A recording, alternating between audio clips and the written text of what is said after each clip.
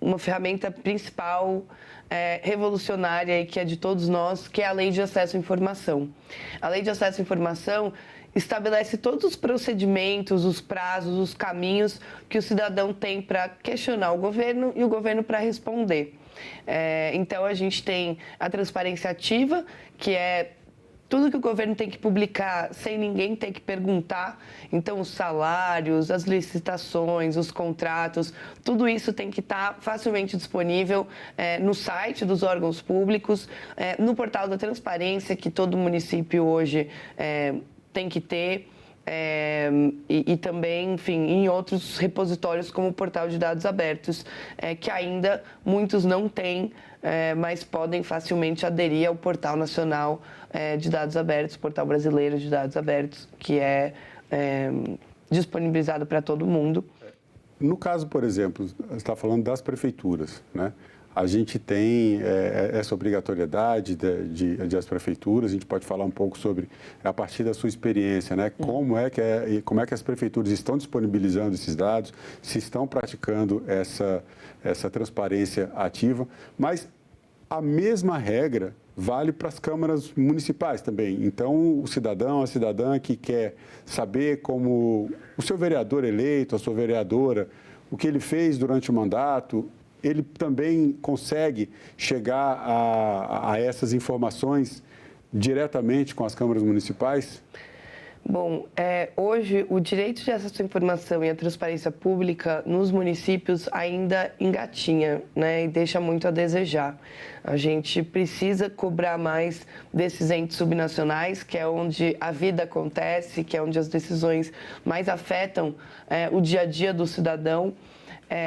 A gente precisa cobrar dessas prefeituras que elas, né, usem o padrão que a gente já tem estabelecido nacionalmente no Executivo Federal e que também, enfim, tem toda uma questão de que o município não tem recurso, não tem pessoal técnico, mas já existem formas de contornar isso, né? A CGU fornece o Fala BR, que é um sistema que unifica tanto demandas de ouvidoria quanto de acesso à informação, num sistema funcional, nacional, e que os municípios podem aderir gratuitamente. Em relação à diferença entre executivo e os outros poderes, também é gritante. Isso a qualquer nível, federal, estadual ou municipal. Hoje, o executivo está muito à frente das outras, né, do legislativo e do judiciário. Acho que tem uma sensação de que esses dois poderes não precisam se explicar ou prestar contas. E, na verdade, os que mais deveriam, porque, né, a gente elegeu os parlamentares. A gente precisa saber se o nosso voto fez sentido, foi bem usado e se a gente precisa mudar na próxima eleição. Você citou a Lei de Acesso à Informação, né? Que é esse mecanismo, né? Uma forma de garantir o direito, né, que já vem do direito da Constituição, do nosso artigo 5º. Agora, como é que a pessoa faz? Né, uma pessoa que quer buscar informação, seja pela Câmara Municipal, seja pela Prefeitura. Eu quero saber, por exemplo, o que está sendo investido em segurança pública, que é uma das maiores preocupações dos eleitores hoje, vai ser uma das grandes bandeiras das eleições em 2024. A pessoa chega com uma carta, a pessoa vai lá pessoalmente, procura o prefeito, procura alguma instância, isso pode ser feito via internet. Quais são os caminhos, na prática, para que uma pessoa exerça o direito de usar a Lei de Acesso à Informação? Olha, a gente tem que achar que tudo no Brasil é pior do que em outros lugares. Isso, às vezes, gera uma apatia e uma vontade de nem tentar. Mas eu quero convidar todos os telespectadores, porque a Lei de Acesso à Informação brasileira e as estruturas de transparência são das melhores do mundo. Quando, né, você conversa com organizações de outros países, eles ficam chocados com o fato que a gente tem um sistema totalmente digital. O cidadão pode ligar, pode ir lá pessoalmente, mas ele não precisa sair de casa para acessar a maioria das informações e para solicitar. Então, a gente tem essa vantagem de ser digital, tem a vantagem de ser um prazo curto estabelecido, são 20 dias que o governo tem para te responder. Em outros países, às vezes, fica para os Estados Unidos, às vezes demora 20 anos para responder um pedido de acesso à informação. Eu acho que é importante também começar aos poucos, sabe? Vai lá despretensiosamente no portal da transparência do seu município, começa a fuçar, começa a mexer ali, que vão ter alguns gráficos, algumas coisas que vão te chamar a atenção e aí vai te dando vontade de aprofundar. Todos os gastos e tramitações estão nos portais da transparência, mas aí o cidadão pode solicitar coisas mais específicas. Então, por exemplo, aconteceu uma operação policial na minha cidade. Eu quero saber quantos policiais estiveram envolvidos, quanto foi gasto, qual foi o resultado, quanto que apreendeu de drogas ou armas, ou enfim, qualquer demanda de segurança pública. Qualquer tipo de ação tem que estar registrada, tem que haver informações sobre o que foi feito e o que está sendo planejado também. Né? Exatamente. Agora, Maria Vitória, no caso, por exemplo, uma pessoa vai até a prefeitura, ou então vai a uma Câmara Municipal, ou acessa até o Poder Judiciário, né, para a gente entrar aqui, né, nessa conversa falando dos 3 poderes, pede uma informação. Por exemplo, eu quero saber sobre um projeto, vamos mudar aqui um pouco, para outro tema que é também de interesse, segundo as pesquisas da maioria dos eleitores, educação. Quero saber como é que está sendo feito o programa de merenda escolar na minha cidade. Uhum. A pessoa chega até a prefeitura ou vai procurar a Secretaria de Educação, pede a informação de maneira formalizada, seja por uma carta, seja pela internet, e daí ela não recebe essa informação. A quem recorrer? Infelizmente, nos municípios hoje ainda é muito comum que a lei existe, mas ela não está funcionando, ela não está sendo cumprida. Isso é um processo, né? A gente precisa ter pessoas provocando o governo, cobrando, questionando, levando para a imprensa, para que esses governos locais se organizem e, de fato, respondam às demandas do cidadão. Se você não está conseguindo respostas dentro do prazo, ou respostas satisfatórias, você pode fazer uma denúncia para o Ministério Público, que também é online. E um ponto importante pode usar a linguagem normal, não precisa falar juridiquês. Isso é uma forma também de afastar a população da política e das decisões, né? Complicando a palavra. O ministro Barroso falou disso recentemente, né? Como quem usa palavras muito difíceis, rebuscadas, normalmente é porque não sabe do que está falando. Ou então está querendo desviar o assunto, está querendo dificultar o acesso a uma informação, pode estar querendo até esconder alguma coisa, né? E aí, então, as pessoas podem denunciar para o Ministério Público, elas podem acionar o superintendente da Controladoria Geral da União do seu estado e reclamar a partir do município. Esses e-mails estão online no site da Controladoria Geral da União.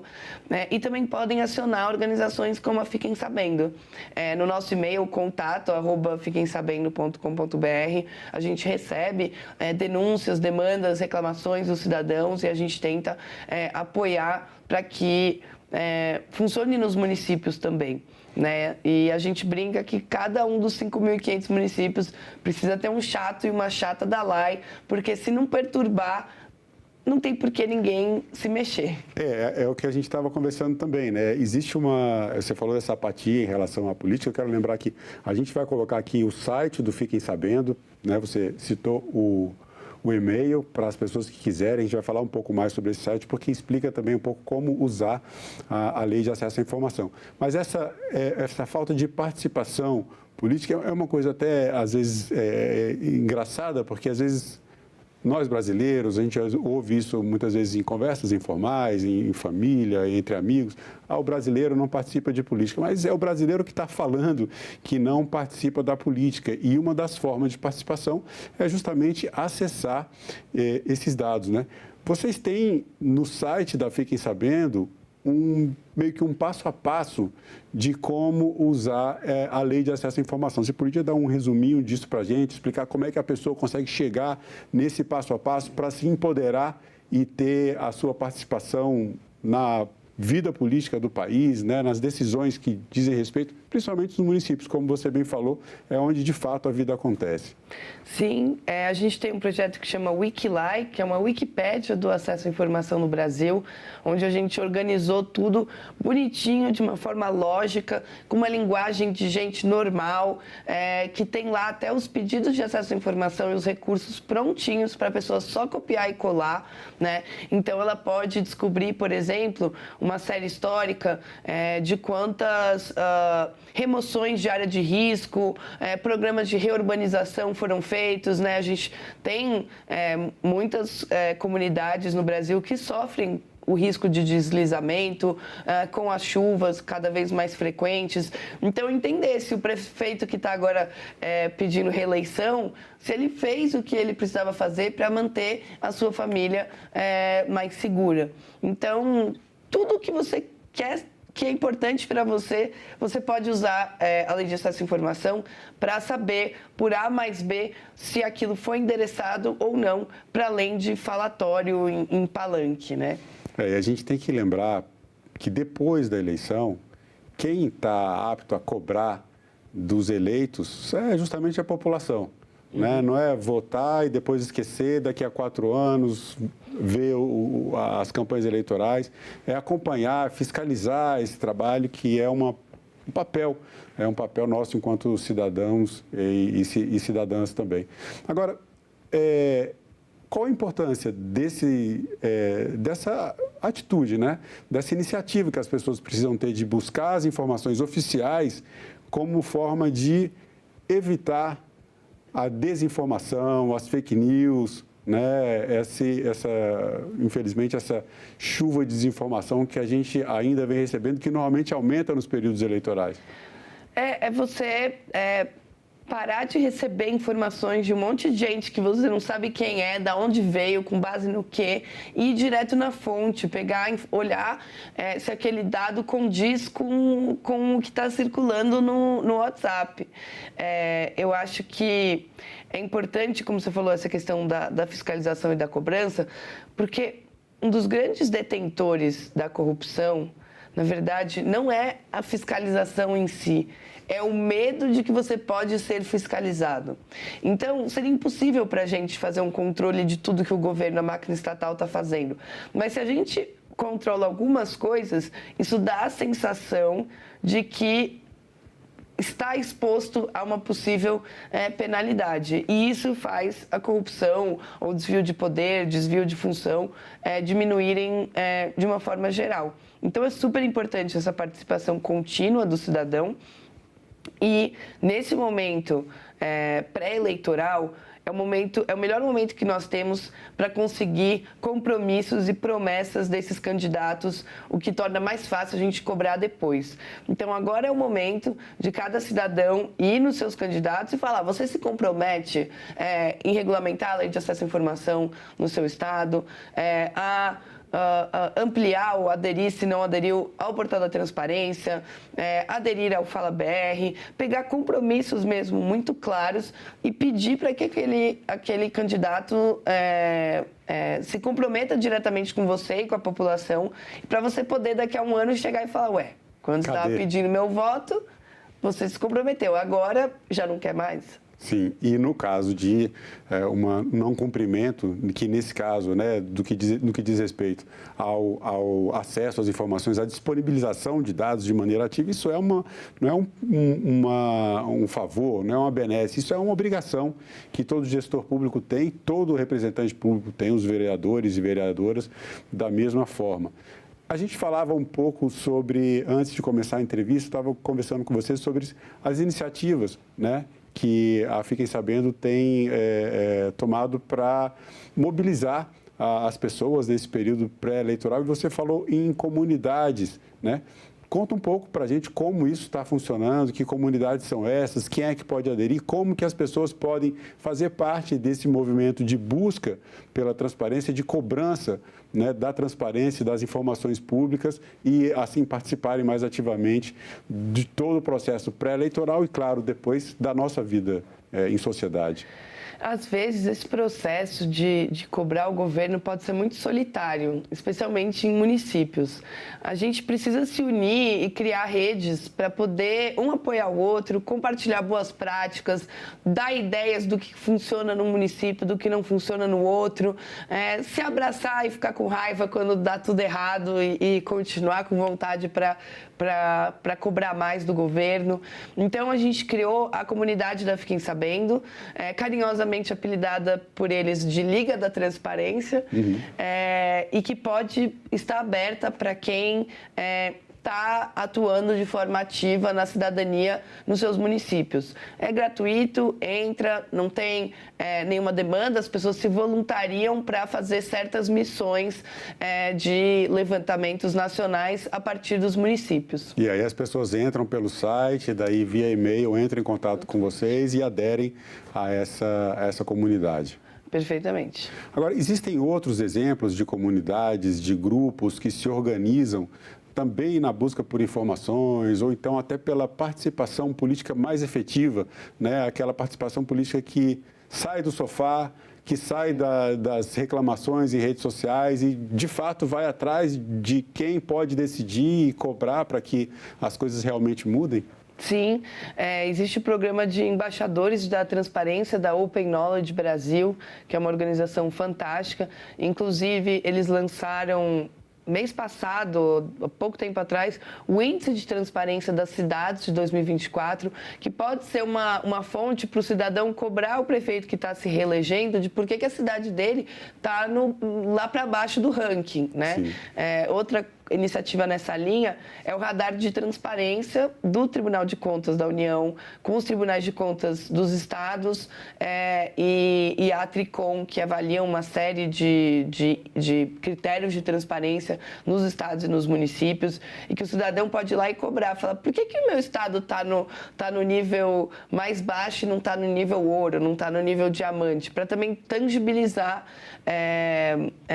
as melhorias que precisam ser feitas. E aí, quando a gente fala de dados também, Marcelo, às vezes parece para as pessoas que é algo muito complicado ou que exige programação. Na verdade, a maioria das coisas a gente consegue lidar com planilhas pequenas, né? Você vê uma série histórica ali, tem cada ano um número, é só uma tabelinha, mas para quem quer se aprofundar mais também, eu recomendo muito a Escola de Dados, que é parte da Open Knowledge Brasil, mas que tem uma série de cursos gratuitos para o cidadão que quer entender melhor, não só para cobrar o governo, mas para o seu próprio trabalho, para a sua própria vida, como mexer em base de dados.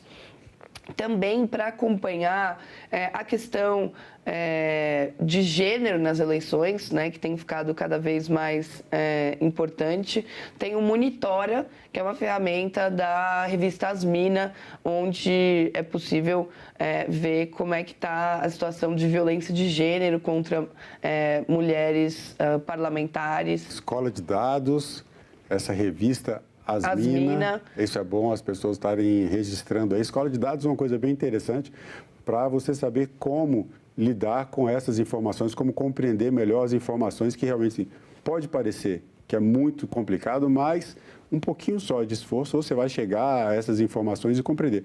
Agora, Maria Vitória, as prefeituras, os poderes da União, né, inclusive o nosso poder legislativo, o judiciário, estão se movendo no sentido de dar mais transparência? Existe uma mudança também de cultura nesse sentido, de tratar mais a cidadania como uma razão, né, de existir dos três poderes públicos, né, do judiciário, do legislativo e do executivo, mais especificamente aqui falando das prefeituras. Você vê uma melhoria nesse sentido? Como é que está o estado da arte da transparência, especialmente no âmbito municipal? Olha, ainda está muito ruim. E o Legislativo e o Judiciário parecem não querer entender que eles estão sujeitos às mesmas regras do Executivo, né? A gente precisa que toda a Câmara Municipal, a Assembleia Legislativa do Brasil tenha o seu portal da transparência, divulgue ativamente as informações, que ela possa né, envolver os cidadãos com audiências públicas, criando espaços de debate público físicos, reais, porque hoje a gente substituiu né, a praça pública virou uma rede social que pelo algoritmo a gente acaba nunca se encontrando. E eu acho que a transparência é uma ótima pauta para a gente sair da polarização, porque ela é uma pauta partidária, né? A transparência pública, ela deveria, pelo menos, interessar a todo mundo. Nesse caso, não existe cor de partido, todo mundo quer saber. Exatamente. Até para poder governar melhor, né? O próprio gestor deveria ter interesse em ter informações de qualidade para que ele possa tomar decisões assertivas e não baseadas em opiniões infundadas. E no fim das contas, permitir a transparência, permitir o acesso do cidadão, da cidadã, é uma forma de aproximar essas pessoas, né? E sabendo, né, tendo essa aproximação, essa forma de comunicação. E um ponto importante, Marcelo, nessa criação de espaços é ter conselhos de transparência em todos os poderes. Então, a Fiquem Sabendo faz parte do Conselho de Transparência do Executivo Federal, com outras entidades da sociedade civil que têm representação.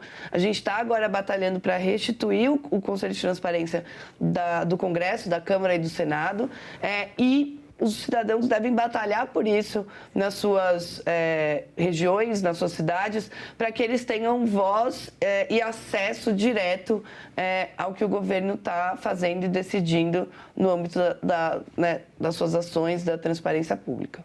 Bom, e vale lembrar que para as pessoas que estão assistindo essa nossa entrevista, que o site do Senado Federal disponibiliza tanto as redes sociais de senadoras e senadores, o e-mail institucional de senadoras e senadores, e que a cobrança, quando o cidadão se dirige, uma cidadã, um eleitor, uma eleitora, se dirige aos parlamentares, isso faz diferença.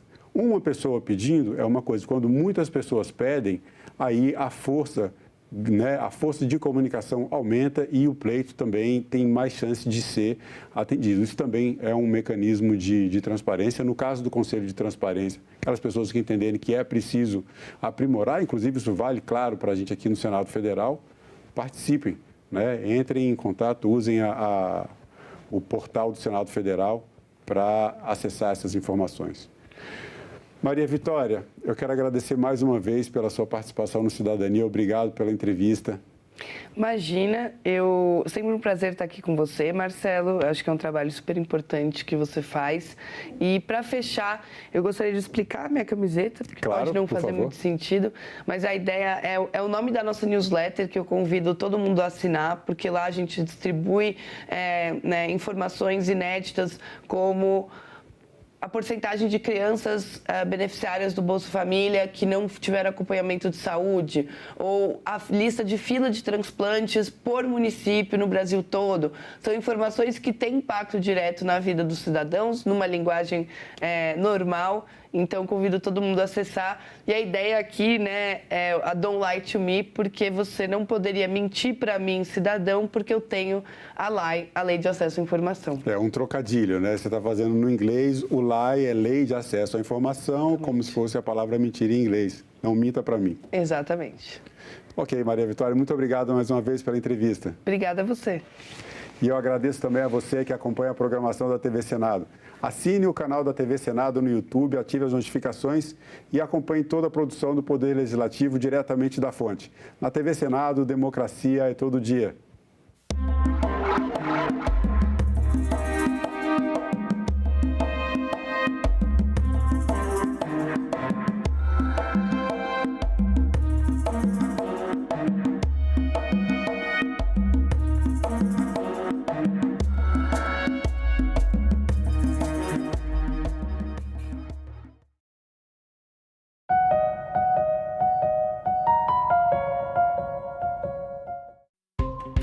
Quais são os tipos de golpe mais comuns na internet? A população idosa é a mais suscetível? Como se proteger? Psicóloga e integrante da SaferNet, Bianca Orrico, e o diretor de Inovação, Produtos e Serviços da Febraban, Ivo Mosca, respondem a essas e outras perguntas ao vivo. TV Senado Live, hoje, 9 horas da manhã.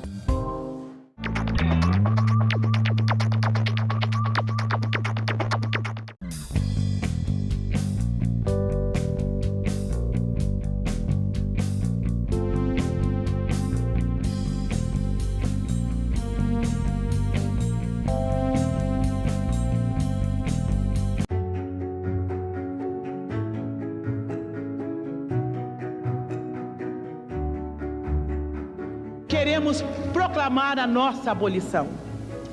Não é ódio, nem rancor, apenas um grito de liberdade.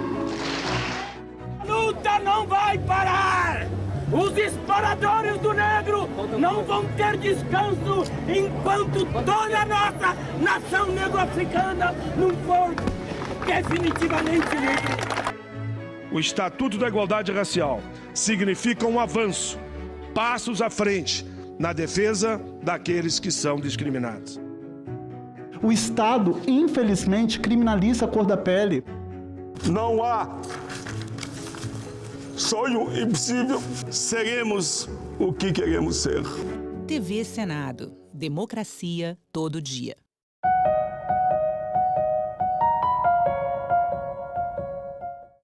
O programa a seguir é livre para todos os públicos.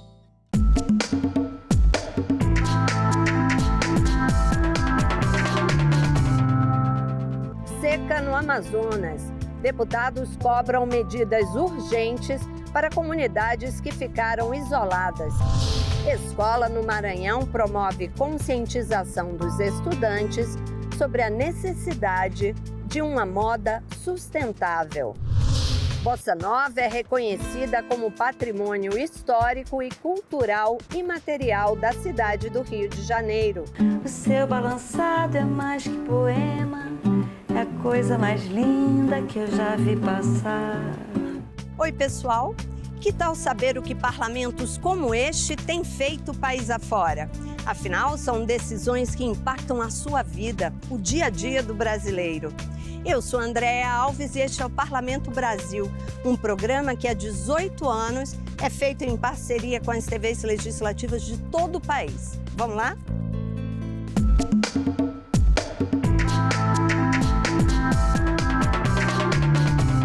A estiagem nos rios do Amazonas se agrava.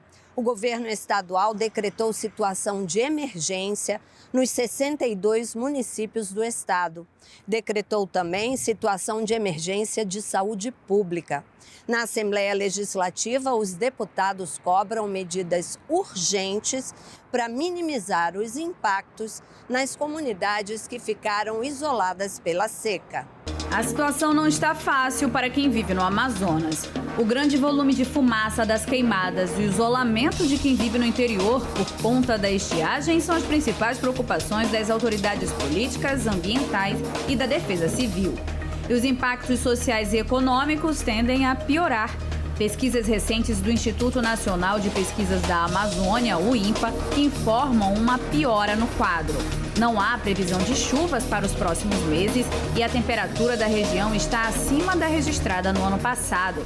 Renato Sena é mestre em Física da Atmosfera e atua no INPA há quase 40 anos. Ele apresentou dados dessa piora nas condições climáticas e alertou o parlamento sobre a importância da gestão de riscos no lugar da gestão de crise. Esse é um quadro que a gente tem visto que é um quadro que está se agravando, não é uma questão de só dos próximos 13 meses. A gente está vendo esse processo climático se intensificar e a perspectiva é que nos próximos anos, nos próximos pelo menos 2 décadas que a gente vai avançar, a gente vai ter processos muito similares. De acordo com a Defesa Civil do Amazonas, 77.500 famílias já haviam sido afetadas pela estiagem no estado. No âmbito da assistência humanitária, cerca de 730 toneladas de alimentos já foram distribuídas para os municípios do interior, entre outras iniciativas para garantir água potável à população. O deputado Rosenha levou o tema à tribuna. Além da questão econômica, o parlamentar fala do isolamento dos ribeirinhos e povos originários com a escassez de alimentos nesse período. Ele pede à união do Parlamento Estadual e da bancada federal para que a Presidência da República providencie as devidas soluções. Não há o que fazer a não ser pedir socorro, dinheiro pesado, não é dinheiro pouco. O que eu estou falando é dinheiro de mecanismos internacionais. Eu estou falando de dinheiro de BNDES, dinheiro a fundo perdido para salvar o Amazonas. E não é de outra coisa, é da fome. Nós estamos falando de morte, e morte por desnutrição, por falta d'água. Nós estamos falando de isolamento total e absoluto. Nós já temos a menor densidade demográfica do mundo, só perdendo para do deserto do Saara. E aumentaremos esse isolamento. Agora, falta sensibilidade. Outros deputados dividem a mesma preocupação. A Casa tem contribuído com o governo do estado para a tramitação e votação de pautas urgentes que se referem à diminuição dos impactos econômicos na capital e interior e também de soluções para o abastecimento. Isso é preocupante. Eu acho que isso é um assunto que a gente tem que tratar aqui na Assembleia, nas outras Assembleias dos outros estados, no Parlamento Amazônico, essa cobrança do governo do estado, essa cobrança do governo ao governo federal. O deputado Sinésio Campos propõe a criação de uma comissão para tratar do assunto. Temos lideranças aqui está o INPA, aqui temos várias instituições federais que tratam dessa questão, mas parece que não. Se está ocorrendo de uma forma muito tímida. Então eu digo que esta casa, e eu como vice-presidente também do Parlamento Amazônico, temos que criar essa comissão. O comandante Dan diz que não há justificativa para a falta de planejamento no socorro às populações da Amazônia. Ele destaca a preocupação com a fauna, a flora e principalmente os seres humanos de toda a região. Nós precisamos de um sistema integrado de comando e controle nacional, estadual e municipal, lá no município onde a estiagem está acontecendo, os maiores focos de queimada estão acontecendo. Precisa haver um núcleo integrado para poder, ali no local, tomar decisões ágeis e apresentar respostas ágeis. Agora você pode se preparar, porque a próxima reportagem pode dar uma vontade danada de dançar ao som da bossa nova. É que o ritmo foi reconhecido pela Câmara Municipal do Rio de Janeiro como patrimônio histórico e cultural imaterial da cidade. Um cantinho, um violão, esse amor uma canção, pra fazer feliz a quem se ama. Uma inspiração baseada na sedução de contornos de uma cidade cantada em verso e prosa. O canto suave com letras eternizadas de poemas marcantes. A origem da bossa nova está ligada ao país, e especificamente ao Rio de Janeiro. Era final da década de 50. O gênero musical que conquistou o mundo partiu de jovens talentosos.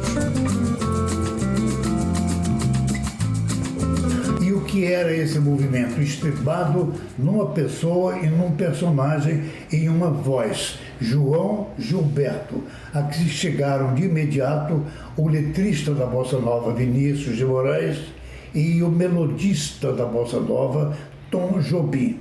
Portanto, o trio Moraes, Jobim e João Gilberto fizeram um movimento revolucionário da remodelação e da atualização da música popular brasileira. Tom Jobim e Vinícius de Moraes, autores de uma das músicas que alcançaram recorde de regravação em toda música e ganhou repercussão internacional. Olha que coisa mais linda, mais cheia de graça. Ela, menina que vem, que passa. No doce balanço, caminho do mar. A Bossa Nova, de alguma maneira, familiarizou-se com o jazz americano e teve uma abertura extraordinária e sensacional nos Estados Unidos da América do Norte e, portanto, no mundo inteiro. Esses dois casais do Chile e Argentina fizeram questão de aproveitar a tarde neste restaurante cercado de referências da Bossa Nova. O Bossa Nova é mágico, é encantador. Nos gustan muchos intérpretes de Bossa Nova, música brasileña, João Gilberto, la Bebel Gilberto.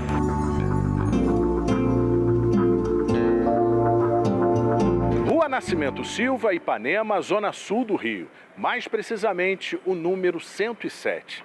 Neste prédio morou Antônio Carlos Jobim. Algumas músicas da Bossa Nova citam esta rua. Uma história mais uma vez eternizada, agora pela Câmara Municipal, ao aprovar a promulgação da lei que considera a Bossa Nova patrimônio histórico e cultural de natureza imaterial do Rio de Janeiro. É muito importante que a gente agora tenha essa fixação em lei municipal dentro do país. A Bossa Nova, de fato, é um bem cultural inestimável para o Rio de Janeiro, onde ela nasceu, e para o país, que exportou a bossa nova para o mundo inteiro. Rio de Janeiro, Rio de Janeiro. Curiosidades guardadas com saudade também por vários músicos. O pianista Marcos Ariel apresenta um show com histórias e lembranças da bossa nova, no Beco das Garrafas, principal casa do gênero na cidade. Eu já fiz shows nos Estados Unidos, no Canadá, na Europa, tendo como tema a bossa nova. Ela vai evoluindo, vai se multiplicando, se transformando pelo mundo todo. Pelos 4 cantos do planeta, todo mundo ouve a bossa nova. O seu balançado é mais que poema, é a coisa mais linda que eu já vi passar.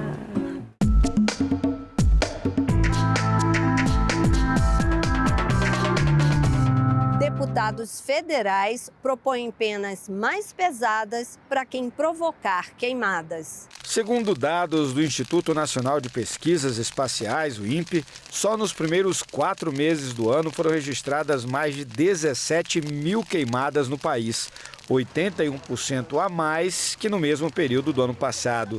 É um recorde para o período desde que o monitoramento começou em 1999.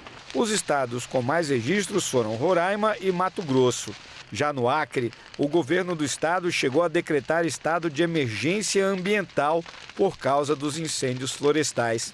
A deputada Socorro Neri, do PP do Acre, presidente da Comissão Mista Permanente sobre Mudanças Climáticas, participou do programa Painel Eletrônico da Rádio Câmara e cobrou do governo federal mais investimentos em prevenção e fiscalização para combater as queimadas. Passa por monitoramento mesmo da situação, passa por educação ambiental, sensibilização da sociedade, controle e fiscalização dos órgãos, né? Agora, na Amazônia nós temos um outro problema, e em grande parte do país também, que é o fato de que ainda temos terras, uma necessidade grande, né, de se fazer a regularização fundiária. A onda de queimadas que atinge vários estados do país e o Distrito Federal está no radar das discussões da comissão, formada por deputados e senadores.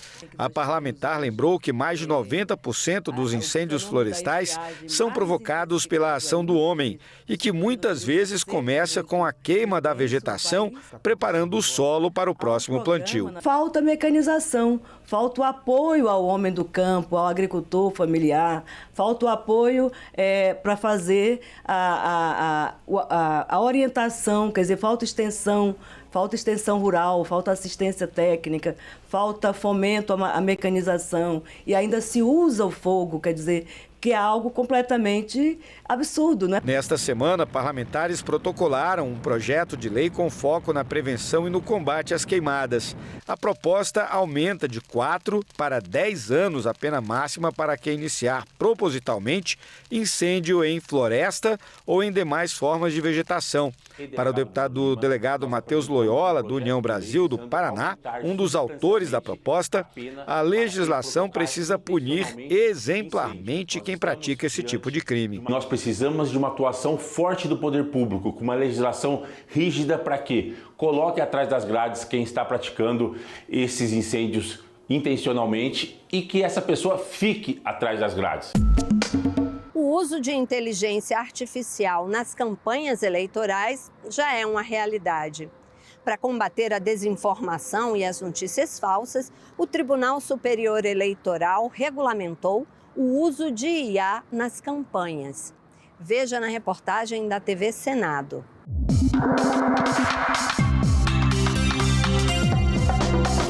Queridos amigos e amigas, vamos investir na formação dos nossos professores, melhorar as infraestruturas das escolas e aprimorar o atendimento de urgência e emergência. Prestou atenção nesse texto? Ele poderia ter sido escrito pela equipe de marketing de alguma campanha eleitoral. Pois é, poderia. Mas o texto foi 100% gerado por inteligência artificial.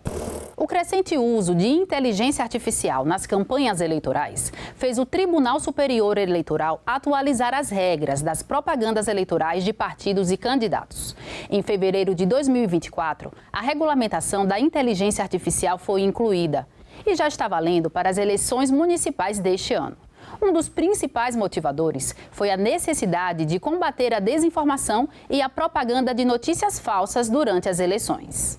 Pelas novas regras, seja para prejudicar ou favorecer, fica proibido o uso de deepfakes, que são conteúdos gerados ou manipulados digitalmente para criar, substituir ou alterar imagem ou voz de alguém. O emprego de robôs para intermediar o contato com o eleitor fica limitado, pois a campanha não pode simular um diálogo com um candidato, por exemplo. Passa a ser obrigatório o aviso explícito com destaque sobre o uso de IA na propaganda eleitoral. E as Big Techs, grandes empresas de tecnologia que detêm plataformas de redes sociais e buscadores na internet, passam a ser responsabilizadas, civil e administrativamente, se não retirarem do ar imediatamente conteúdos antidemocráticos, discurso de ódio e desinformação, entre outros. Essa resolução, ela inova porque ela coloca uma série de atores, como se fosse o Tribunal Superior Eleitoral convocando os atores envolvidos nas redes sociais, na questão dos algoritmos,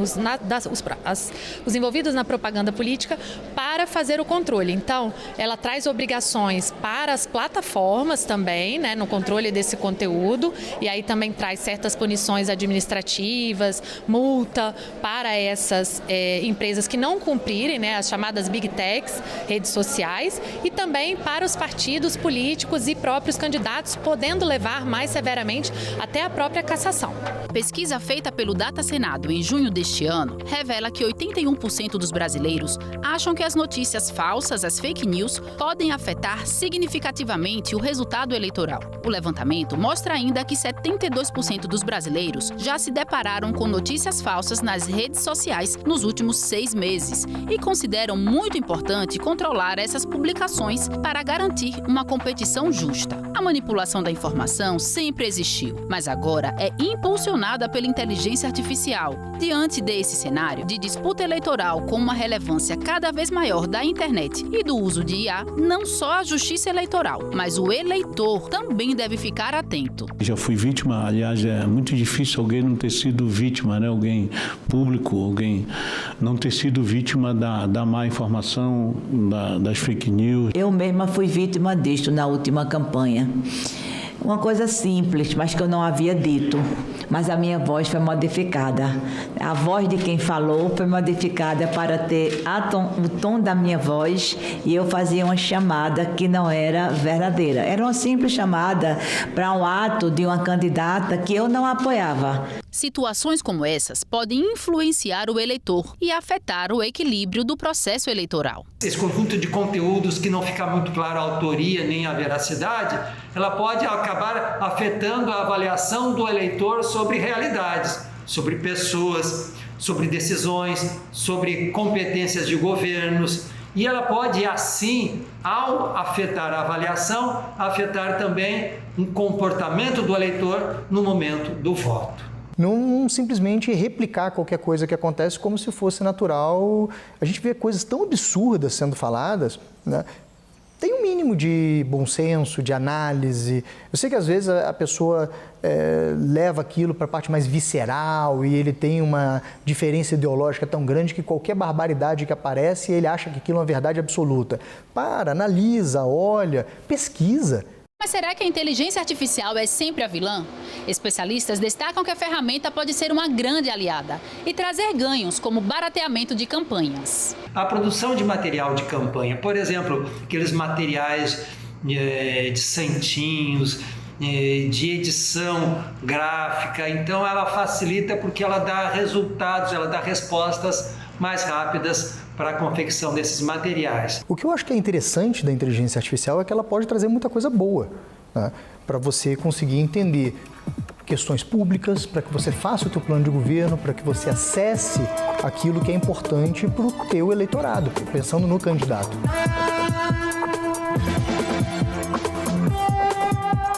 E sobre o futuro próximo? Aonde chegaremos com essa tecnologia?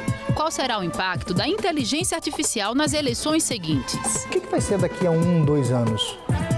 É muito difícil da gente dizer, mas eu vejo a inteligência artificial como algo constante, presente no nosso dia a dia e que a gente vai precisar aprender a se adaptar e usar isso na nossa realidade de uma maneira constante.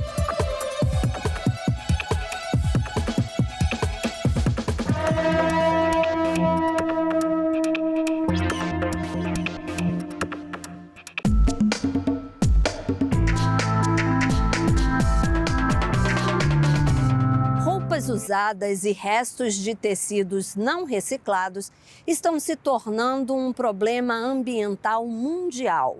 No Chile e em Gana, por exemplo, montanhas de roupas se acumulam em lixões. É mais do que urgente conscientizar a sociedade para a importância de hábitos de consumo mais saudáveis e de uma moda mais sustentável. É exatamente o que está fazendo uma escola pública em São Luís. Veja na reportagem da TV Assembleia Maranhão. Foi uma celebração de moda sustentável. A iniciativa do projeto EcoCega partiu deste grupo de professores do Centro de Ensino Médio Governador Acha, na capital.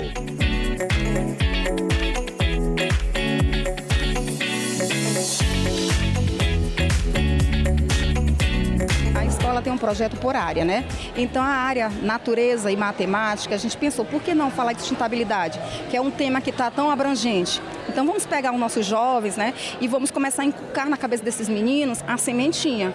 A gente precisa consumir, mas pensar no futuro. Então vamos fazer algo que chame a atenção da escola como um todo. Pensamos, então, vamos fazer moda. O projeto envolveu alunos dos 2 turnos da escola que se transformaram em jovens estilistas. Para exibir os resultados, foi montada uma passarela com o tapete vermelho, destacando os looks criados com foco na sustentabilidade. Foram quase 3 meses de intensa preparação para que a primeira versão do projeto EcoCega ficasse finalmente concluído. O final não poderia ter sido diferente. Um desfile utilizando moda sustentável, uma verdadeira prova de consciência ambiental e criatividade. Uma exposição de moda sustentável que tem a pretensão de dar continuidade a essa consciência que a gente começou a criar aqui para que a comunidade inteira se envolva em atos sustentáveis daqui para frente. Esse é um projeto que pretende ter desdobramento e continuidade. Dona Diolene veio acompanhar de perto o trabalho realizado pelo filho e ficou encantada com a peça sustentável que o filho criou. Os clipes de latinha viraram um colete. Eu me sinto privilegiada ao estar com meu filho acompanhando, entendeu? Esse momento como esse, no meio de tantas pessoas legais, né? Isso aqui foi a minha tia, né? Tem que agradecer a ela. E, assim, ela tirou, né, de latinha, essas coisas de cerveja para colar.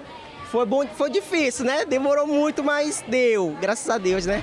Caroline demorou 2 semanas para construir a roupa dela, um vestido utilizando folhas de revistas recicladas.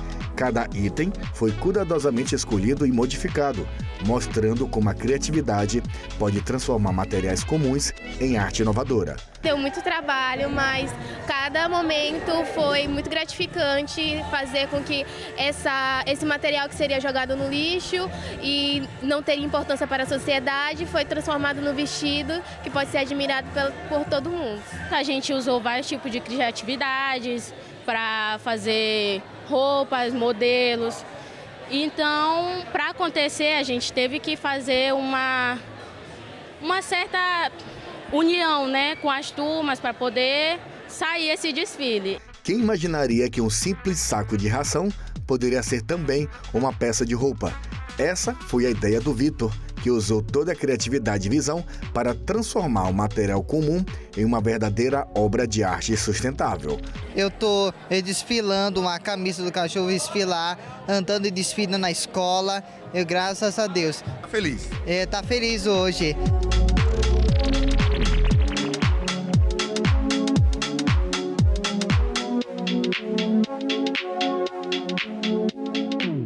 Olha, essa iniciativa é bem importante, viu? E cada um de nós pode contribuir mudando nossos próprios hábitos de consumo. Bom, você vai ver agora os visitantes do Congresso Nacional. Sabia que são mais de 3.000 todas as semanas? A visitação é bem bacana, viu? E você sabe que se quiser rever este ou qualquer outro programa da TV Senado, tem tudo na internet, na página da TV ou no YouTube. Até semana que vem, pessoal. Tchau. Todas as decisões do país passam por aqui, né? Então, qualquer centavo do dinheiro público que é gasto, investido, ele passa por aqui, passa na mão de todos os nossos deputados, todas as pessoas que foram eleitas, né? para estarem aqui. Eu espero que todo mundo um dia tenha a oportunidade de vir conhecer a capital do nosso país. Ela é maravilhosa e eu acho que ela tem recebido todo mundo de braços abertos. A arquitetura de Brasília é maravilhosa, ela é toda arquitetada de um jeito lógico. E eu tô louca pra conhecer o Congresso, que deve ser maravilhoso. A cidade é linda, linda, belíssima. Eu acho importante bastante pela parte histórica também, porque sabendo do passado a gente pode moldar um futuro melhor, né? Então, sabendo toda a história de como foi feito o Congresso, toda a construção e como funciona aqui dentro, né? De quem realmente manda no país, né? Eu trabalho numa casa política, né? Então, o mundo da política sempre me interessa muito como cidadã e como servidora. Especialmente depois do atentado criminoso de 8 de janeiro, a gente teve uma curiosidade extra de voltar a Brasília e ver um pouco como é que está o funcionamento da casa depois dessa tragédia que nós superamos, né? E rever o parlamento, né? Sentir essa energia da democracia. Meu pai foi deputado, não é? Foi cassado pela 64. Eu convivo muito com o parlamento estadual lá em Fortaleza, lá no Ceará. Então eu sei da importância do legislativo. O papel do parlamento em qualquer nação ou unidade da federação é importantíssimo. Eu achei muito interessante a proximidade dos poderes, aspectos físicos mesmo, de tentar valorizar os 3 poderes e as equiparações das forças. Fiquei um pouco chocado com tudo que eu vi ontem, visitando o Supremo Tribunal, e foi um pouco assustador. Pensar que a população se revoltou a ponto de fazer atos tão graves assim contra a democracia. Poder entender um pouco, né, a dinâmica, né, dos parlamentares. Até perguntei, eles entram por aqui porque a gente não tem noção, né? Então eles entram por aqui, eu sei que tem determinados locais que são azul, coloridos, então eu mais para conhecer, né, qual é a dinâmica e o local de trabalho deles. Todo brasileiro tem que vir a Brasília, tem que conhecer o Congresso, né? Eu acho que é uma cidade linda, a verdade é essa, uma cidade linda, algo diferente de tudo, né? Eu acho que todo brasileiro devia vir aqui para conhecer.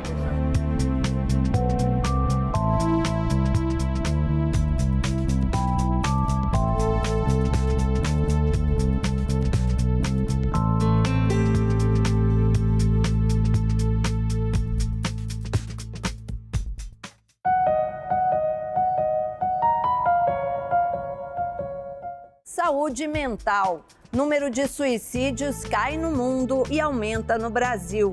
Parlamentos investem em prevenção. Deslocados internos. Brasileiros vítimas de tragédias ambientais.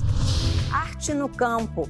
Grupo de teatro do MST é destaque no Ceará. Tudo isso você vê no Parlamento Brasil. Parlamento Brasil. Hoje, 20h, aqui na TV Senado. Agora é lei.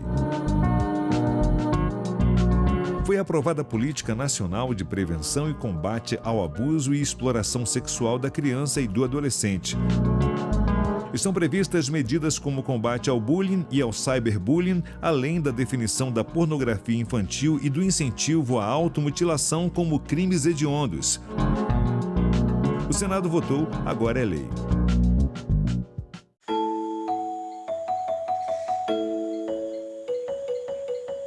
Os parentes lá, os pirahã, hoje eles estão muito expostos ali à beira da estrada, né? Por quê? Quando a BR passou, eles sofreram muito isso também. Porque aonde eles estão preocupados, deixaram o raiz deles estão lá, que é a casa do cemitério. A terra pertence a eles e eles pertencem à terra. Para nós foi uma tragédia. Então isso foi o lado negativo da BR, Transamazônica. E uma parte, o lado positivo, que os nossos filhos hoje teve a oportunidade de estudar, né? Na caneta hoje. E de primeira era tudo na flecha.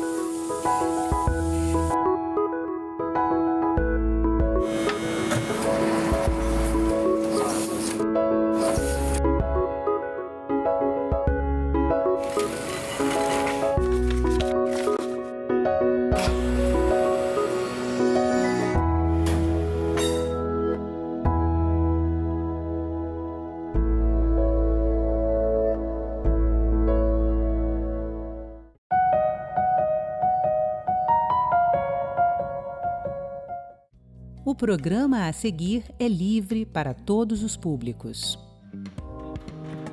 Bom dia, 9 horas da manhã em Brasília e a gente está começando mais uma live aqui no canal da TV Senado.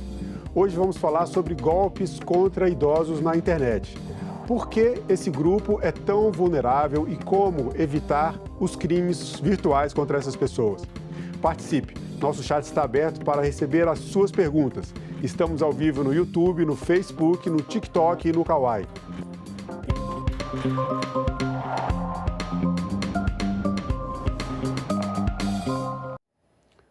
Os golpes contra idosos na internet aumentaram mais de 70% em 2023 e seguem em alta.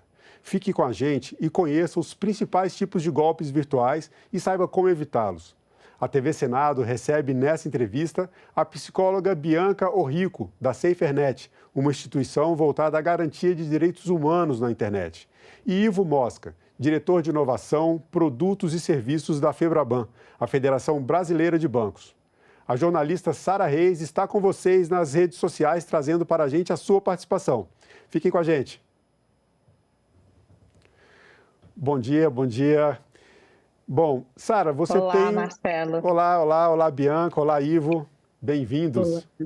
Obrigado pela participação de todos vocês. Sara, você já tem uma enquete aí para começar, está quente nas redes sociais, muitas perguntas, né? O que você traz para a gente?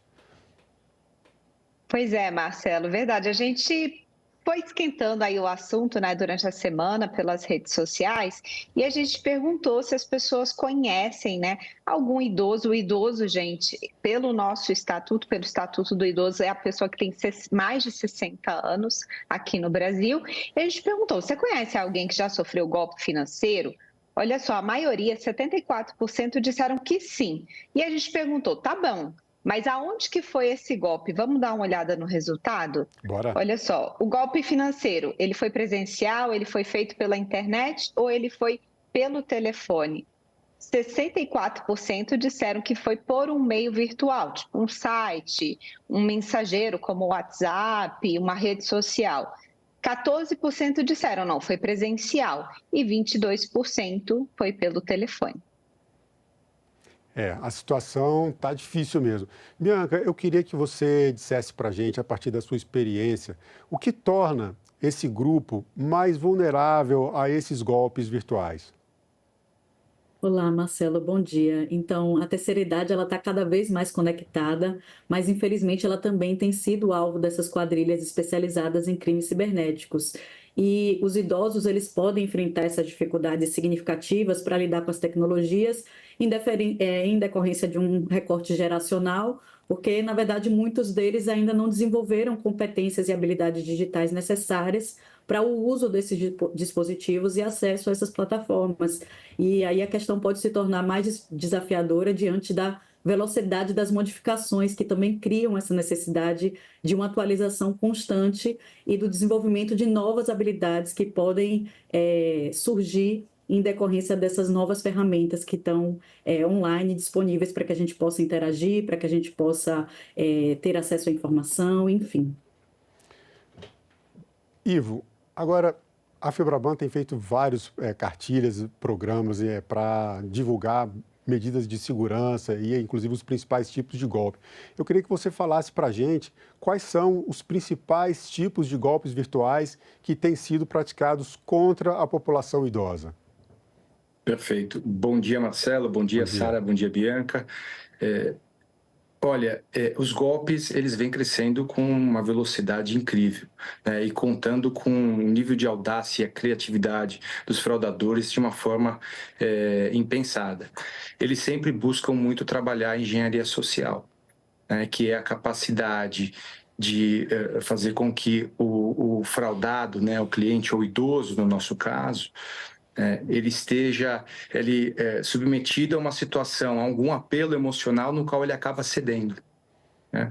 E normalmente isso vem ou com algum nível de oferta muito grande, ou com algum nível de preocupação em relação aos bens e à conta do idoso, né? Então, hoje, quando a gente olha para os principais golpes que a gente vê acontecer, eles estão muito relacionados ao falso funcionário do banco, né, ou a falsa central telefônica, aonde o fraudador ele se passa por um funcionário do banco e traz ali que tem uma transação suspeita na conta do cliente e normalmente tem a ver com algum grande varejista, né? E ele dá um valor alto. Então, olha só, você teve a sua conta fraudada aqui, teve uma tentativa de golpe de R$ 1.472, por exemplo, né? Então, parece que tem ali uma realidade por trás.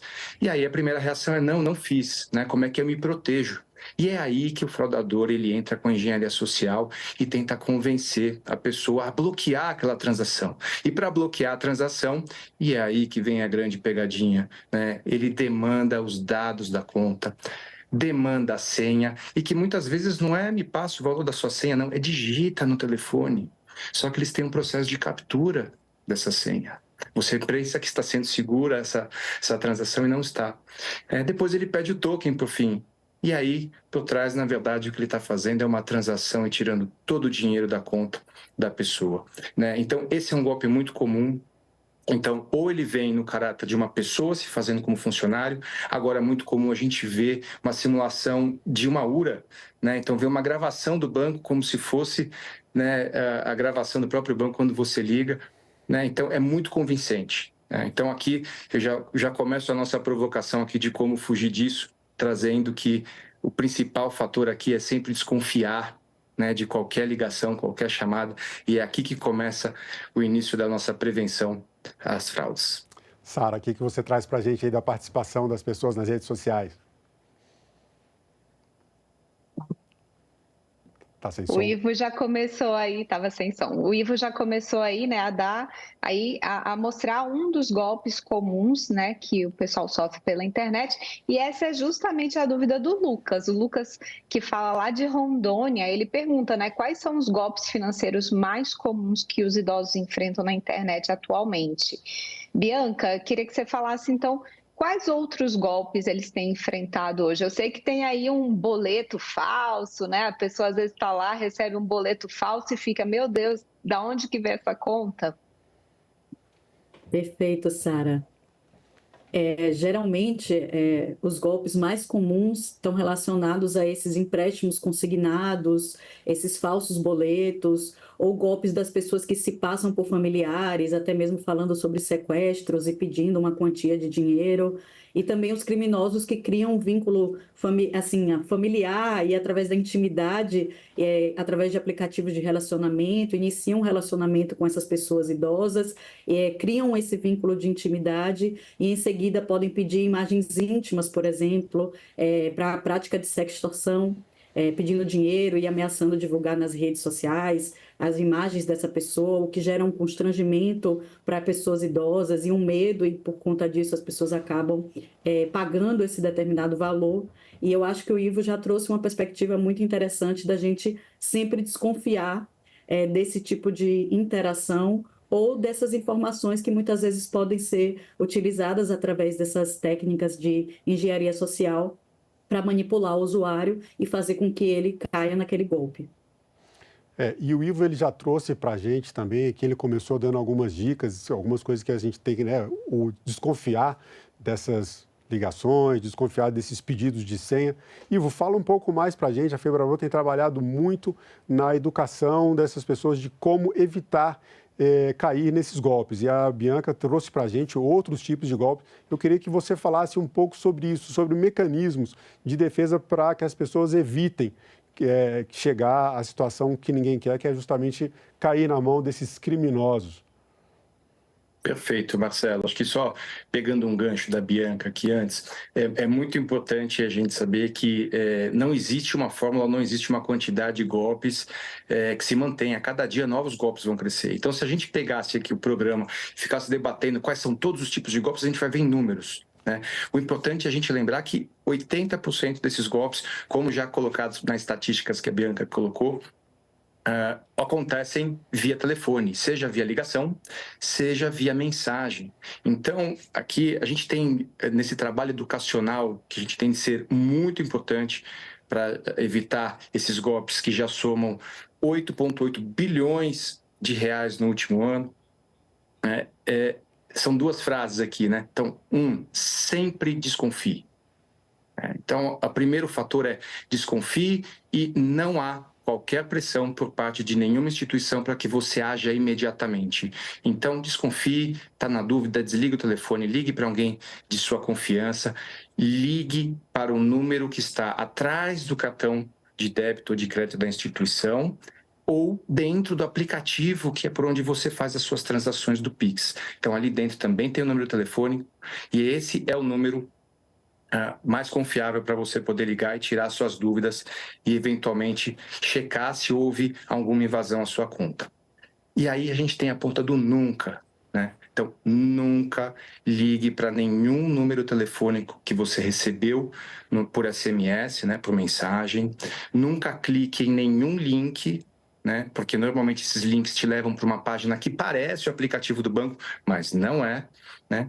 E nunca passe nenhum dos seus dados de agência e conta, dados de senha, dados de token. Então, se você cumprir essas regras, você efetivamente vai fugir de 99,9% dos golpes. Tá certo, Ivo. E esse não é um problema só brasileiro, né? A gente teve aí uma recente pesquisa, uns dados que o FBI colocou, que foram prejuízos de mais de 3 bilhões de dólares, né, só em 2023, com golpes relacionados aí a pessoas com 60 anos ou mais. E a gente tem uma dúvida também aqui do José, que vem lá da Paraíba, e ele pergunta qual é a responsabilidade, então, das empresas de tecnologia? Será que essas empresas elas são responsabilizadas quando o idoso está sofrendo um golpe virtual?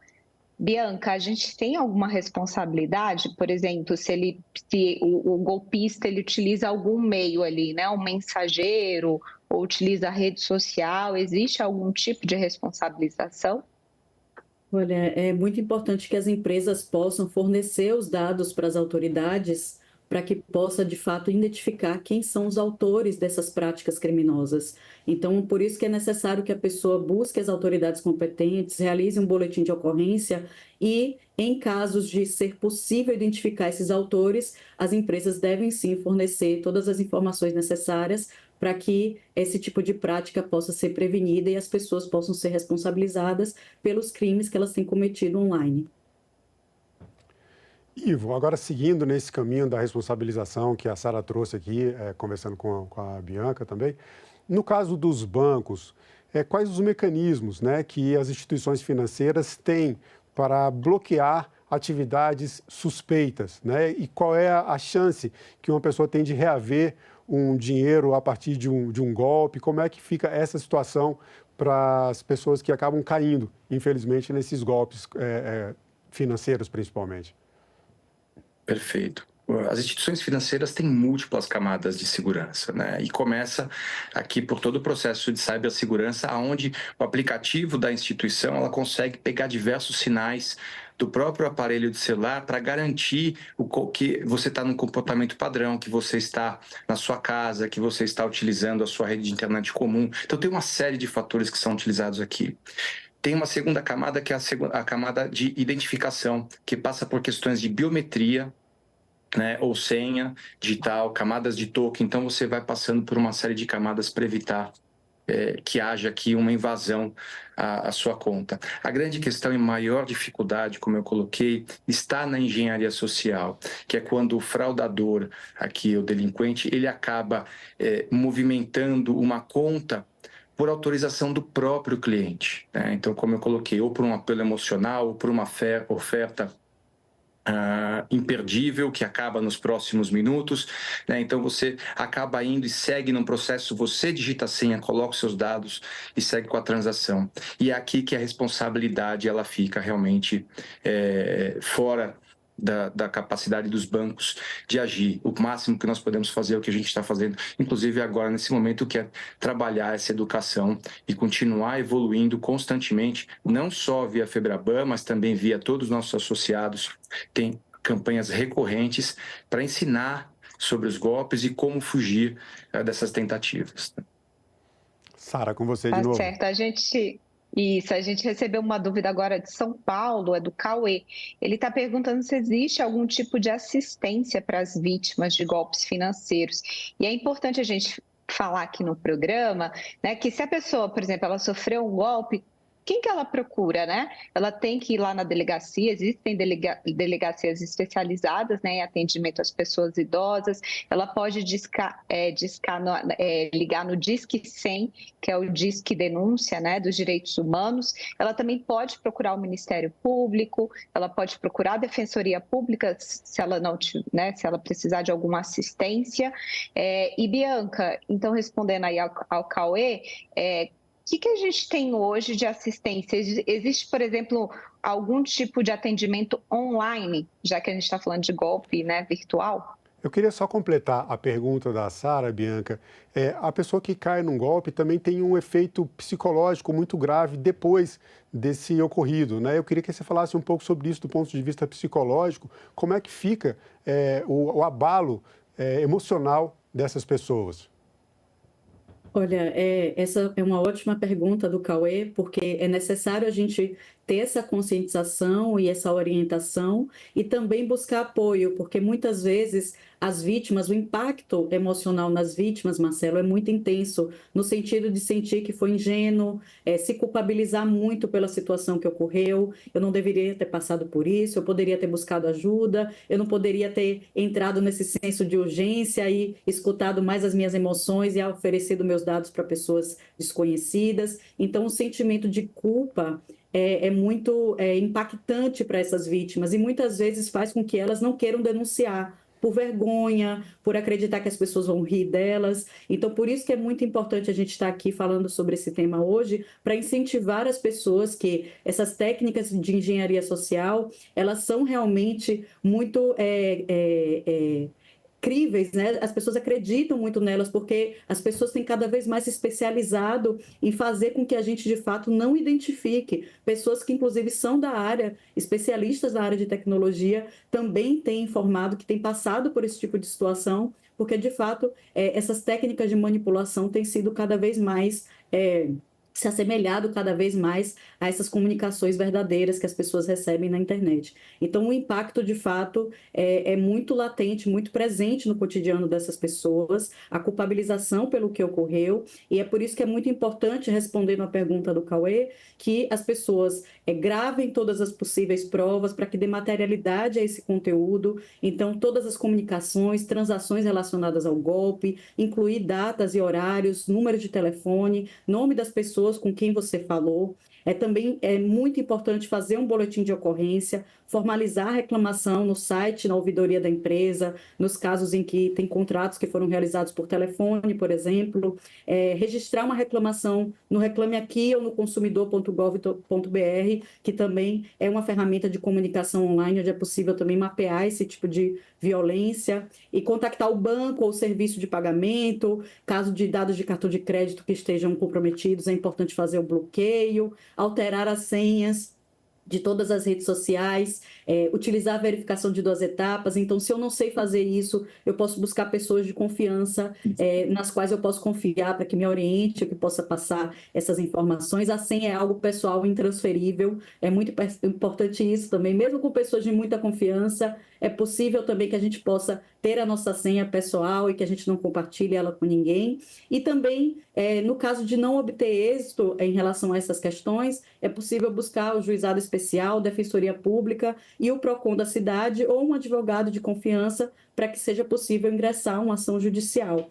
E a SaferNet também disponibiliza um canal de orientação para vítimas de violações online, onde as pessoas podem entrar em contato conosco através do canaldeajuda.org.br, e a gente também oferece essas informações para que a pessoa possa se munir de toda a informação e conteúdo necessário para que possa acionar as autoridades competentes e ter uma reparação em relação a essa violência que elas sofreram online.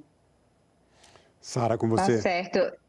E a gente tem mais dúvidas aqui, o pessoal de São Paulo participando bastante. E tem uma coisa interessante, que o Roderley e o Maurício, eles estão perguntando assim, por que não tem penas mais severas para esses golpes, né? O que o governo e o Senado estão fazendo para combater essas fraudes? Ivo, existe algo que a gente possa fazer enquanto parlamento? As penas deveriam ser endurecidas? O que o legislador pode fazer? Essa é uma pergunta super importante. Isso porque hoje, quando a gente fala em termos de golpes, a gente tem um problema na tipificação desse tipo de crime, né, que é considerado um crime não violento. E, portanto, ele tem penas sim mais brandas, né? Então, esse é um ponto de tratativa.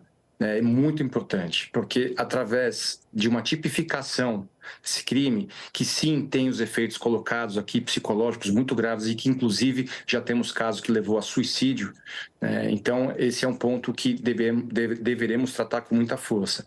Mas antes disso, eu queria pegar o gancho também nos pontos que a Bianca colocou, né, que aqui existem 2 coisas que são imediatas ao sofrer um golpe.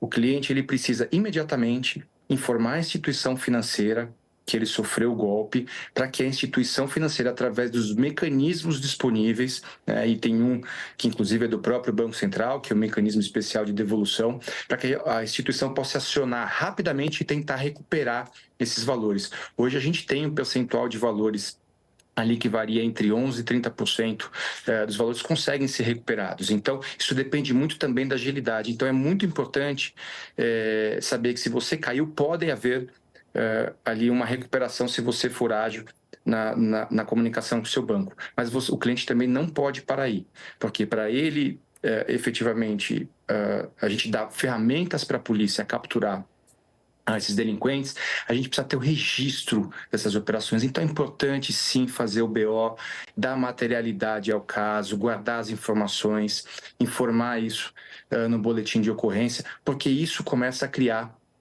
o caso, e as instituições financeiras têm também aqui acordos de cooperação técnica com a Polícia Federal, né? A gente tem o famoso projeto Tentáculos, onde a gente compartilha informação para que a polícia consiga capturar. A gente tem centenas de casos de busca e apreensão baseado exatamente nesses dados fornecidos pelas instituições financeiras através dos dados também encaminhados pelos clientes. Então é importante sim que haja o registro dessa operação. E aí, por fim, uma vez que a gente tem a captura desses delinquentes, é que entra realmente essa questão legislativa e judiciária, na qual a gente tem que aumentar sim a pena para esse tipo de crime. Bianca. Importante destacar, Marcelo, Claro. Só antes da gente passar a pergunta, é que recentemente a Secretaria Nacional dos Direitos da Pessoa Idosa, eles fizeram uma cartilha, até em parceria com o pessoal aí da FEBRABAN, falando sobre os golpes mais comuns, e a gente vai estar lá no nosso Instagram com esse material. Então, também, se você quiser consultar e compartilhar aí na sua rede, é um material bem informativo e importante. Quanto mais informação nessa hora, melhor, porque é assim que a gente vai ter justamente a educação digital, né? Que os nossos 2 convidados já falaram aqui, que é um aspecto importantíssimo para garantir a segurança dessas pessoas. Agora eu vou trazer aqui um pouco para o lado que é um pouco, vamos dizer assim, menos técnico, que é uma parte que fala da vida de todos nós, das pessoas que estão assistindo, de nós 4 que estamos aqui nesse programa, que é o papel da família, né?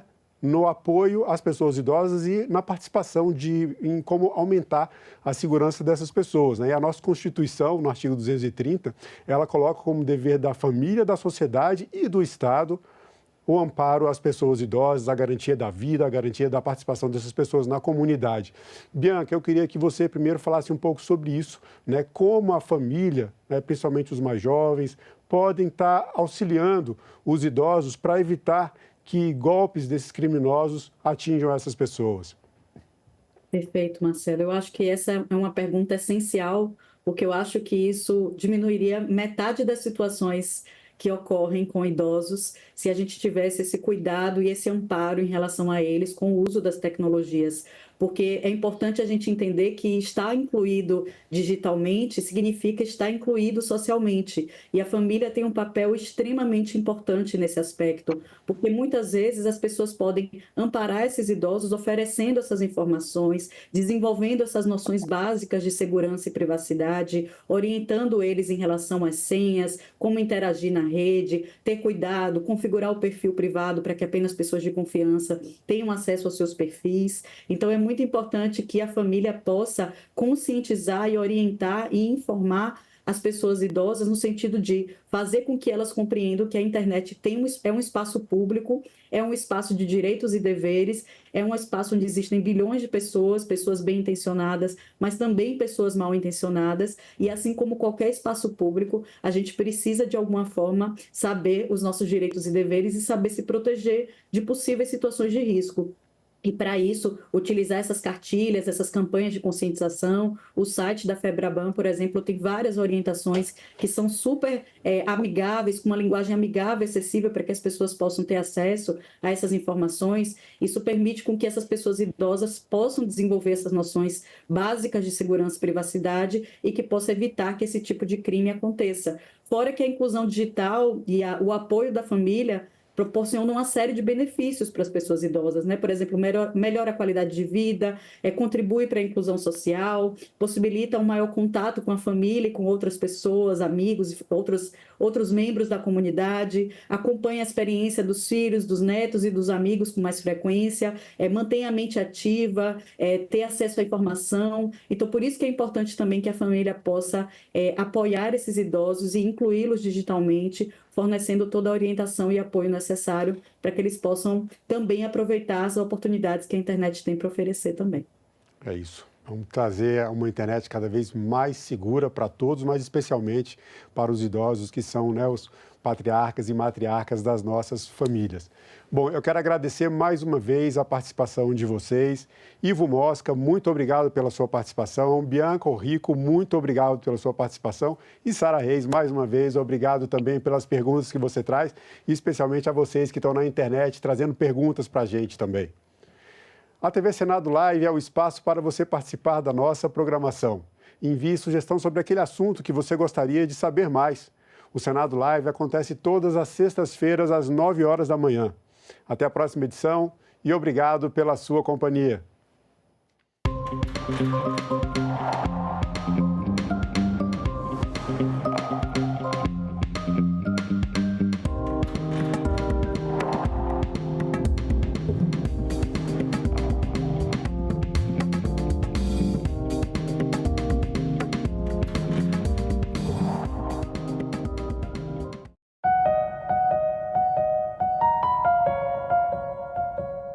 Saúde mental. Número de suicídios cai no mundo e aumenta no Brasil. Parlamentos investem em prevenção. Deslocados internos. Brasileiros vítimas de tragédias ambientais. Arte no campo. Grupo de teatro do MST é destaque no Ceará. Tudo isso você vê no Parlamento Brasil. Parlamento Brasil. Hoje, 8 horas da noite, aqui na TV Senado. Agora é lei. Empresas reconhecidas como promotoras de saúde mental vão ganhar um certificado concedido pelo governo federal.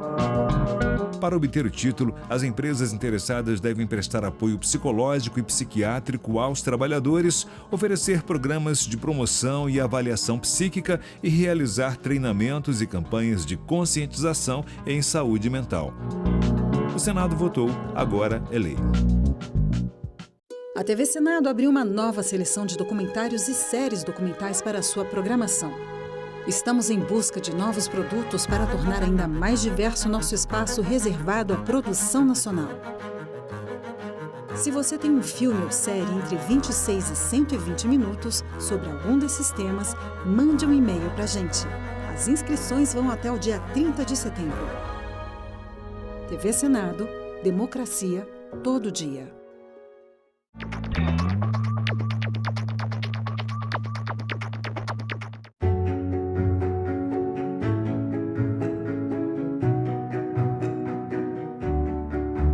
A lei de diretrizes e bases, ela devolve aos secretários de educação dos estados e aos professores o direito de fazer experiências.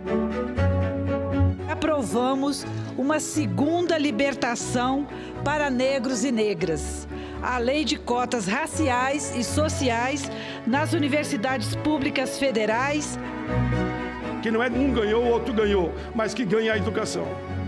Valorizar o Fundeb para aumentar os recursos para a qualidade da educação e da educação pública nesse país. Nós só seremos, de fato, uma grande nação quando, para essa geração de 0 a 18 anos, não faltar absolutamente nada no quesito de educação.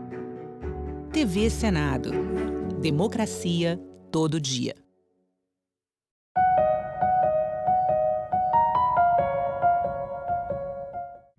O programa a seguir é livre para todos os públicos.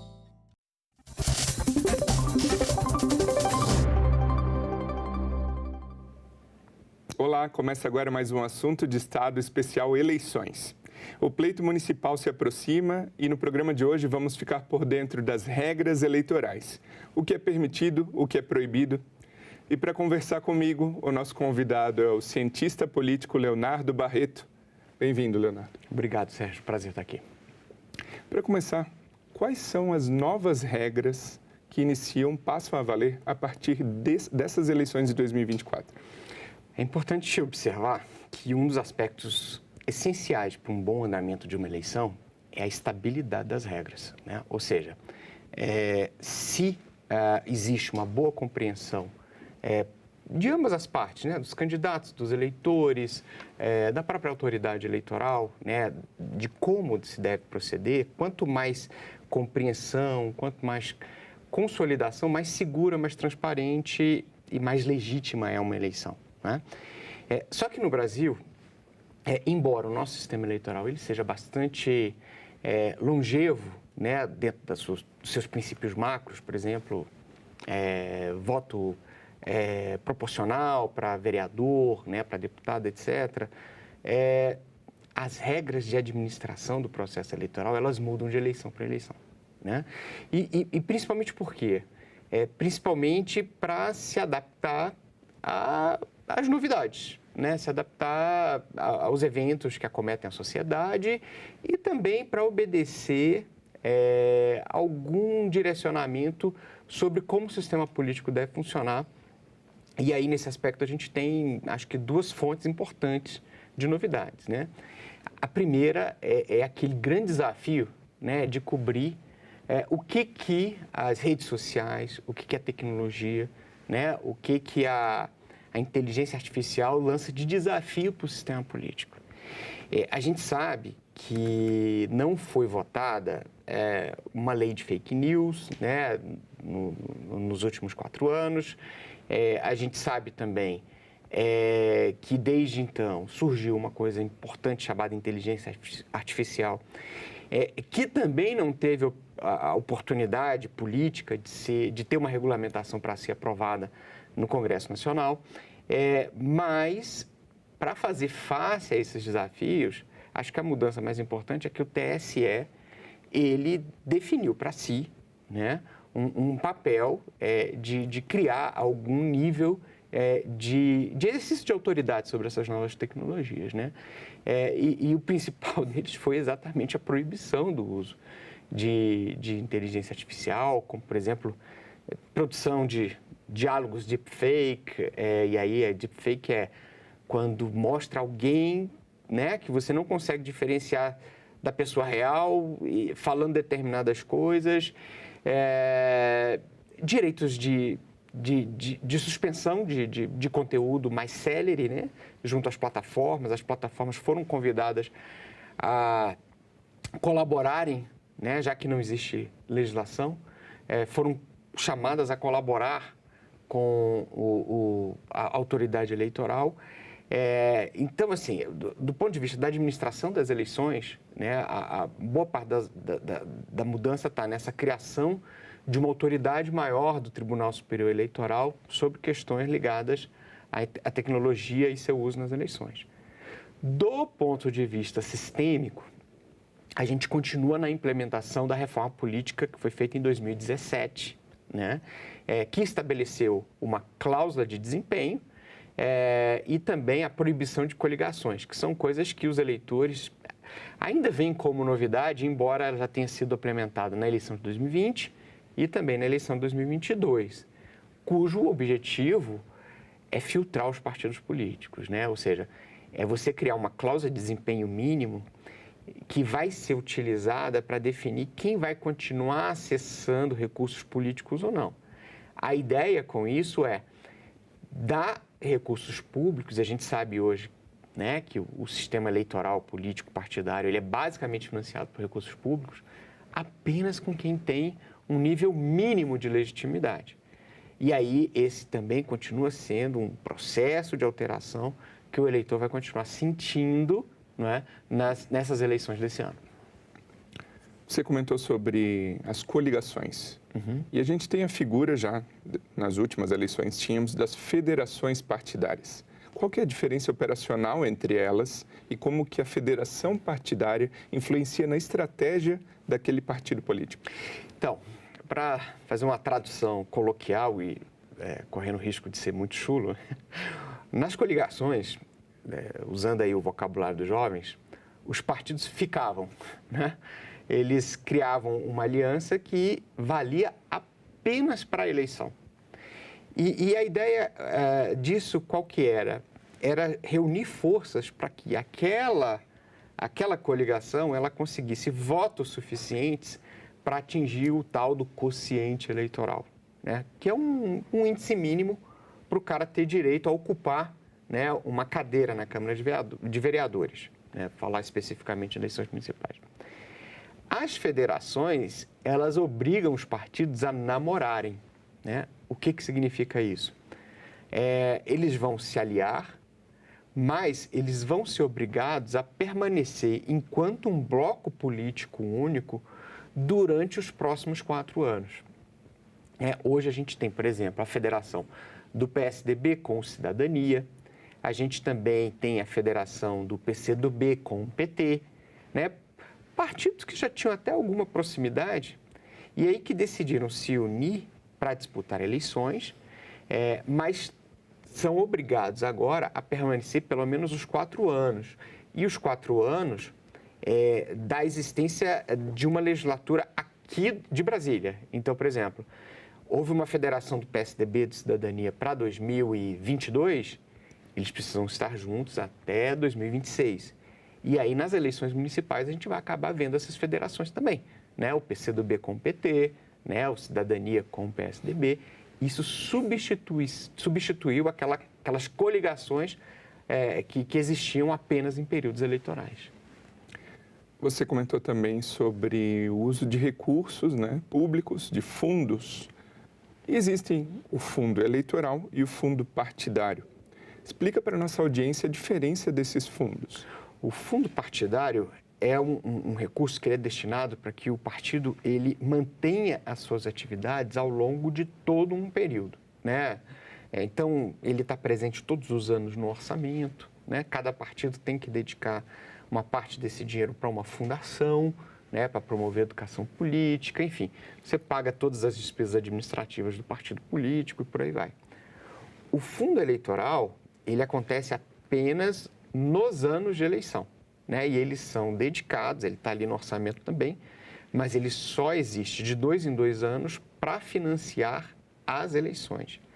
É importante entender que o critério de dinheiro, né, para esses, tanto para o fundo partidário quanto para o fundo eleitoral, é definido a partir do desempenho que cada partido teve na eleição para deputado federal anterior àquela eleição. Ou seja, se criou esse parâmetro em 2022, que foi a última eleição para deputado federal. E aí, por isso, você vai ter partidos que ganham mais, partidos que ganham menos, né, de acordo com o seu desempenho. Então, é engraçado, né, porque o desempenho dos partidos políticos hoje, além de toda a sua capacidade política de influenciar nas decisões, também define o seu desempenho financeiro, né, o quanto que ele vai ter de recurso para gastar. É importante observar, hoje a gente tem um financiamento público, mas ele não é exclusivo, né? Ou seja, pode haver financiamento privado também, mas de pessoas físicas, né? Ou seja, a empresa, ela não pode mais doar. E essa pessoa física, ela tem um limite definido ali, né, pelo seu último imposto de renda. Então, você doando dentro desse limite, não tem problema, né? Assim, as pessoas continuam podendo participar enquanto pessoa física. De uma maneira geral, a maior parte das despesas são pagas mesmo pelo fundo. Agora, acho que uma outra característica importante, o partido, ele tem total liberdade para escolher onde colocar o dinheiro dele. Entendeu? Não há uma regra dizendo assim, não, todo mundo tem que receber igual. Não, o partido pode estrategicamente decidir financiar, por exemplo, colocar todo o dinheiro num único prefeito, né? Claro que isso não acontece, mas assim, ou então privilegiar alguns estados, ou então privilegiar cidades por tamanho, acontece, né? Um partido pode decidir, não, eu vou financiar candidatos apenas em cidades médias ou em cidades grandes. Isso cabe à estratégia de cada partido, né? E naquelas cidades, enfim, naqueles lugares onde o partido decide não colocar dinheiro ou decide não mandar dinheiro, aí os deputados, os candidatos têm que financiar suas eleições ou com recursos próprios, né, ou com a ajuda de pessoas físicas. E falando desses candidatos para as eleições de 2024, vamos conhecer um pouquinho das regras para a candidatura. A gente preparou uma arte aqui com as regras básicas. Primeiro aqui precisa ser brasileiro, alfabetizado e estar regular com a Justiça Eleitoral. A idade mínima para prefeito e vice é 21 anos e 18 anos apenas para vereador.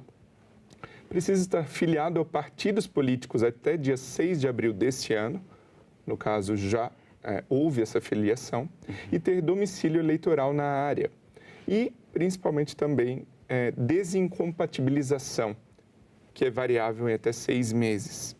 Queria que você complementasse eventualmente essas regras e também explicasse sobre a importância dessa desincompatibilização do candidato com algumas funções que ele exerce na sua vida, no seu cotidiano.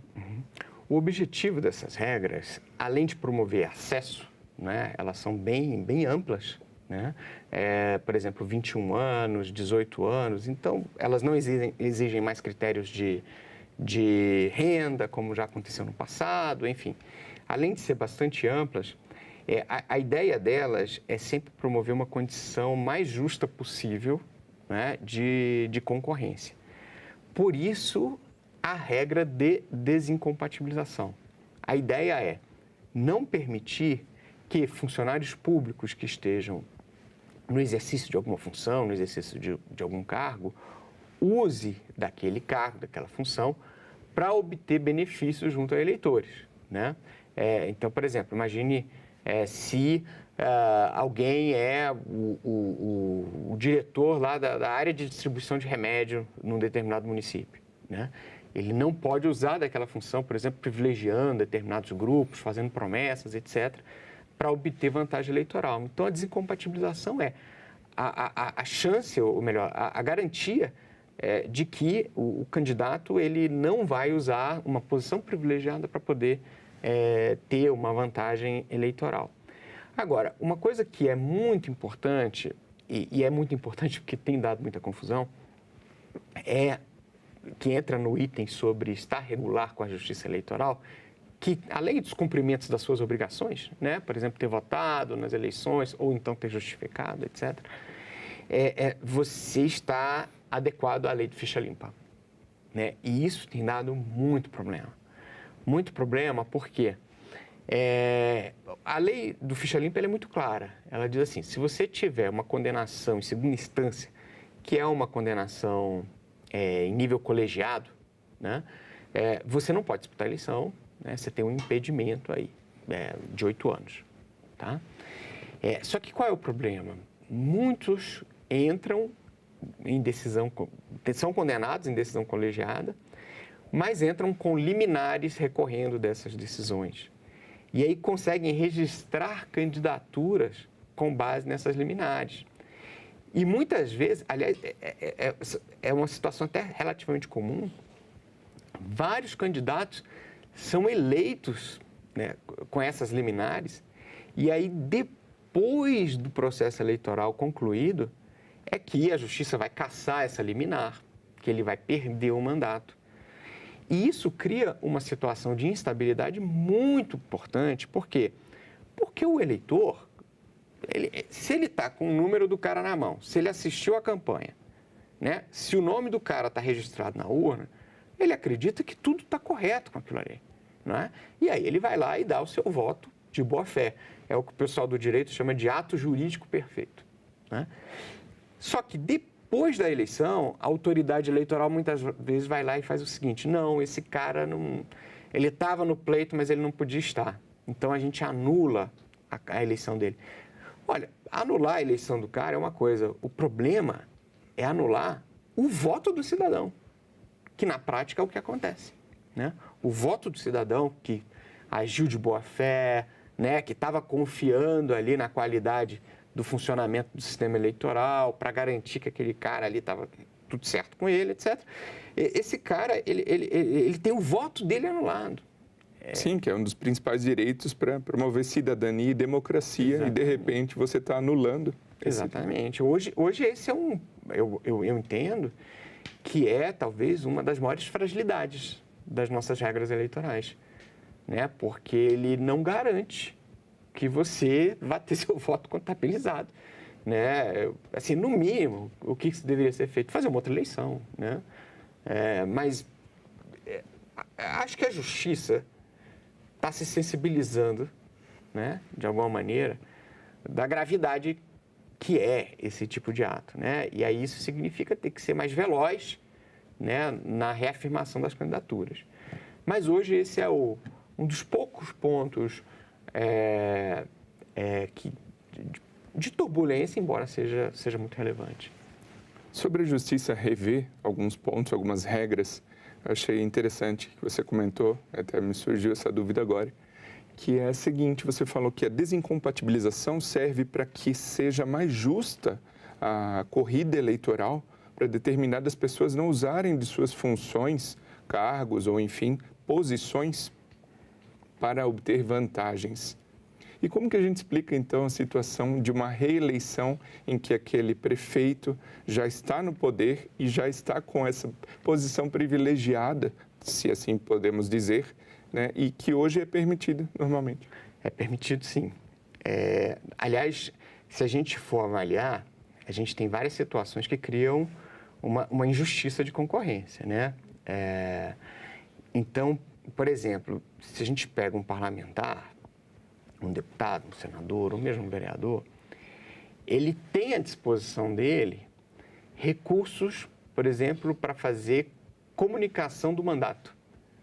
Né? Ou seja, ele está comunicando ali a figura dele, que muitas vezes é utilizada não para, digamos assim, comunicar iniciativas, mas apenas para promoção pessoal. Né? Eu vi em várias cidades, por exemplo, que deputados estaduais, principalmente deputados estaduais, eles faziam outdoors pela cidade parabenizando o aniversário de um outro deputado. E aí, esse outro deputado fazia o mesmo depois, usando recurso público para criar um outdoor para parabenizar o outro deputado, e assim eles vão trocando uma publicidade fora de época, paga com dinheiro público, enfim. E no caso da reeleição para o Poder Executivo, né? Enfim, a justiça entende, a legislação entende que existe sim uma vantagem, né? Não à toa. A gente tem aí um nível de reeleição de mais ou menos 60%, né? Alguma coisa assim. Mas ela tentou definir alguns limites. Por exemplo, novas despesas não podem ser contratadas 6 meses antes da eleição, né? Isso é uma coisa importante. Você não pode contratar novos funcionários 6 meses antes da eleição. A ideia é tentar diminuir um pouco o problema, embora a gente saiba que realmente quem tenta a reeleição tem uma condição muito privilegiada para obter um novo mandato. A gente vem falando aqui de regras ao longo do programa sobre principalmente candidatos, candidaturas, partidos e as regras para o eleitor que está nos assistindo. Quais são as regras básicas para esse eleitor que está nos assistindo? É jovem, é idoso, está com a situação X, Y, Z, comparecer no dia 6 de outubro e depois, se for o caso, dia 27 de outubro desse ano e efetuar lá seu voto. Pois é, o eleitor, ele sempre foi tratado um pouco como hipossuficiente, né, nessa relação.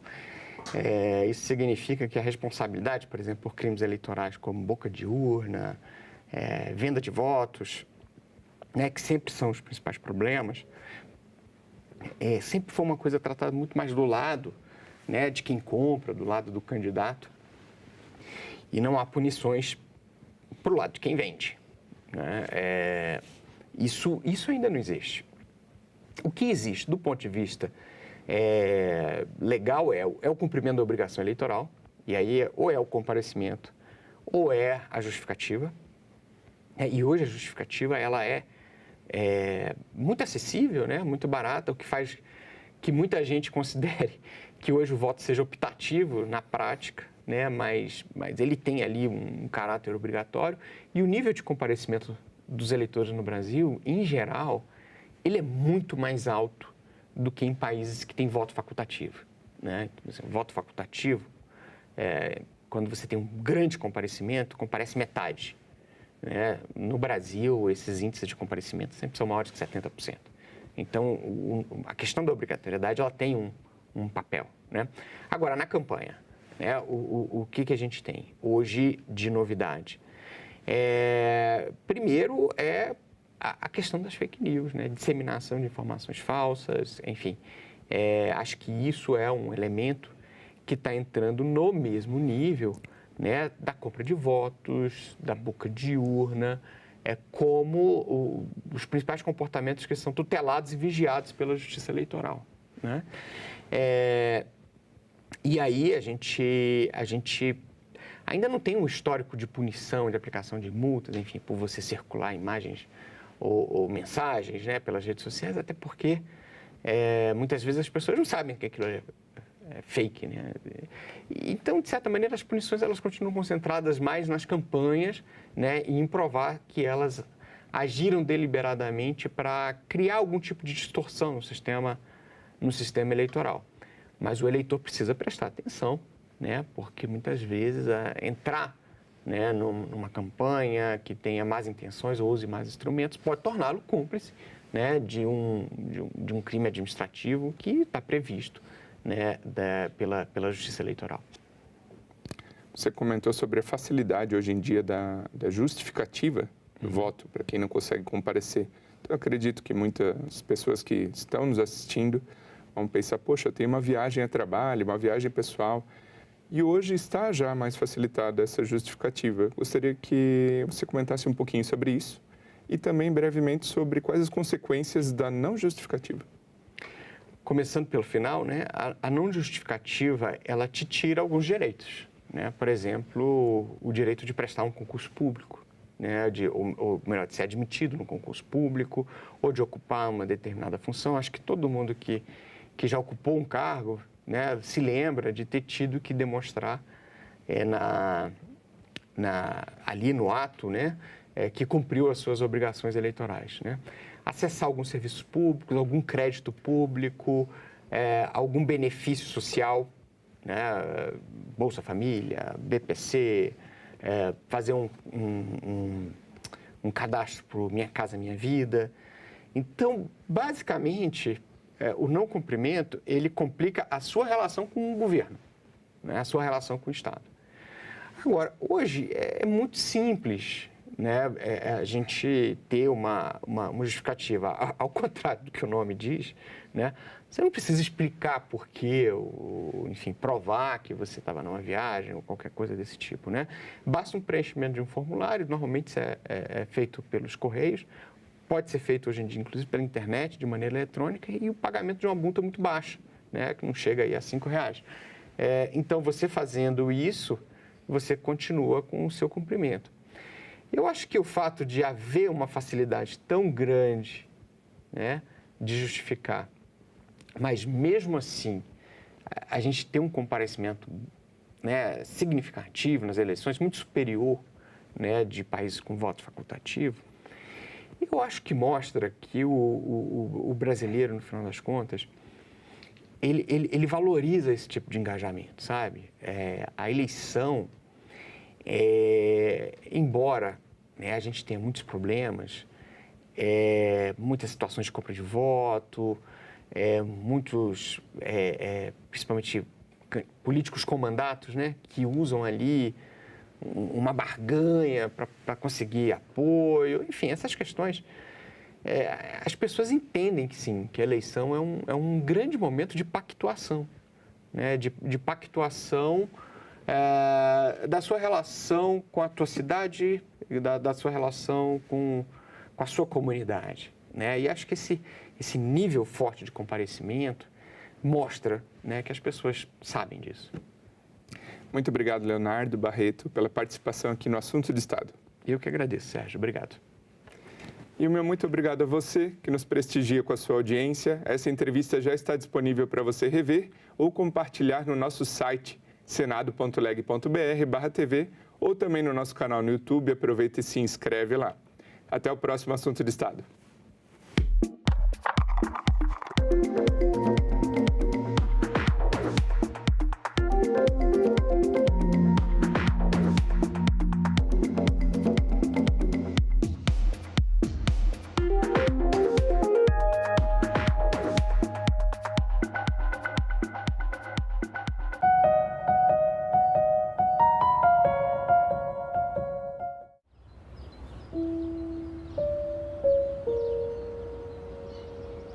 Mas o que acaba não é uma dissolução imediata. A morte não é corte puro. Rastros perduram. Há modos de pervivência, se somos todos atravessamentos e travessias. Monumentos. Neste sábado, 14h, aqui na TV Senado. As bets todas, mesmo aquelas que se apresentam em português, se apresentam aqui no Brasil, são sediadas no exterior, utilizam-se de estrutura no exterior exatamente para não se submeter à legislação brasileira. O que a nossa legislação fez foi impor essa presença jurídica também no país para que possa haver essa arrecadação. Quais são as providências que a Receita Federal tem adotado para identificar transações e lucros, até sonegações, por parte dessas bets aqui no Brasil? Infelizmente, eu não posso lhe dar uma resposta direta, é isso que nós estamos fazendo ou que nós vamos fazer, porque é uma dúvida no mundo inteiro em como fazer essa tributação em relação a todas as atividades digital. O que eu posso lhe assegurar, senador, é que nós estamos seguindo um movimento mundial de coordenação entre os fiscos para que haja cooperação em troca de informações relacionadas à movimentação financeira, para que qualquer que seja o caminho adotado pelas legislações nacionais, como foi aqui no Brasil, no caso da legislação das bets, nós tenhamos condições de implementar a lei. Você acredita, senhor Barreirinha, que a Receita Federal, ao final desse ano, ela vai em cima, ela tem como levantar quem ganhou durante o ano pelos CPFs, apostadores, casas de aposta, que a Receita Federal vai em cima daqueles que tiveram ganhos e que tenham impostos devidos? É uma fiscalização difícil, porque nós estamos falando aqui de centenas de milhares, talvez milhões de apostadores em relação a isso, com um valor baixíssimo de renda, que muito provavelmente eles estão, inclusive, na faixa de isenção ali na frente. Então, não vou lhe dizer que é uma fiscalização fácil nem efetiva. Em princípio, essa é uma regra geral, o apostador mais perde do que ganha. O nosso foco tem que ser na empresa. A empresa, sim, é que ganha. ela que tem lucro, ela que tem que pagar imposto de renda, contribuição social, PIS, COFINS. Ô marinheiro, marinheiro, quem te ensinou a navegar? Foi o tombo do navio ou foi o balanço do mar? Quando o blues e a capoeira, que parecem ser vertentes tão díspares que nada tem em comum, que eu sempre pensei, pô, mas eu amo blues, amo capoeira, música também regional. Foi o balanço do mar. Lá vem, como ele vem parceiro, todo de branco, com seu abadá, marinheiro, marinheiro. No fundo, elas são frutos da diáspora nas Américas, elas têm essa mesma história, uma germinada nos Estados Unidos, que é o blues, outra no Brasil, a capoeira. Marinheiro só, marinheiro só, marinheiro só. Agora é lei. Já está em vigor a legislação que incentiva o direito de brincar e a parentalidade positiva fundamentada no respeito, acolhimento e não violência, com o objetivo de proteger crianças e pré-adolescentes de maus tratos. A lei determina ao Estado, à família e à sociedade que promovam o apoio emocional, a supervisão e a educação não violenta às crianças de até 12 anos de idade. O Senado votou, agora é lei. Resolvi, cara, tentar ver o que eu conseguia ajudar o Santa Marta na pandemia, né? Então, ficar em casa, pra mim, né, ver as pessoas falecendo, morrendo dentro da favela, cara, eu tive que me mexer. Não existiu nenhum lugar no mundo, né, que uma comunidade ou um grupo de moradores se especializasse em sanitização e fizesse por conta própria, sem nenhuma ajuda do governo. Pandemia entre nós. Neste sábado, 16h, aqui na TV Senado. O Senado brasileiro foi criado pela Constituição de 1824, mas havia um problema. Em que lugar os senadores iriam se reunir? Pensando nisso, Dom Pedro I decide comprar o Palácio Conde dos Arcos e reformá-lo para abrigar o poder legislativo. Só 2 anos depois, em 1826, aconteceria a primeira sessão oficial do Senado.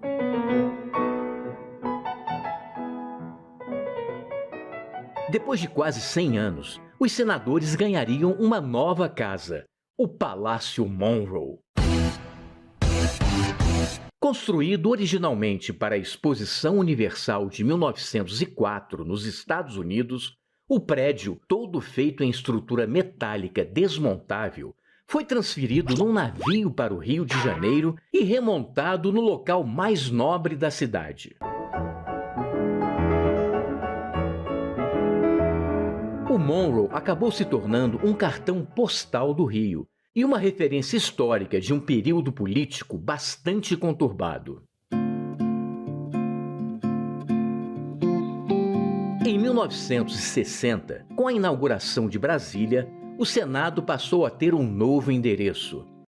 A cúpula côncava de Oscar Niemeyer trouxe ousadia e modernidade à tradição democrática, sugerindo ponderação e equilíbrio em suas formas. Mas nem tudo são flores. Se o Palácio Conde dos Arcos hoje é a Faculdade Nacional de Direito, o Palácio Monroe foi quase apagado da nossa memória quando o ex-presidente Ernesto Geisel mandou demolir o prédio para construir um chafariz e um estacionamento subterrâneo. Objetos históricos foram perdidos ou vendidos pela empresa demolidora, mas a memória ainda permanece nos resquícios preservados pelo Senado.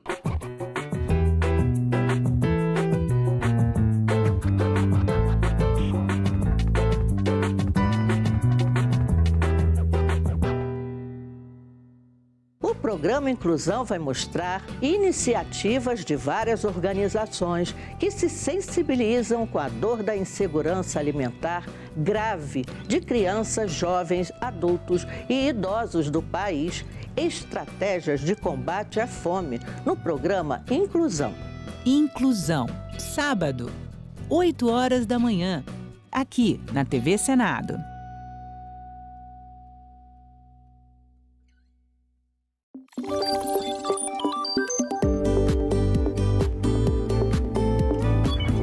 A partir de 30 de junho, quem pretende concorrer a algum cargo nas eleições deste ano não pode mais apresentar ou ser comentarista de programas de rádio ou televisão.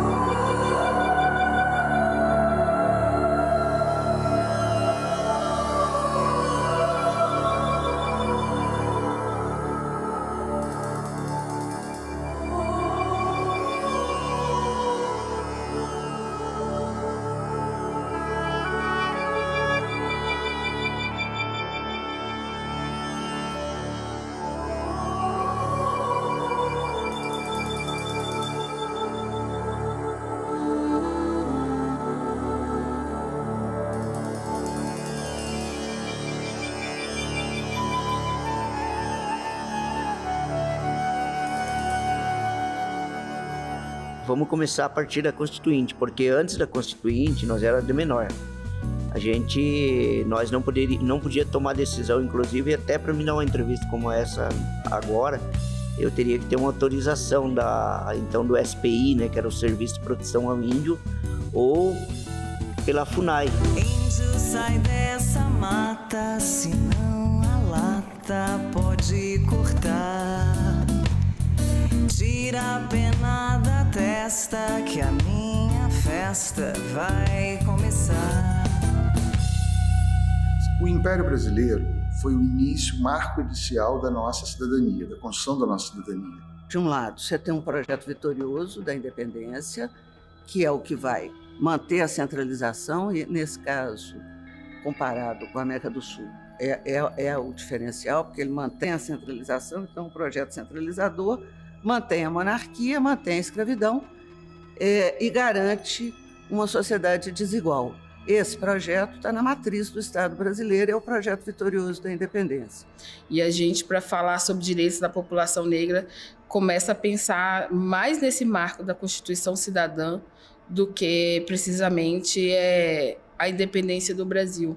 Porque a gente tem um Brasil deixando de ser colônia, mas um povo que trata principalmente a população negra como colonizado. A gente tem que lutar pelos nossos direitos, né? E a gente tem que ir à luta. E superando as dificuldades, a gente tem que incluir pessoas, não só nas convivências, mas também participando de políticas públicas, de colocar pessoas com deficiência, ter voz e ter a sua própria autonomia também. A gente tem que fortalecer os seus direitos. Porque a gente nunca teve paz. Eu não posso assim falar que governo A, ou B, ou C deu alguma trégua para a gente assim, ou tivemos alguma paz. Mesmo as próprias políticas ou programas que foram construídos para nós nos governos, sempre houve muita luta para garantir e cobrar que o Estado criasse um programa, criasse uma política que fosse importante, fosse bom para nós, povos indígenas. Porque ninguém é igual a ninguém. A gente só se juntou porque são pessoas que sofrem estigma, discriminação e preconceito. Então, foi uma estratégia. A gente inventou uma bandeira, a gente inventou uma plataforma e foi assim que a gente conseguiu os direitos. Então, a gente teve que inventar todos esses rótulos, eles são totalmente arbitrários. A gente pode mudar. Eu espero que a gente elimine. Eu não quero morrer sem a gente eliminar todas essas letrinhas e que as pessoas sejam elas mesmas e não precisa desse rótulo político. E que a igualdade não se resume aos que são iguais, mas aos que são também diferentes. Iemanjá, Iemanjá, Obalua, Iemanjá, Oxu. Obalua, Iemanjá, Oxu. Oxu, Oxu. Os quilombos são a primeira forma de resistência, porque tanto se questionava o poder escravocrata, mas como havia um espaço de resistência cultural.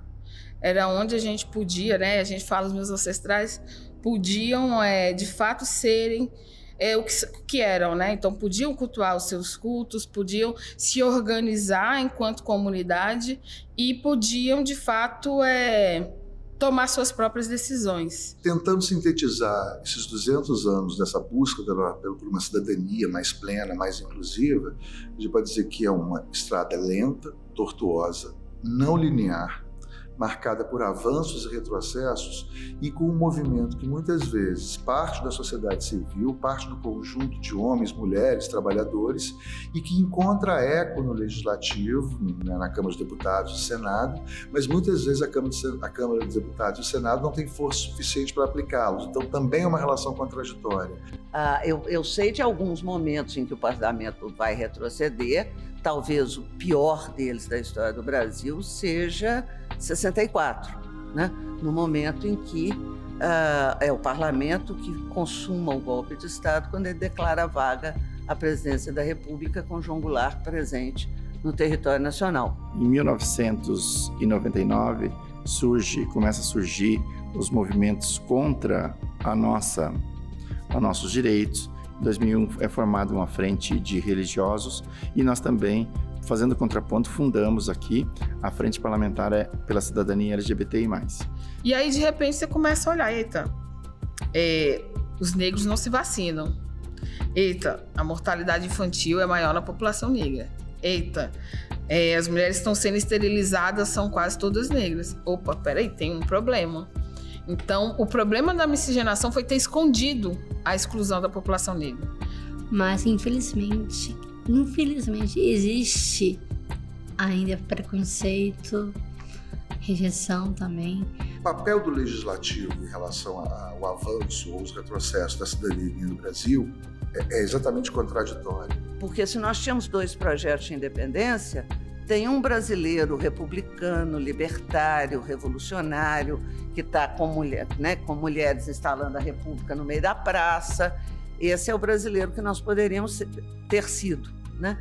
E tem o brasileiro que nós fomos, e que também se mobilizou, e que enfrentou a guerra de independência, e que montou um projeto de uma monarquia constitucional, pensou uma Constituição. Então, se você juntar as duas coisas, tem algumas perguntas. Então, esse brasileiro que nós fomos e que nós poderíamos ter sido, trazem para nós as questões centrais que estão lá. O Dom Pedro dizendo que democracia no Brasil nem pensar, e o jornal, né, saindo no dia seguinte, o jornal dizendo só a santa democracia poderá nos salvar. A questão das riquezas que tem nos territórios indígenas, eles para nós, ele não é o que interessa para nós, o que tiver abaixo das terras indígenas.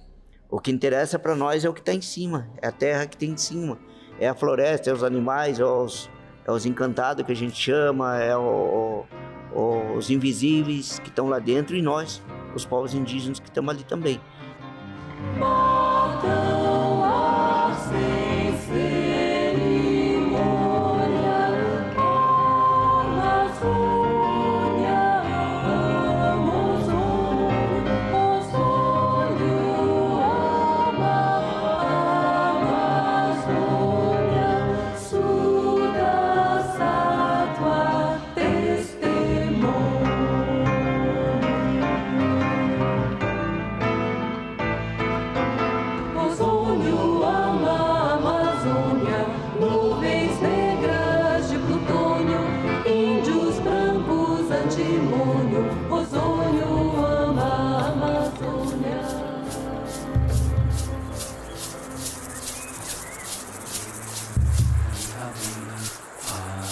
Os encantados são seres invisíveis, que você não vê, mas que você sente.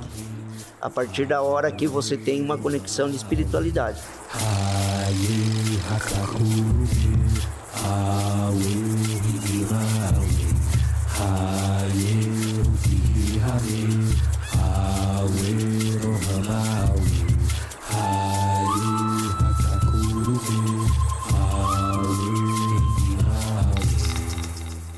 Que as pessoas com deficiência possam ter voz em todos os espaços, não só nas políticas públicas também, né?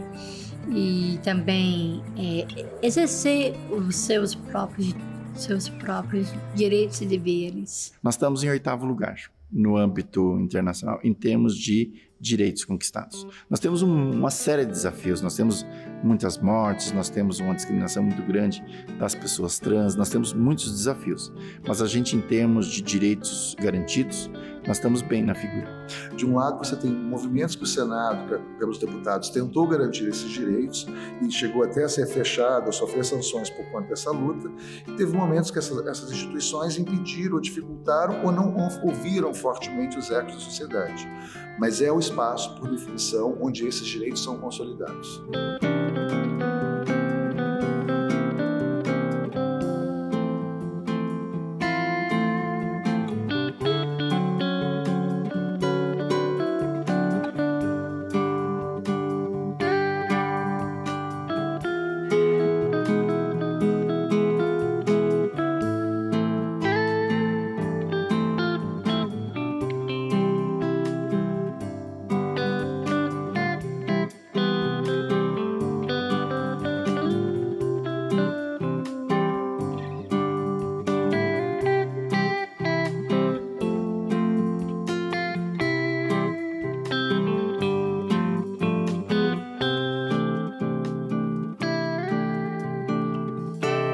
Esses panfletos criaram um grande debate e num momento muito bonito, porque é um momento que não existe Brasil, existe só a ideia de Brasil. Então eles estão tentando dar concretude a um projeto de Brasil e a um desejo de futuro para nós.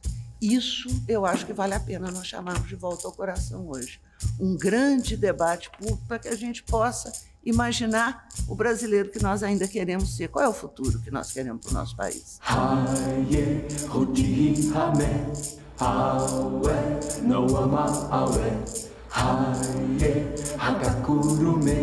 Awe, Rinima Awe, Haye, Hutihi Hame, Awe, Noama Awe, Haye, Hakakurume, Awe, Rinima Awe, Haye, Hutihi Hame, Awe, Noama Awe, Haye, Hakakurume, Awe, Rinima Awe.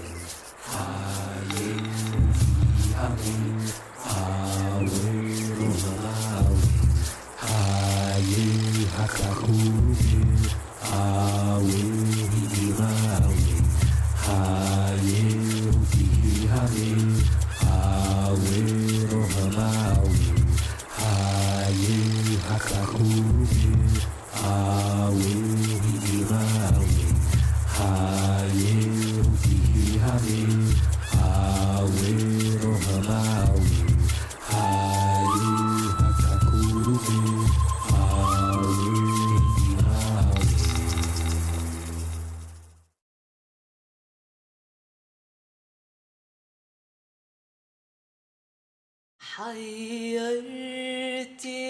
Estava muito perigoso.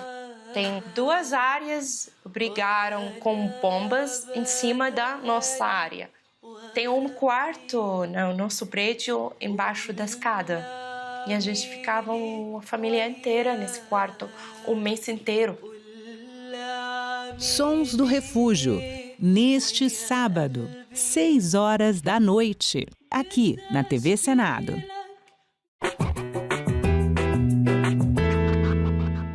O Senado brasileiro foi criado pela Constituição de 1824, mas havia um problema. Em que lugar os senadores iriam se reunir? Pensando nisso, Dom Pedro I decide comprar o Palácio Conde dos Arcos e reformá-lo para abrigar o poder legislativo. Só 2 anos depois, em 1826, aconteceria a primeira sessão oficial do Senado.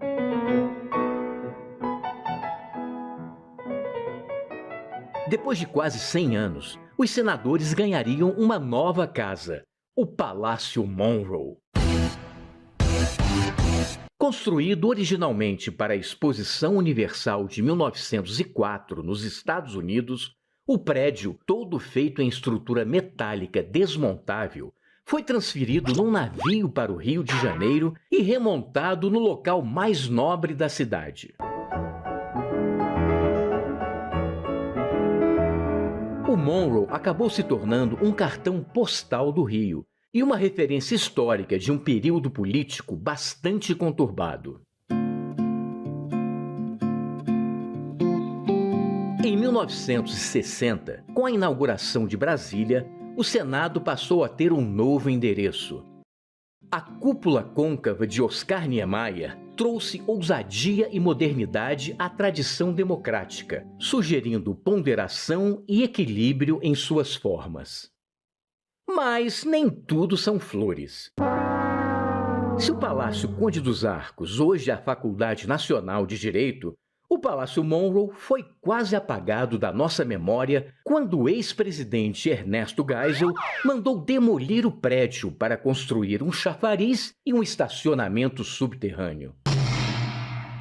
Objetos históricos foram perdidos ou vendidos pela empresa demolidora, mas a memória ainda permanece nos resquícios preservados pelo Senado.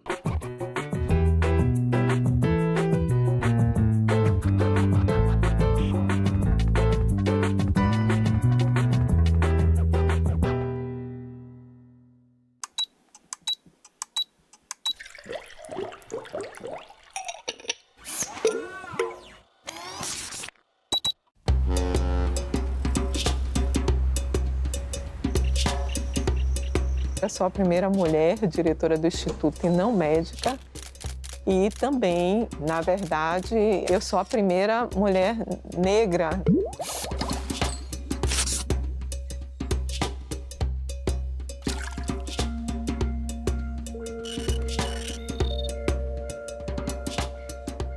E eu sempre fui muito fascinada pelos mecanismos, a fisiopatologia da doença falciforme e as questões sociais. Ela não tem uma cura, mas o indivíduo, por ter uma doença sistêmica, ele precisa de um tratamento que envolve diferentes especialidades. E aí é que entra a questão social. Nós trabalhamos há muito tempo com os pacientes, com as famílias, com os clínicos e nós conseguimos mudar alguns aspectos no acompanhamento do paciente e também com relação a políticas públicas. A criança que vai para a escola, ela tem uma alteração, uma doença que faz com que às vezes eles precisem ser internados. Se ele é internado, ele precisa de classe hospitalar, precisa de um acompanhamento clínico adequado e precisa de uma compreensão também por parte dos educadores. Então, todo cuidado ele tem que ser mantido desde o nascimento da criança, com acompanhamento pediátrico e também com as várias especialidades. Então, o governo tem que se preparar para fazer esse aporte, já que nós fazemos o diagnóstico da doença no teste do pezinho. Aqui na Bahia, pelo teste do pezinho, a cada 640 nascimentos, você tem uma pessoa com doença falciforme. Nós temos uma prevalência mundial elevada da doença falciforme, principalmente no continente africano. E essa prevalência elevada da doença terminou também ocorrendo em determinados países e continentes. Nós tivemos uma imigração forçada de indivíduos da África. O Brasil tem uma prevalência grande, uma incidência grande de doença falciforme e o estado da Bahia é o estado que tem a maior prevalência e incidência da doença. A doença falciforme é uma doença genética, ela é decorrente da presença da hemoglobina S, que ocorre devido a uma alteração no gene da globina. E o aspecto mais grave da doença é quando o indivíduo herda os 2 genes para a hemoglobina S. O que acontece é o seguinte, a hemoglobina, ela é uma proteína que está no interior do glóbulo vermelho, né, do eritrócito, e ela fixa o oxigênio. Então, ela é responsável pelo transporte do oxigênio. Como a hemoglobina ela tem uma alteração na cadeia de globina, ela tem uma dificuldade nesse transporte do oxigênio. Devido a essa deprivação de oxigênio, a hemoglobina ela tende a polimerizar. A polimerização da hemoglobina no interior do eritrócito muda a forma do eritrócito. Então, o eritrócito termina assumindo uma forma alongada.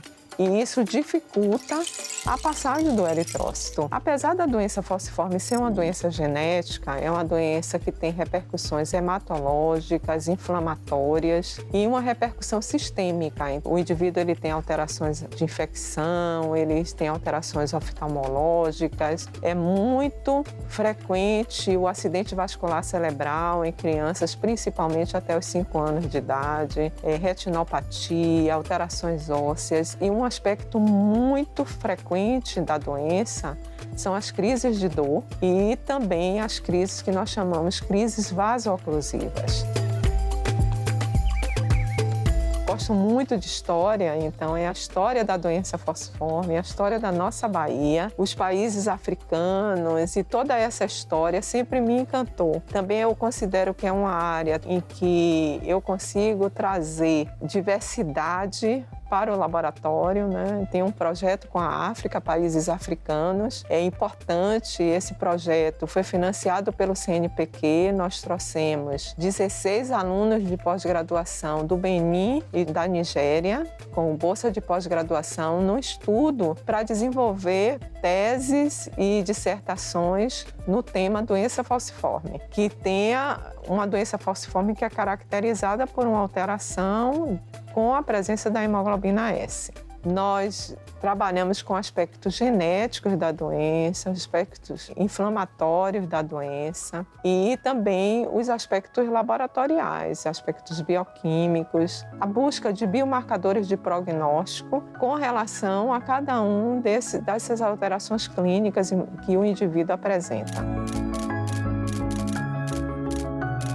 Agora nós estamos desenvolvendo um estudo mais da qualidade de vida da família e dos pacientes, porque a gente sabe que você tem uma criança doente, você mexe com toda a estrutura familiar. E é importante porque, como ela é uma doença grave, é uma doença que precisa de um cuidado especial, de uma equipe multiprofissional, é importante essa interação da gente com toda a família, né, com o paciente, com a equipe clínica que cuida do paciente. É um trabalho que tem várias nuances, do social, do histórico e o aspecto humano também, de estar com a família, de acompanhar e não só tratar como um número, como um indivíduo que vai fazer parte de um estudo, mas que também ele vai ser beneficiado com os resultados que nós obtivemos. E a gente tem feito isso.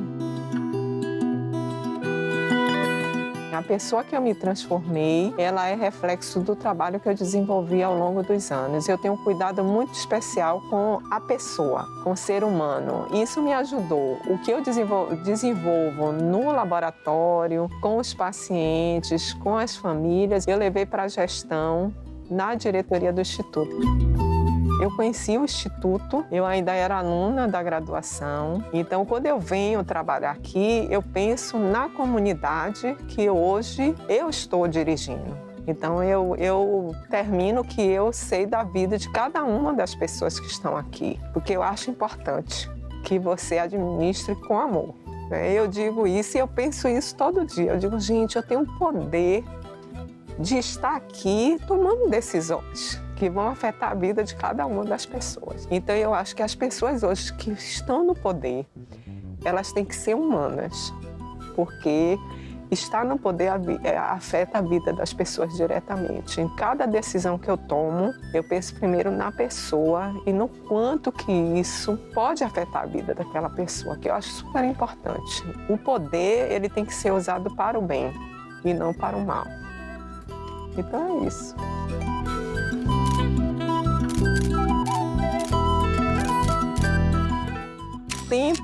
O tempo, todos nós somos passageiros e a gente tem que aproveitar a nossa estadia aqui para deixar o melhor. Dentro do meu coração, eu tenho que fazer o que é melhor para as pessoas. Isso é você, na verdade, pensar no tempo. O quanto que nós somos frágeis. Vida é para ser vivida, é para ser feliz e é para a gente fazer tudo que a gente gosta. E deixar muitas pessoas que realmente, quando você for, sintam falta de você, mas que também tenham um sorriso e que digam, olha, ela fez diferença.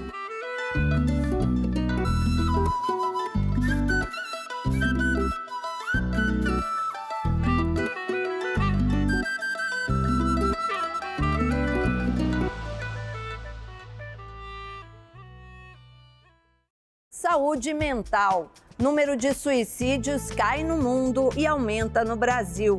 Parlamentos investem em prevenção. Deslocados internos. Brasileiros vítimas de tragédias ambientais. Arte no campo. Grupo de teatro do MST é destaque no Ceará. Tudo isso você vê no Parlamento Brasil. Parlamento Brasil. Hoje, 8 horas da noite, aqui na TV Senado.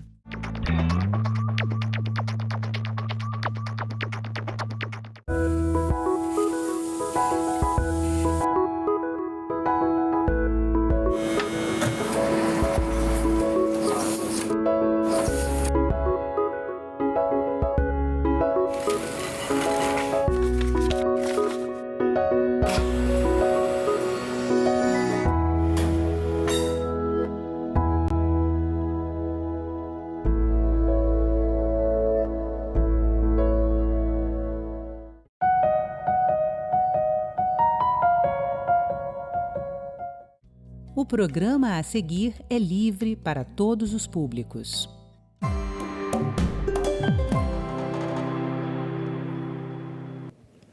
Criada em 1969, a Embraer rapidamente alcançou presença internacional e tornou-se uma das empresas mais estratégicas do Brasil.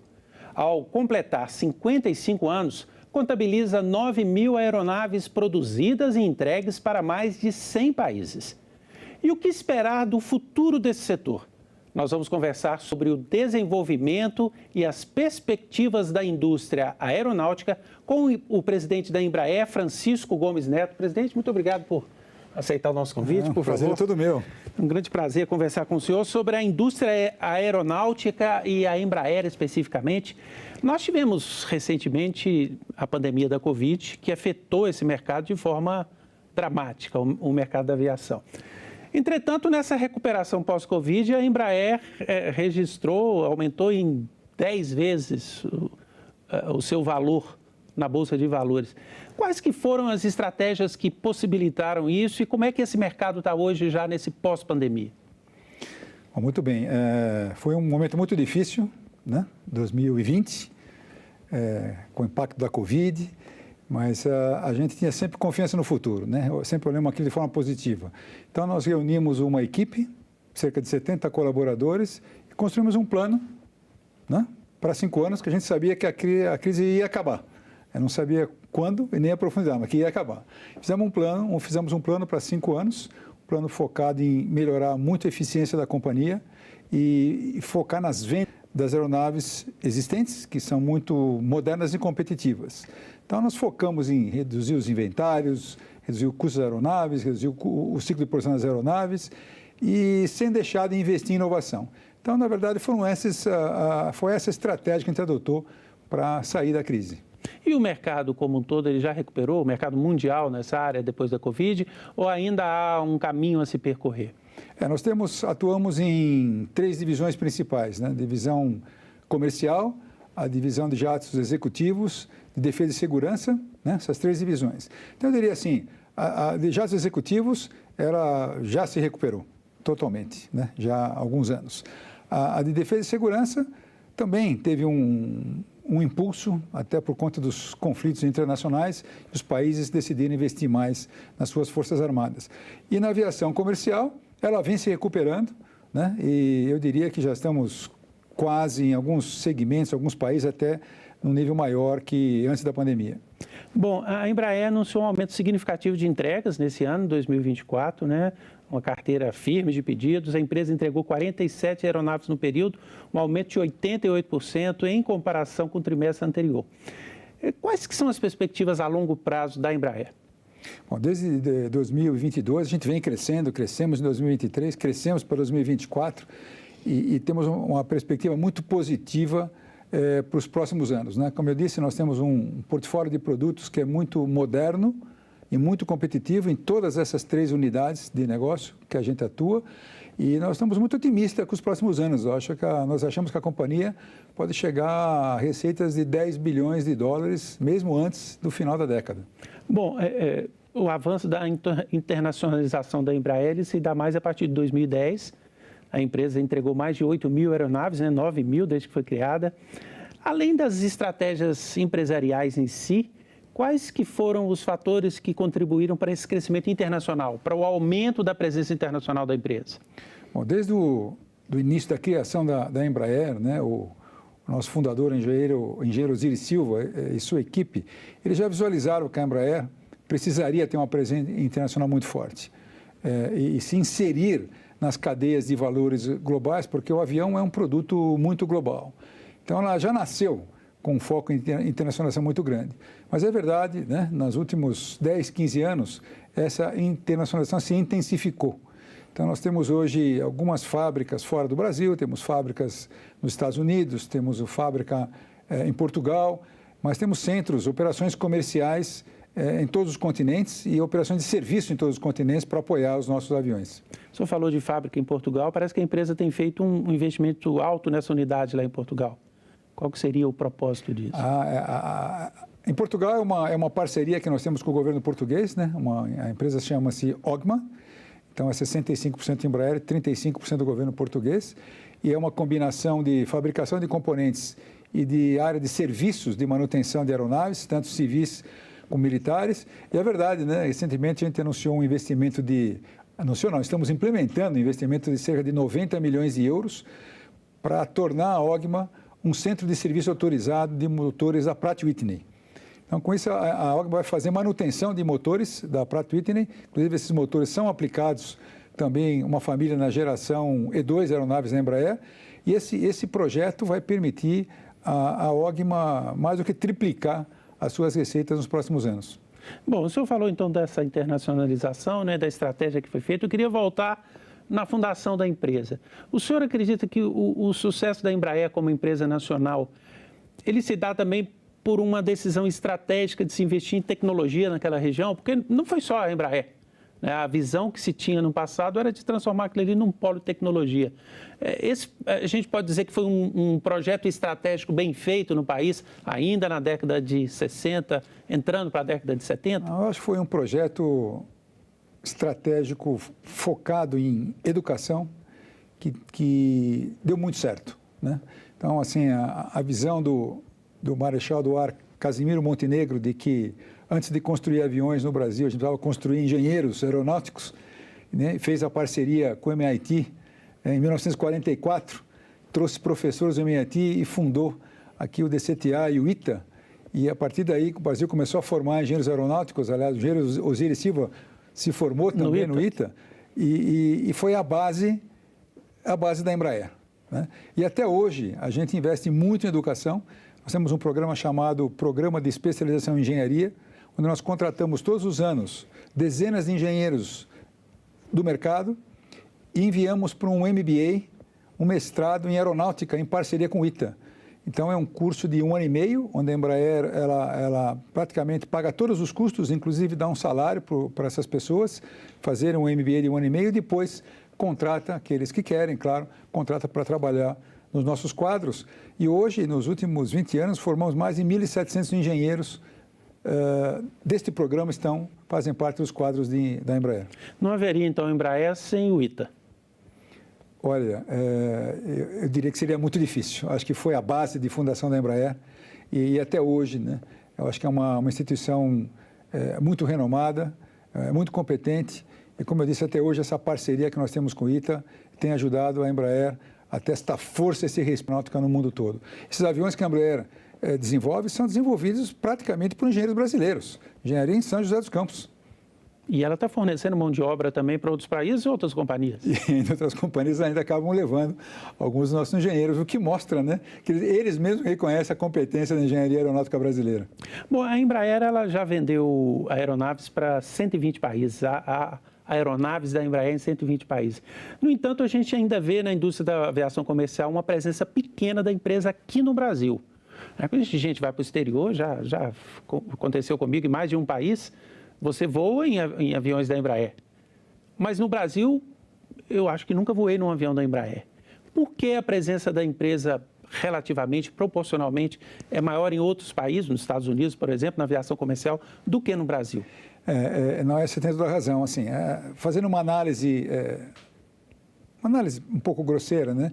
A gente vê que, assim, nos países onde produzem aeronaves, as aeronaves que voam nesses países passa de 40%. 40% do que voa no país é produzido no país. Produção local. No Brasil, esse índice é menor que 15%, é 12%. Então, tem muitos aviões da Embraer voando no Brasil, mas ainda tem muita oportunidade. Então, especialmente para melhorar a conectividade entre cidades médias, pequenas, com grandes hubs. O nosso avião, principalmente o Família E2, ele é perfeito. Ele está à medida para esta finalidade. E o governo tem intenção de desenvolver a conectividade, trazer mais brasileiros para voar. Então, a gente está otimista com a oportunidade de introduzir mais aviões da Embraer para esses voos regionais. Afinal, o nosso avião E2 ele pode voar até 6 horas, então não é só dentro do país. Qual a capacidade dele de passageiros? Até 146 lugares. Ou seja, nós temos um problema ou uma realidade aqui que a aviação regional é mais fraca que em outros países. Eu acho que ela está crescendo, né? O Brasil está anunciando aí, vai anunciar nos próximos anos a modernização ou a introdução de vários novos aeroportos em cidades menores, que cria uma infraestrutura ideal para melhorar essa conectividade. E além da infraestrutura, precisa ter a frota adequada, né? Então, de aviões. E aí é que nós achamos que tem a oportunidade grande para a Embraer, os aviões da Embraer. E como que está hoje o diálogo da empresa, da companhia, com as companhias aéreas brasileiras nesse sentido? A gente sempre conversa com os nossos clientes, né? Sobre a introdução, as oportunidades de introdução dos nossos aviões. Então, continuamos conversando, né? E a gente acredita que um dia nós vamos conseguir. Bom, a indústria do transporte aéreo global ela tem um compromisso de carbono neutro até 2050. Isso é possível? Como é que isso pode ser alcançado e como é que a Embraer especificamente trabalha essa plataforma, a Embraer está comprometida com esta meta do setor da indústria da aviação. Então, assim, antes dos aviões, né, nós já desde o início desse ano 100% da nossa energia elétrica que nós utilizamos vem de fontes renováveis. Então, um avanço muito importante. Isso na planta industrial? Na planta industrial aqui no Brasil. Fora do Brasil também, Portugal também. Estados Unidos estamos aumentando o uso de energia elétrica de fontes renováveis. Com relação aos produtos, o nosso avião da família E2 é o jato de corredor único até 150 centos mais eficiente do mundo nessa categoria. Só para você ter uma ideia, comparado com os outros aviões que voam no Brasil, ou nesses que você já voa em vários lugares do mundo, ele chega a ser até 25% mais econômico. Se formos calcular o custo por assento, 25%. Então, é um avião muito econômico que ele vai gastar ou emitir menos carbono. Além disso, nós estamos trabalhando em outros projetos. Então, por exemplo, o eVTOL. O eVTOL é um veículo elétrico de pouso e decolagem vertical. É o que se chama comumente aí de carro voador, né?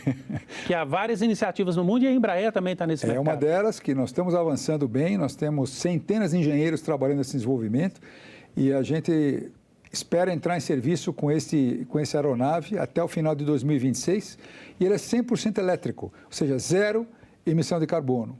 E além disso, né, nós já testamos os nossos aviões executivos e comercial para operar com 100% SAF. Hoje eles podem operar até 50% do SAF. E além disso, estamos trabalhando em novos conceitos de aeronaves, né, híbrido-elétrica e com hidrogênio, que vão também contribuir aí para esse objetivo aí da aviação mundial, de chegar à neutralidade de carbono até 2050. Além da eficiência das aeronaves, a gente teria também algum projeto no sentido de, por exemplo, combustível verde para aviação, de desenvolvimento não só da empresa, mas do país nessa direção? Com certeza, o Brasil já é um campeão em energia verde, né? Então, a energia do Brasil ela vem majoritariamente, 70% de hidroelétricas, né? Diferente de muitos outros países. E a própria geografia do Brasil, ela favorece isso. Além da geografia, a experiência, né? O Brasil teve uma experiência muito positiva com o etanol, né? Que é um biocombustível. Então, assim, a gente enxerga... Nós estamos trabalhando com alguns parceiros para poder acelerar o desenvolvimento e a produção do SAF no Brasil. Mas, sem dúvida, o Brasil tem total capacidade de ser um protagonista mundial. O que seria esse SAF, para quem está nos... É combustível sustentável de aviação. Então, ele é feito a partir de... Por exemplo, do etanol, a partir de milho, né? A partir de resíduos.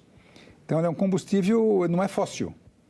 E é um combustível sustentável, que nós chamamos, por isso que se chama Sustainable Aviation Fuel, combustível sustentável da aviação. E dá para se, em termos de perspectiva, imaginar quando é que as aeronaves vão estar voando com esse combustível de forma majoritária? Os aviões da Embraer, a gente está trabalhando para, até 2028, eles estarem certificados para operar 100% com o SAF, com esse combustível sustentável da aviação. Mas é importante ter o combustível disponível. Exatamente. Que esse é um outro desafio, desafio e oportunidade para o Brasil. Hoje o SAF que existe, ele existe em quantidade pequena, pela demanda existente, um custo muito alto.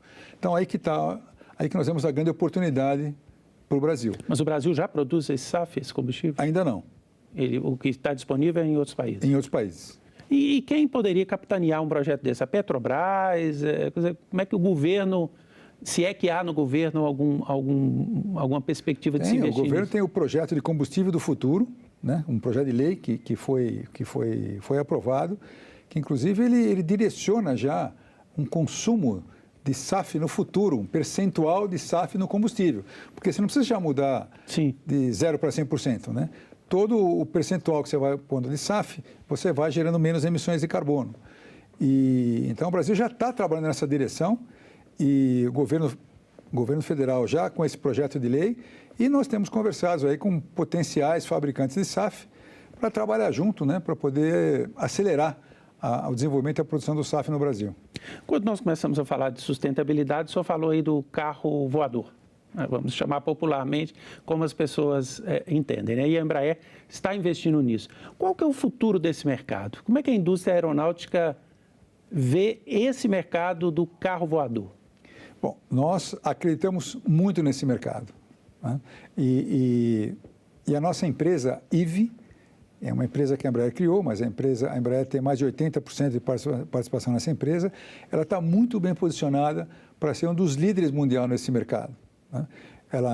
O nosso produto tem um conceito que nós achamos que é um conceito relativamente simples, que vai permitir mais facilidade na certificação, na operação e na manutenção dessas aeronaves. Mas a gente acha que isso vai transformar o transporte aerourbano nas grandes metrópoles. Então, as grandes metrópoles que têm um trânsito muito pesado, então uma aeronave dessa para trechos curtos de até 100 quilômetros vai poder movimentar pessoas em minutos ao invés de horas, né?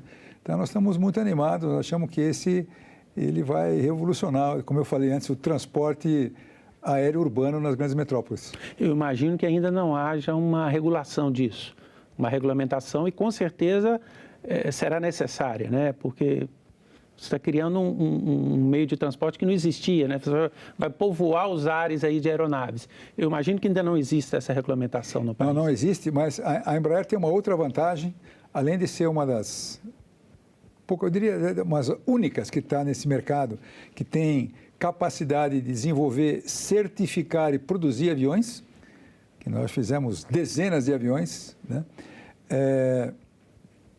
A Embraer tem uma empresa chamada ATEC. A ATEC é uma empresa de software que desenvolveu o software de todo o tráfego aéreo brasileiro. Então, nós temos essa experiência dentro de casa. Então, nós estamos trabalhando, além do desenvolvimento do veículo, da aeronave, desenvolvimento também no sistema de tráfego aéreo que vai poder acomodar a operação desses novos eVTOLs com os helicópteros e com os aviões, né? E uma outra vantagem que nós temos é a ANAC, que é uma entidade muito respeitada internacionalmente, com parcerias com o FAA americano, com o EASA europeu, com o CAAC da China, e ela não tem uma demanda tão grande como tem esses órgãos de outros países. Então, nós estamos trabalhando com a ANAC para avançar no processo de certificação, que depois vai ser estendido para outros países. Uma das aeronaves que a Embraer produz e aposta é o KC-390, um cargueiro militar, né? Como é que está posicionado no mercado esse cargueiro e o que a companhia pensa em relação a ele? Muito bem posicionado, né? Esse avião, a gente chama avião militar de multimissão. Eu vou explicar depois o que é multimissão. Ele foi desenvolvido pela Embraer, mas com o apoio da Força Aérea Brasileira, que operava aviões similares à concorrência por décadas. Então, eles trouxeram os inputs de tudo que era bom e tudo que tinha que ser melhorado. Então, a gente chama de multimissão porque ele pode mudar, ele pode atender várias missões e ele pode mudar, no caso do C-390, mudar de uma missão para outra em questão de horas, enquanto que outros concorrentes levam dias, ou às vezes precisam ter um avião especial.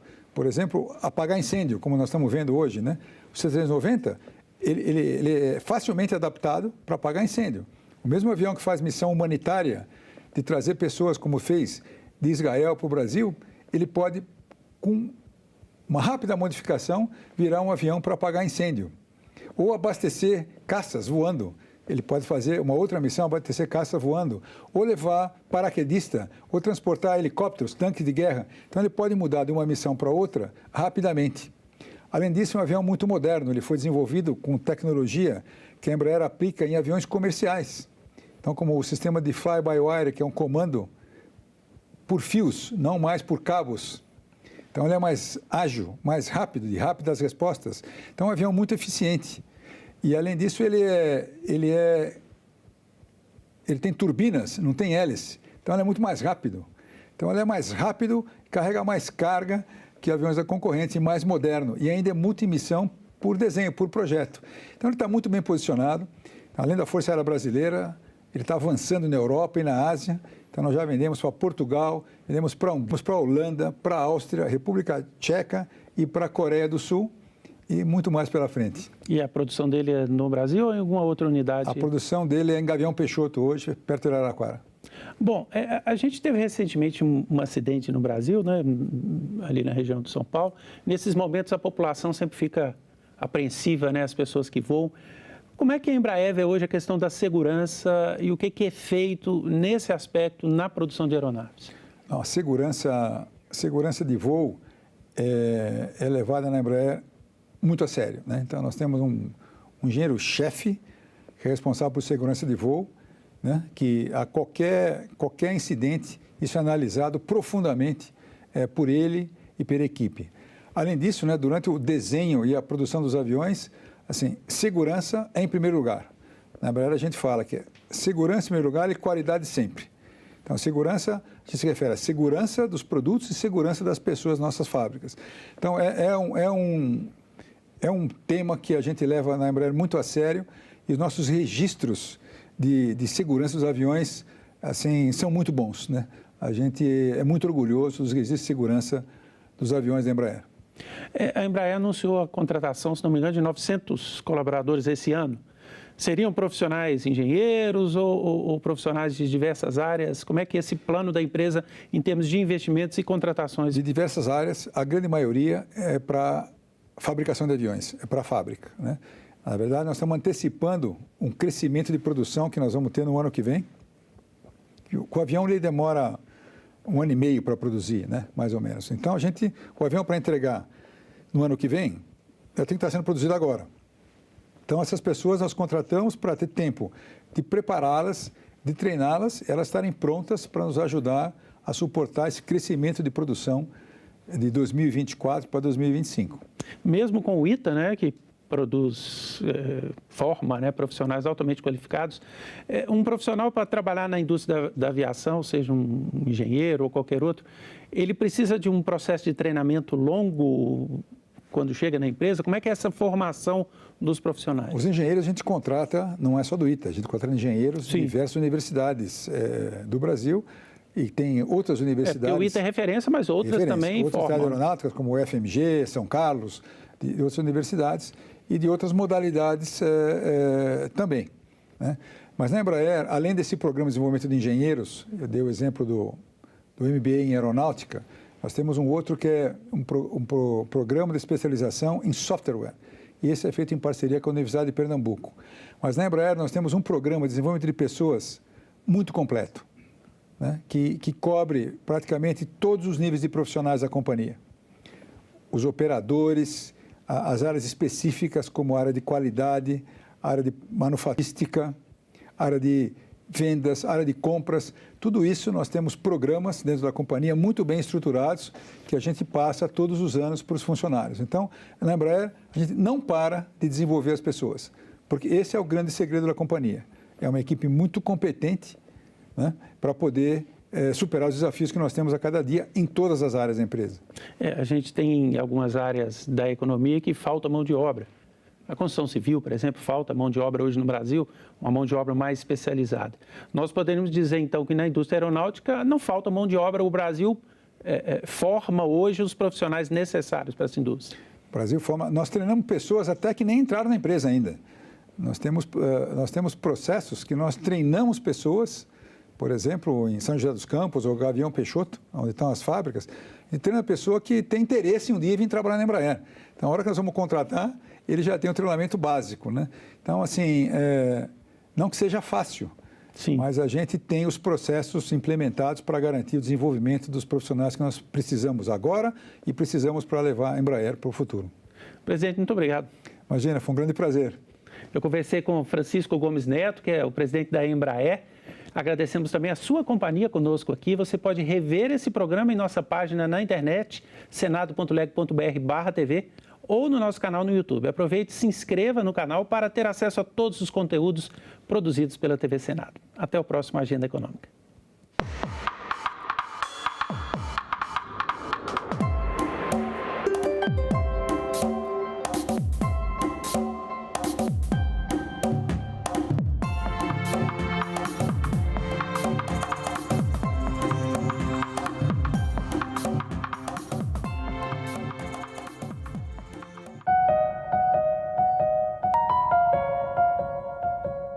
Saúde mental. Número de suicídios cai no mundo e aumenta no Brasil.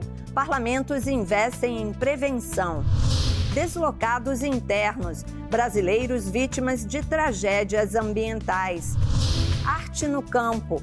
Grupo de teatro do MST é destaque no Ceará. Tudo isso você vê no Parlamento Brasil. Parlamento Brasil. Hoje, 20h, aqui na TV Senado. Agora é lei. Foi criada a Política Nacional de Trabalho Digno e Cidadania para a população em situação de rua. A lei define que os governos dos 3 níveis de poder que aderirem ao trabalho digno e cidadania deverão priorizar o registro dessa parcela da população no Cadastro Único para Programas Sociais do Governo Federal. O Senado votou. Agora é lei. Décadas antes dos escritos fundadores da ecologia moderna e mais de um século antes da organização do movimento ambientalista, um quadro já denunciava a inquietante espoliação de recursos naturais no Brasil e a consequente degradação ambiental. É uma denúncia consciente. Inclusive, quando ele apresentou esse trabalho num salão em 1843, o Félix Toné, ele disse que a perda de vegetação estava causando muitos males para a cidade. Ele escreve isso, a perda de umidade, de chuvas, que é algo que aparece representado aqui na pintura. É preciso entender a história ambiental que está por trás dessa tela. Até o século XVII, o desflorestamento acontecia basicamente em florestas temperadas, no norte do planeta. Depois, com a colonização dos trópicos, começa a acontecer o desmatamento das florestas tropicais, que hoje em dia são a grande questão. Uma notícia falsa pode vir de quem a gente menos espera, no grupo da família ou nas nossas redes sociais. Mas como saber se uma informação é verdadeira? Agora, as informações sobre o Senado podem ser checadas pelo WhatsApp.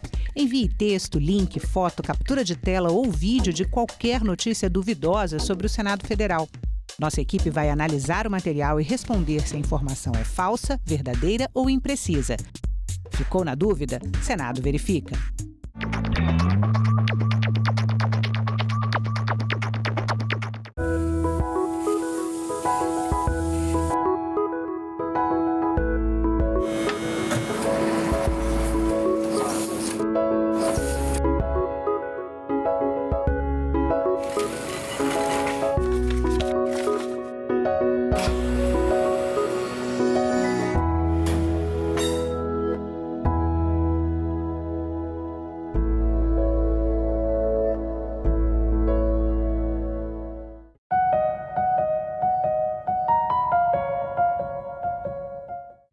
O programa a seguir é livre para todos os públicos.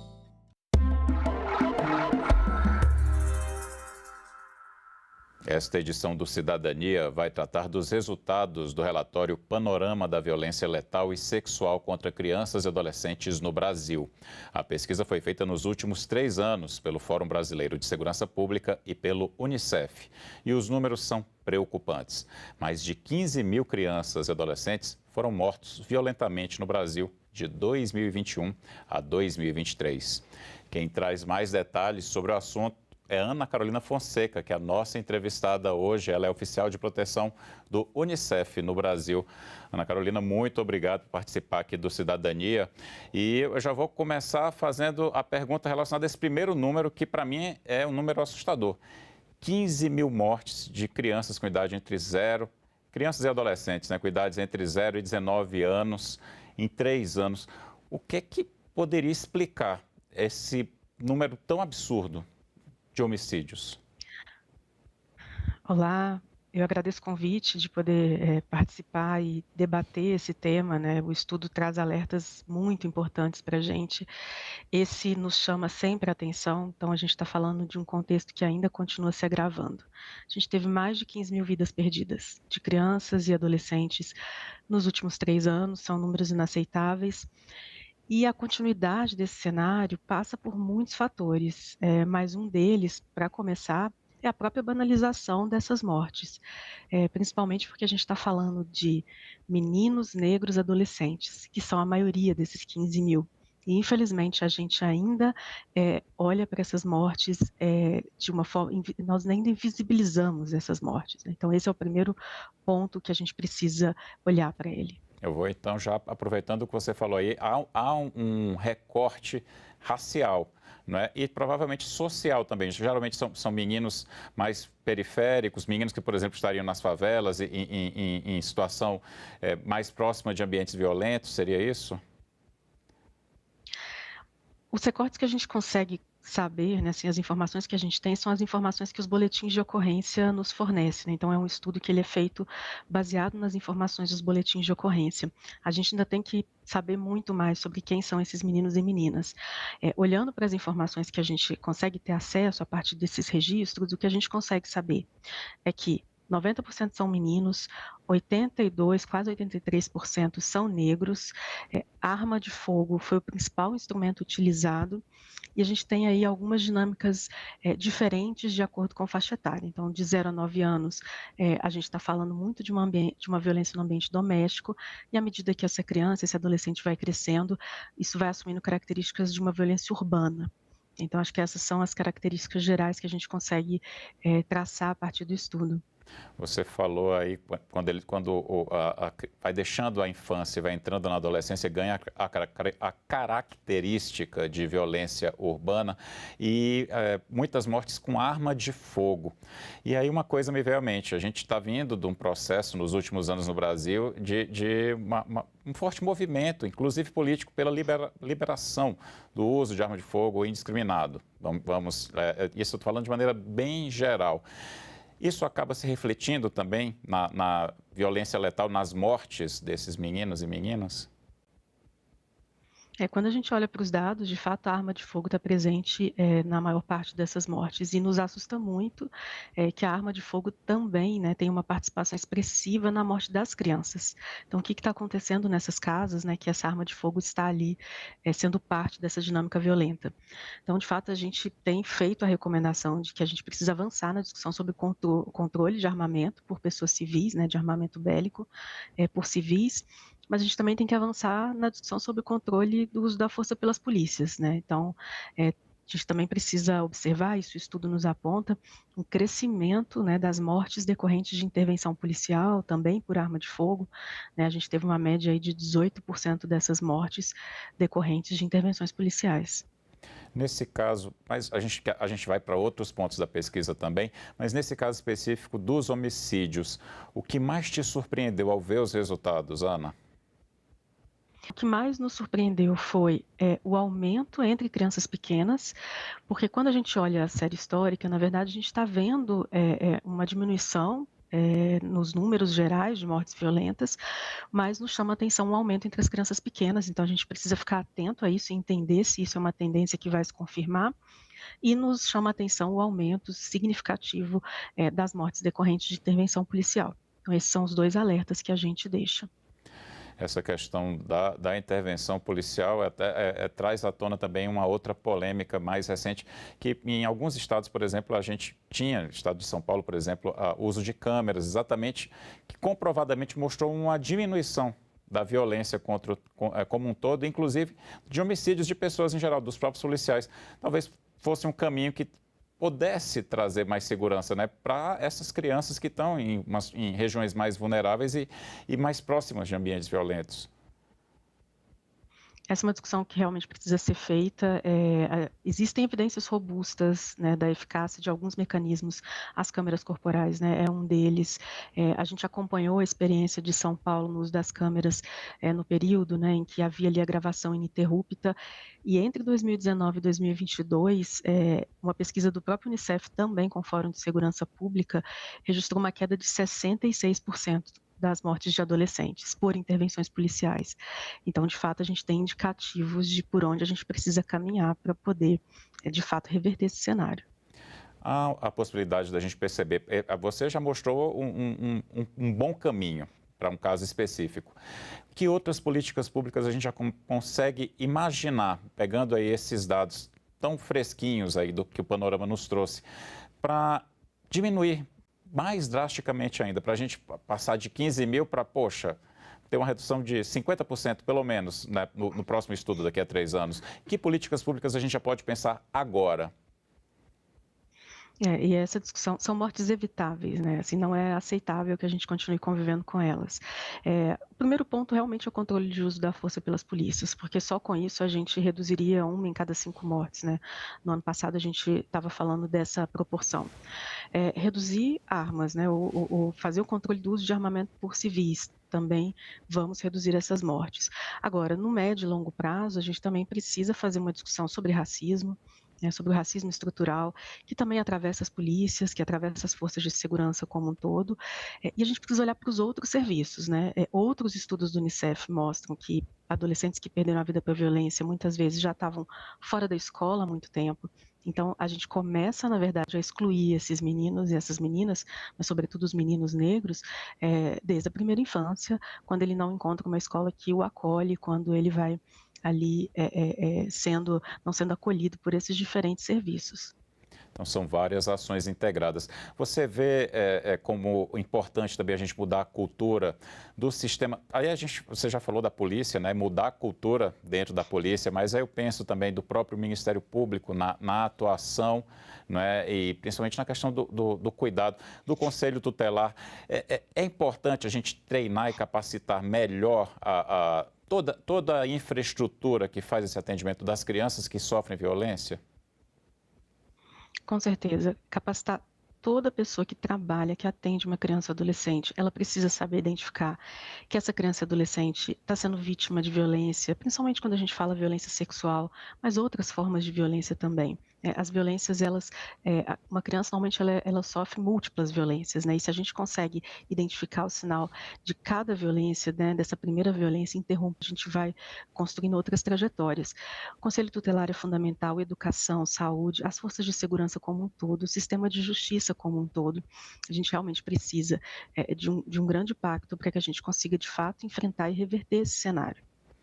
Ana, eu vou passar para outro ponto da pesquisa que para mim, assustou ainda mais. Essa a minha visão como jornalista, como alguém que acompanha o noticiário, que são os dados referentes ao estupro de crianças e adolescentes. Em 2021, o número era cerca de 46 mil e saltou para cerca de 64 mil casos notificados. O que provoca um salto absurdo desses?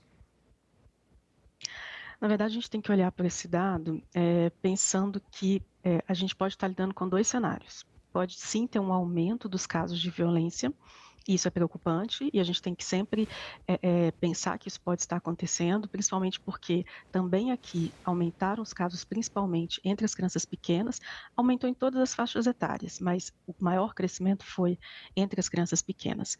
Mas a gente também pode estar lidando com uma maior notificação. Isso, de alguma forma, é um sinal positivo, né? A gente tem investido no Unicef, mas várias organizações, na capacitação dos profissionais da assistência social, da saúde, da educação, do Conselho Tutelar, para que identifiquem, reconheçam que isso é uma violência e que isso precisa ser notificado. Então, a gente quer confiar também de que a gente tem um sistema de proteção que está mais alerta, mais engajado na identificação e na notificação desses casos. Agora, se esse dado nos assusta, infelizmente o problema é muito maior, né? A gente tem uma subnotificação muito expressiva da violência sexual. É que no Brasil existe ainda essa cultura do silêncio e no caso de criança e adolescente ainda existe uma culpa atrelada também quando ela sofre uma violência. Porque é uma violência, né? O abuso sexual, o estupro, ele é uma violência. E a criança muitas vezes não tem nem a noção do que está sendo feito. Aí agora me veio à mente, de acordo com o que você me falou aqui, a importância, por exemplo, da educação sexual nas escolas. Talvez isso ajudasse a resolver a questão da subnotificação, por exemplo. O que é que você pensa a respeito? A educação concordo plenamente. A educação sexual nas escolas ela é fundamental. A criança, desde pequena, ela tem o direito de aprender sobre o seu corpo, sobre limites, sobre o que não é um toque adequado, o que ela faz quando isso acontece, né? Aprender que alguém pedir um segredo, isso não é certo. À medida que ela vai crescendo, aprender, principalmente as meninas, né? Encontrar na escola um espaço que diga para elas que o corpo dela não é um objeto, né, que ela tem o direito de ser respeitada. Então, a gente precisa, de fato, trabalhar dessa forma, porque por mais que a gente prepare os serviços para identificar um sinal, para poder fazer essa denúncia, mas quanto mais a própria criança e adolescente, né, souber que ela tem o direito de pedir essa ajuda, com certeza a gente vai conseguir interromper muito mais ciclos de violência. Ana, tem um recorte de gênero do estupro?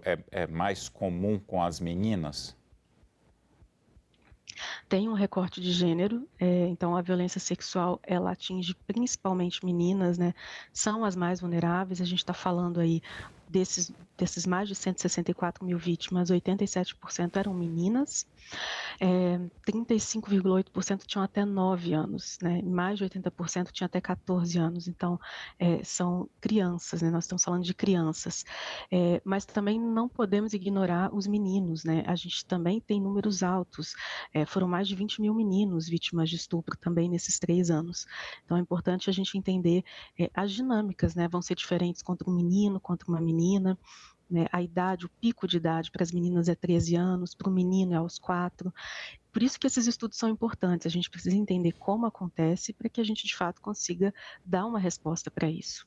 E aí eu já vou te perguntar, é possível a gente pensar em uma resposta a curto e a médio prazo que possa fazer com que esses números se reduzam e também que acabe com a subnotificação? Estou te fazendo várias perguntas numa só, mas você pode ir respondendo aos poucos, tá?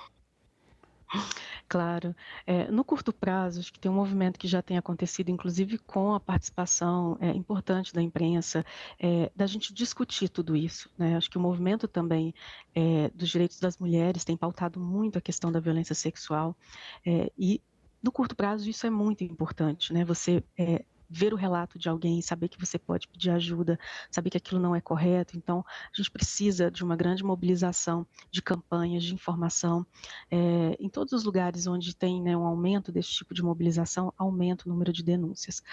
Agora, a gente não quer que isso aconteça, né? Então, a gente precisa realmente de ter assistência social, por exemplo, discutindo vínculos familiares, a gente precisa da educação também, trazendo a família para mais próximo, a gente precisa discutir os padrões de socialização, né, que vão associando o menino a um comportamento violento, né, e a menina, né, a ser ali o objeto, né, objetificada nessa relação com os homens. Então, no médio prazo, a gente precisa realmente fazer uma mudança radical, eu diria, na forma como a gente tem socializado meninos e meninas na nossa sociedade.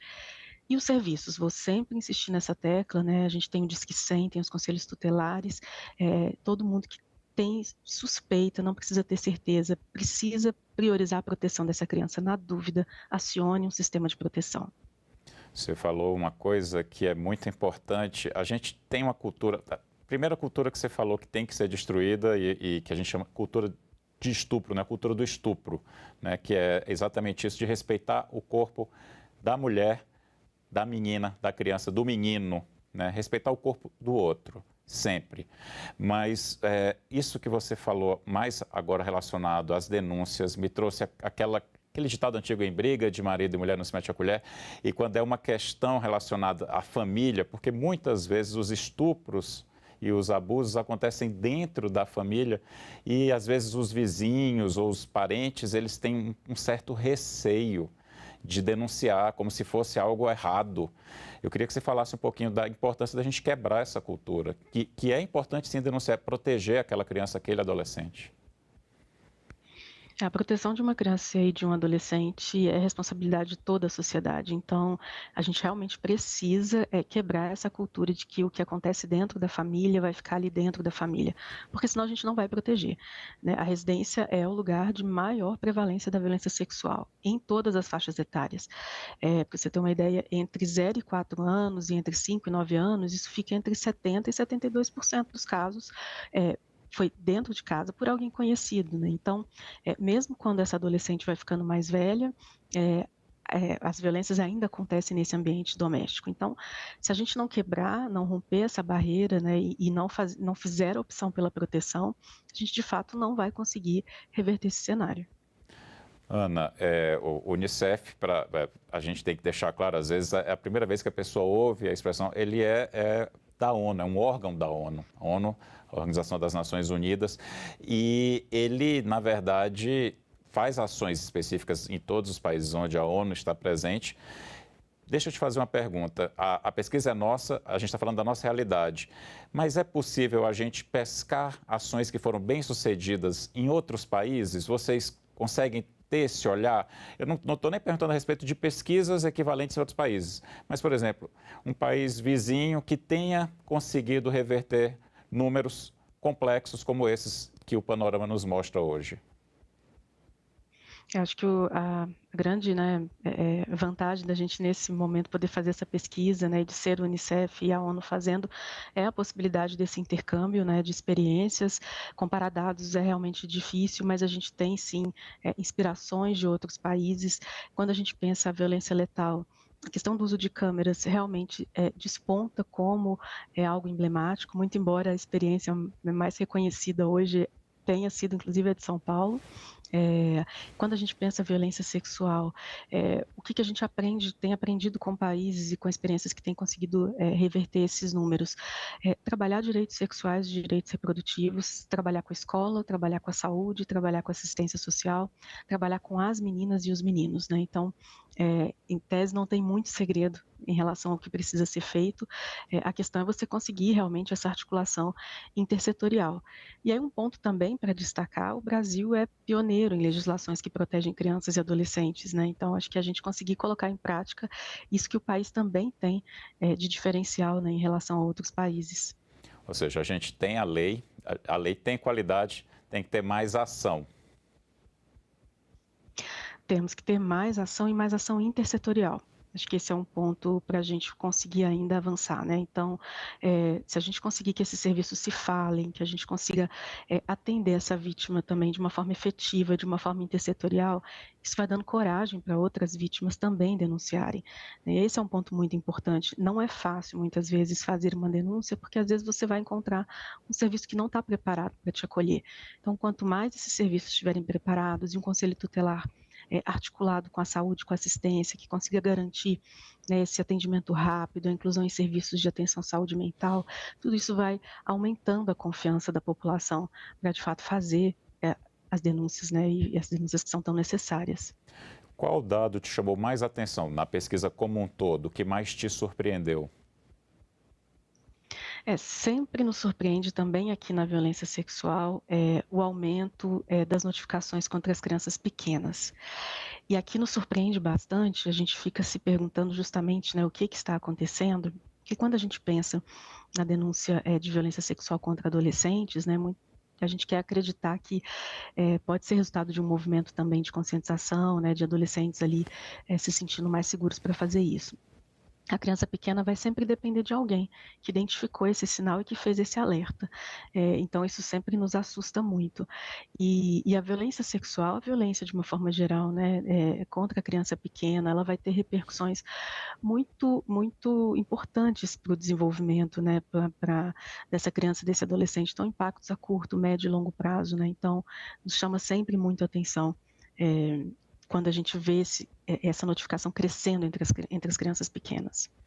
Nesse ponto, a gente tem até que trazer também, a gente está pensando muito em como diminuir os números para que não tenha que chegar no sistema de segurança pública, né, que a gente não tenha tantas notificações. Mas agora você me trouxe, e quando você falou crianças pequenas, eu logo pensei nas redes criminosas de pessoas pedófilas, né, gente que abusa de criancinha para satisfazer pessoas doentes, porque na verdade é isso, é um crime que acontece no mundo inteiro e que nos choca muito quando a gente vê, eu imagino quando você vê uma criança passando por isso. E aí eu queria pegar esse outro lado, você falou, eu fiquei imaginando como você deve ter reagido quando viu principalmente essa grande porcentagem com crianças.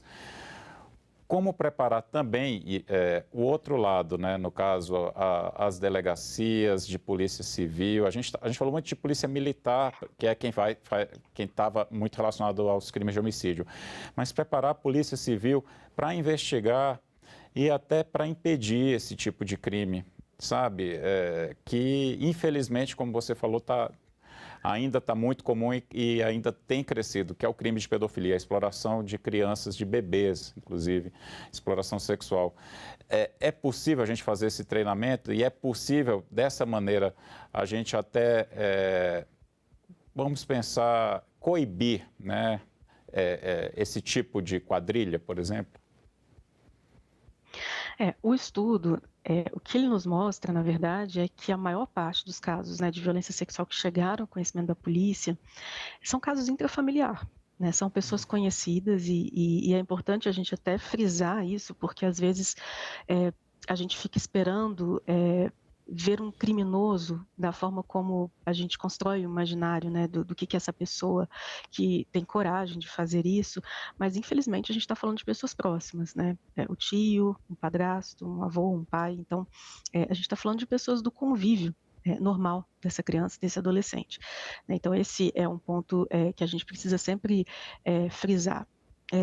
As delegacias realmente precisam estar preparadas até para ter essa sensibilidade de entender o que é uma dinâmica de uma violência intrafamiliar, inclusive entender que não é porque é o pai, um padrasto, alguém que tem um poder em relação a essa criança, que isso é uma violência menor. Não, não é, né? Então é importante que quando esses casos cheguem, eles sejam levados a sério, que o relato de uma criança ou adolescente seja levado a sério, né? Independente do agressor ser alguém da família, e vai ser na maior parte das vezes.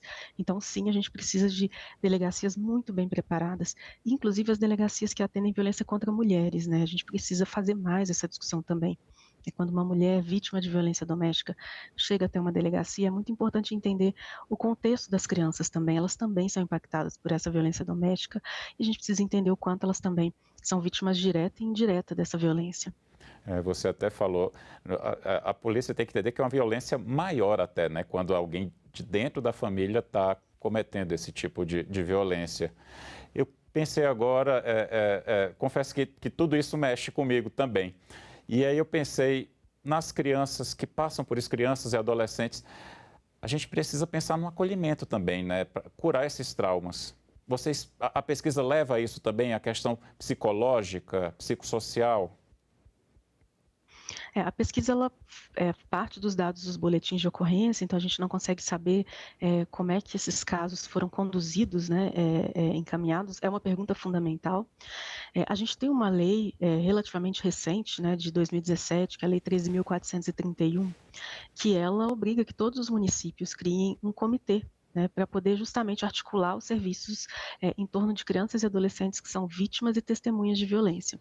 A gente precisa cobrar, né, pela implementação desse comitê, dessa lei, de fluxos em que uma criança vítima de violência sexual, por exemplo, tenha a devida atenção da saúde mental. Ela vai precisar disso, né? A violência ela tem repercussões devastadoras mesmo no desenvolvimento, então é importante que ela seja atendida pela saúde, com agilidade. Se essa violência aconteceu há menos de 72 horas, ela precisa ter acesso a profilaxias, né? Ela precisa depois ter acesso à atenção em saúde mental. Essa família vai ter que ser vista, né? A gente está falando de violências que acontecem dentro da família, então você afasta o agressor. Como é que fica a situação dessa família? Muitas famílias não denunciam por uma dependência econômica, inclusive, do agressor, então a gente precisa da assistência social junto, pensando como é que essa família se reorganiza economicamente. Então são muitos aspectos que precisam ser levados em consideração. Ana Carolina, muito obrigado pela entrevista. Espero daqui a 3 anos te entrevistar de novo, trazendo números melhores, viu? Eu que agradeço, e o importante, a pesquisa é para isso, né? Para a gente pautar, para a gente levantar esse debate realmente. Então, obrigado por esse espaço. Eu agradeço a você também pela audiência. Esta entrevista já está disponível para você rever ou compartilhar em nossa página na internet, senado.leg.br/TV, e em nosso canal no YouTube. Obrigado pela companhia, a gente se vê no próximo Cidadania.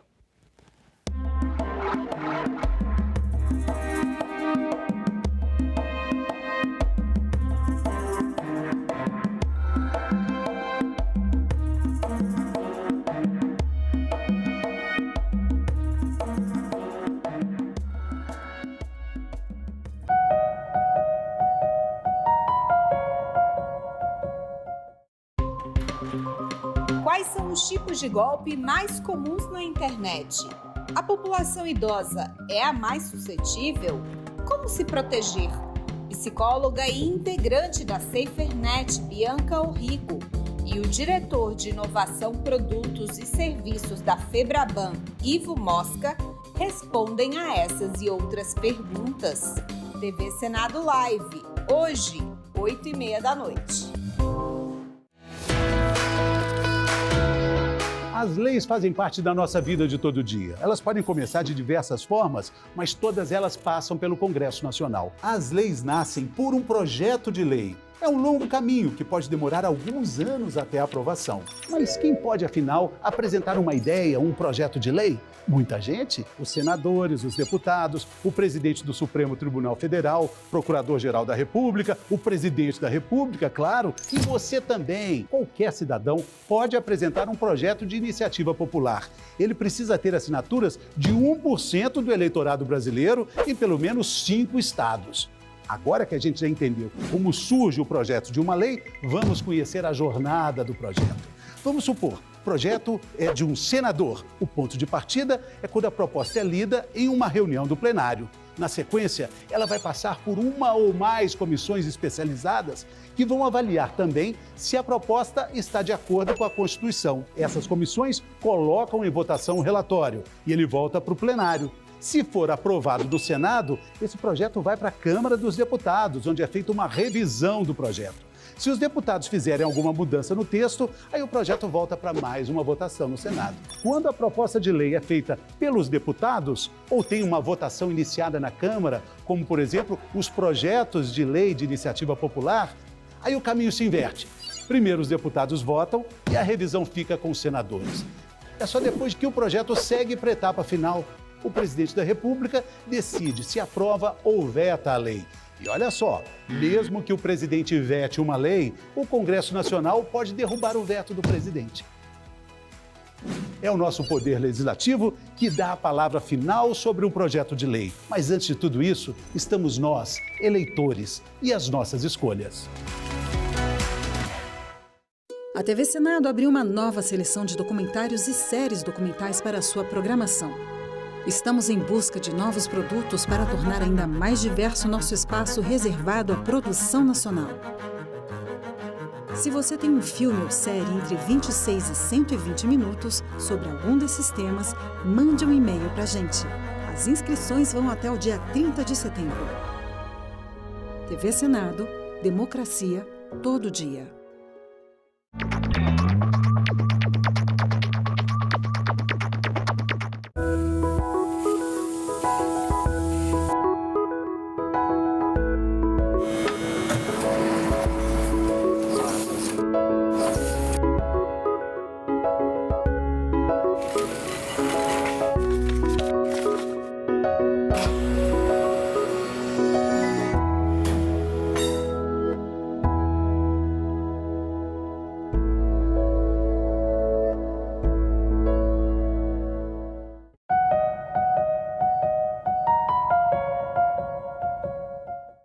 O programa a seguir é livre para todos os públicos.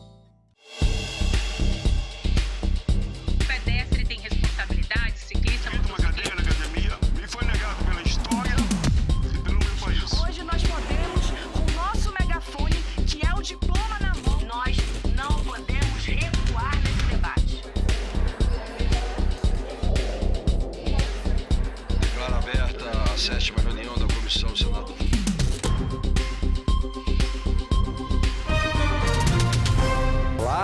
Notebooks, celulares, drones, carros elétricos.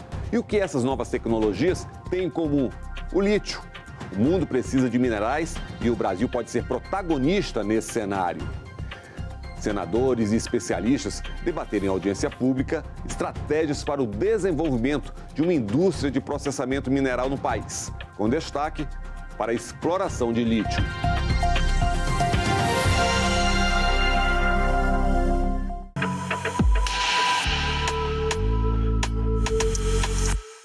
Países e empresas em busca dos minerais críticos, como o lítio, um dos insumos fundamentais para a transição energética. Mas não basta explorar, é preciso pensar em como armazenar e processar esses minerais. O mundo precisa descarbonizar. Descarbonização mundial depende de transição energética. Transição energética depende de bateria. E bateria se faz com minerais. É um conjunto de minerais, senadores. O lítio com o maior destaque, sem dúvida. Não é só uma questão de energia, é uma questão muito substancial de mudança de paradigma de produção no mundo inteiro. E o lítio vai ser necessário para armazenar essa energia. Para se fazer bateria, é preciso ter lítio, é preciso ter níquel e é preciso também ter alumínio e manganês, tá? E para se fazer motores elétricos, é preciso terras raras, tá? Então, esses minerais são considerados hoje críticos pela Agência Internacional de Energia. O valor de mercado de cobre, lítio, níquel, cobalto, elementos de terras raras e grafite juntos mais do que dobrará até 2040, passando dos atuais 325 bilhões de dólares para 770 bilhões. Em 2023, o Brasil exportou mais de 4 bilhões destes minerais, com destaque para a venda de cobre, com 3,4 bilhões. China, Europa, Estados Unidos, alguns mais do que outros, alguns mais acelerados que outros, mas a demanda ela é crescente. O Brasil certamente tem um papel extremamente relevante para o mundo na oferta do lítio, mas também na oferta da grafita das terras raras e do níquel. A boa notícia, o Brasil tem reserva de todos esses chamados minerais críticos e a demanda é maior do que a oferta, ou seja, uma janela de oportunidade para o país. Porém, quem domina as tecnologias de processamento desses minerais é a China. Todo o processamento, ou quase todo o processamento desses minerais hoje é feito na China. Para o Brasil isso é problema nenhum. O Brasil tem e continuará tendo excelentes relações com a China. Mas alguns países do mundo decidiram não mais depender da China e estão buscando outras fontes de fornecimento. Ora, o Brasil tem os minerais, essa indústria de processamento é intensiva em energia, nós temos uma matriz essencialmente limpa, então o Brasil pode e deve ser o lugar que vai abrigar essa indústria de processamento, essa indústria estratégica de processamento desses minerais críticos. Um capítulo que se abre para nós, que é exportar matéria-prima, exige a primeira parte da experiência. Mas o mais importante é trabalhar a matéria-prima e industrializar. Isso que seria o grande objetivo do Brasil. O lítio é essencial na fabricação de baterias para carros elétricos, na de eletrônicos e na indústria farmacêutica. Então, vamos conhecer mais sobre o mercado desse mineral. Chile, Austrália, Argentina e China têm as maiores reservas de lítio no mundo. Já quando se fala em produção, o destaque é para a Austrália, seguido de Chile, China e Argentina. China, Austrália, né? Tem um pouco mais. Aqui para a América do Sul tem o famoso triângulo do lítio, né?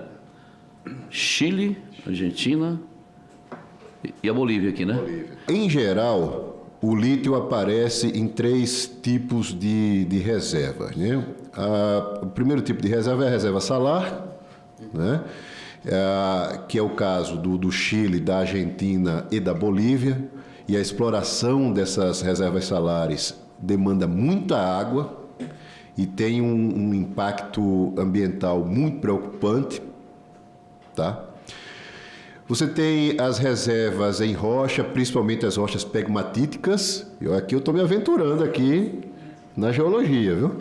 O professor aí do lado. As rochas pegmatíticas, tá? Esse é o caso do Brasil, esse é o caso da Austrália também, tá? E a exploração em rocha pegmatítica tende a ser ambientalmente mais amigável, principalmente se empregado as tecnologias adequadas, como é o caso aqui da Sigma. E há também o lítio em argila, mas não tem havido no mundo muita experiência de exploração de lítio em argila. As reservas mundiais eram pequenas porque a demanda era pequena pelo lítio. Então não fazia sentido, ninguém está procurando lítio, não tem quem compre. Né? Basicamente, a demanda por lítio era para as graxas, era para cerâmica, era não sei se principalmente, mas também para medicamentos. Portanto, medicamento.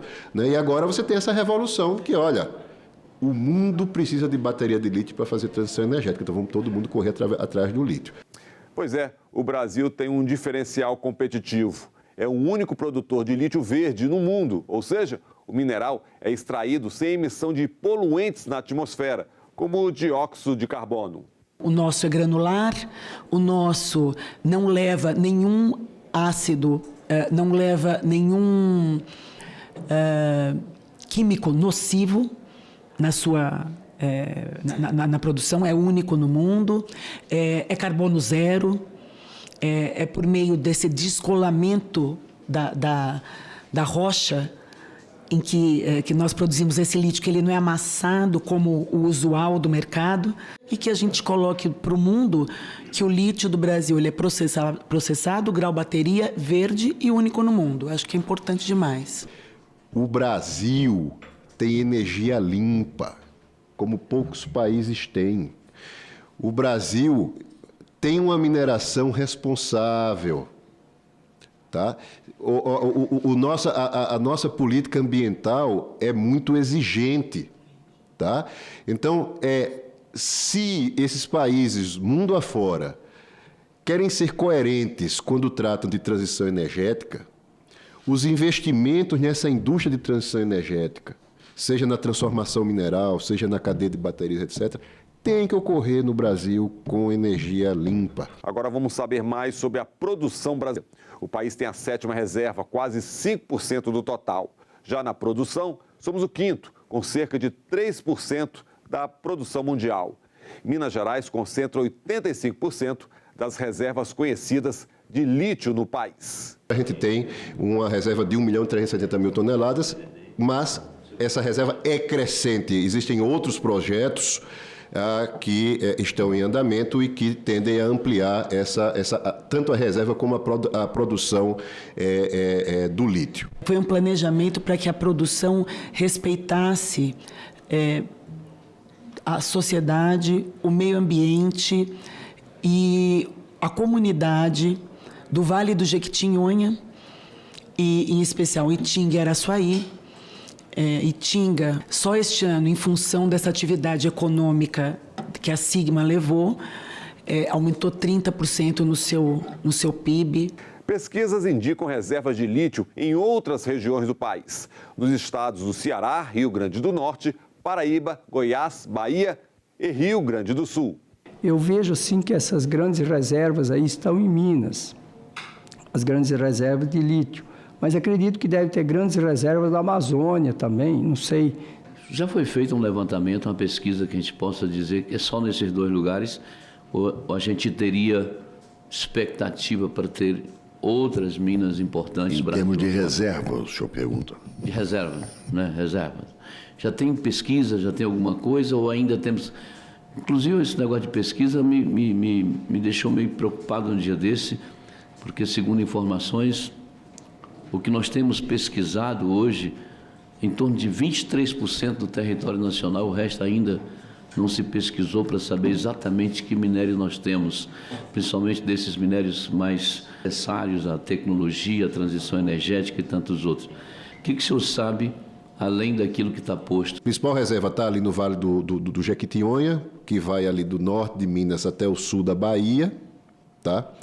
Há reservas em exploração pela companhia AMG, no sul de Minas Gerais, na região de São João del Rei. E há outras empresas procurando o lítio em Minas, na Bahia.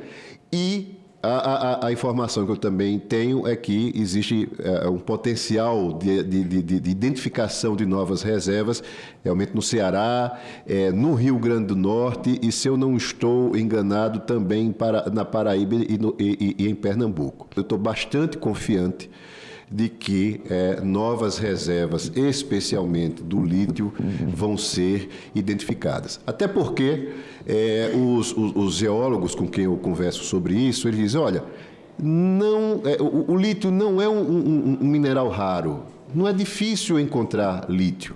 Como já foi dito lá atrás, o Brasil tem potencial competitivo com recursos minerais abundantes e produz um lítio único, de qualidade. Mas o país precisa dar um salto tecnológico e superar a condição de mero exportador de matéria-prima. Exportar matéria-prima e depois comprar produto acabado. Isso é triste para a gente. Por exemplo, nós somos o país do agronegócio e dependemos, o NPK todinho, praticamente a gente tem que importar. Isso é uma doença que precisa ser curada na mente dos governantes brasileiros, né? Que a gente não faça a mesma coisa com o lítio, que por mais que a gente crie uma política, não precisa do governo explorar, talvez explorando, construir uma política que possa fazer com que isso aconteça, se agregue valor. O que eu vejo o grande problema é dentro da industrialização de tudo no Brasil, nós somos o país que mais tem potencial de gerar energia no mundo. Nós temos a energia hidráulica, a água, nós temos energia solar, energia eólica. Nós éramos para ter a maior indústria de alumínio do mundo, era para ser nossa. As maiores indústrias de industrialização de alumínio era para estar no Brasil, não estão. Então, nós somos produtores, mas não comandamos. Para que a gente saia de um país produtor de commodities, né, e de fato agregue valor aos bens minerais, é essencial o investimento em pesquisa, desenvolvimento e inovação. Né, porque a partir do desenvolvimento de novas tecnologias, de novas rotas tecnológicas, a gente vai conseguir agregar valor a esse bem mineral e chegar a produtos com maior valor agregado e maior competitividade para a indústria mineral brasileira, né? Precisamos dar o salto tecnológico, enfim. O Brasil está com a faca e o queijo na mão para se tornar uma alternativa para o mundo como fornecedor desses insumos na cadeia de baterias. E essa etapa da cadeia é uma etapa que agrega muito valor, que gera muito emprego e que demanda desenvolvimento tecnológico. O mercado internacional está em busca de oportunidade de investimento, tanto na produção mineral quanto na transformação mineral.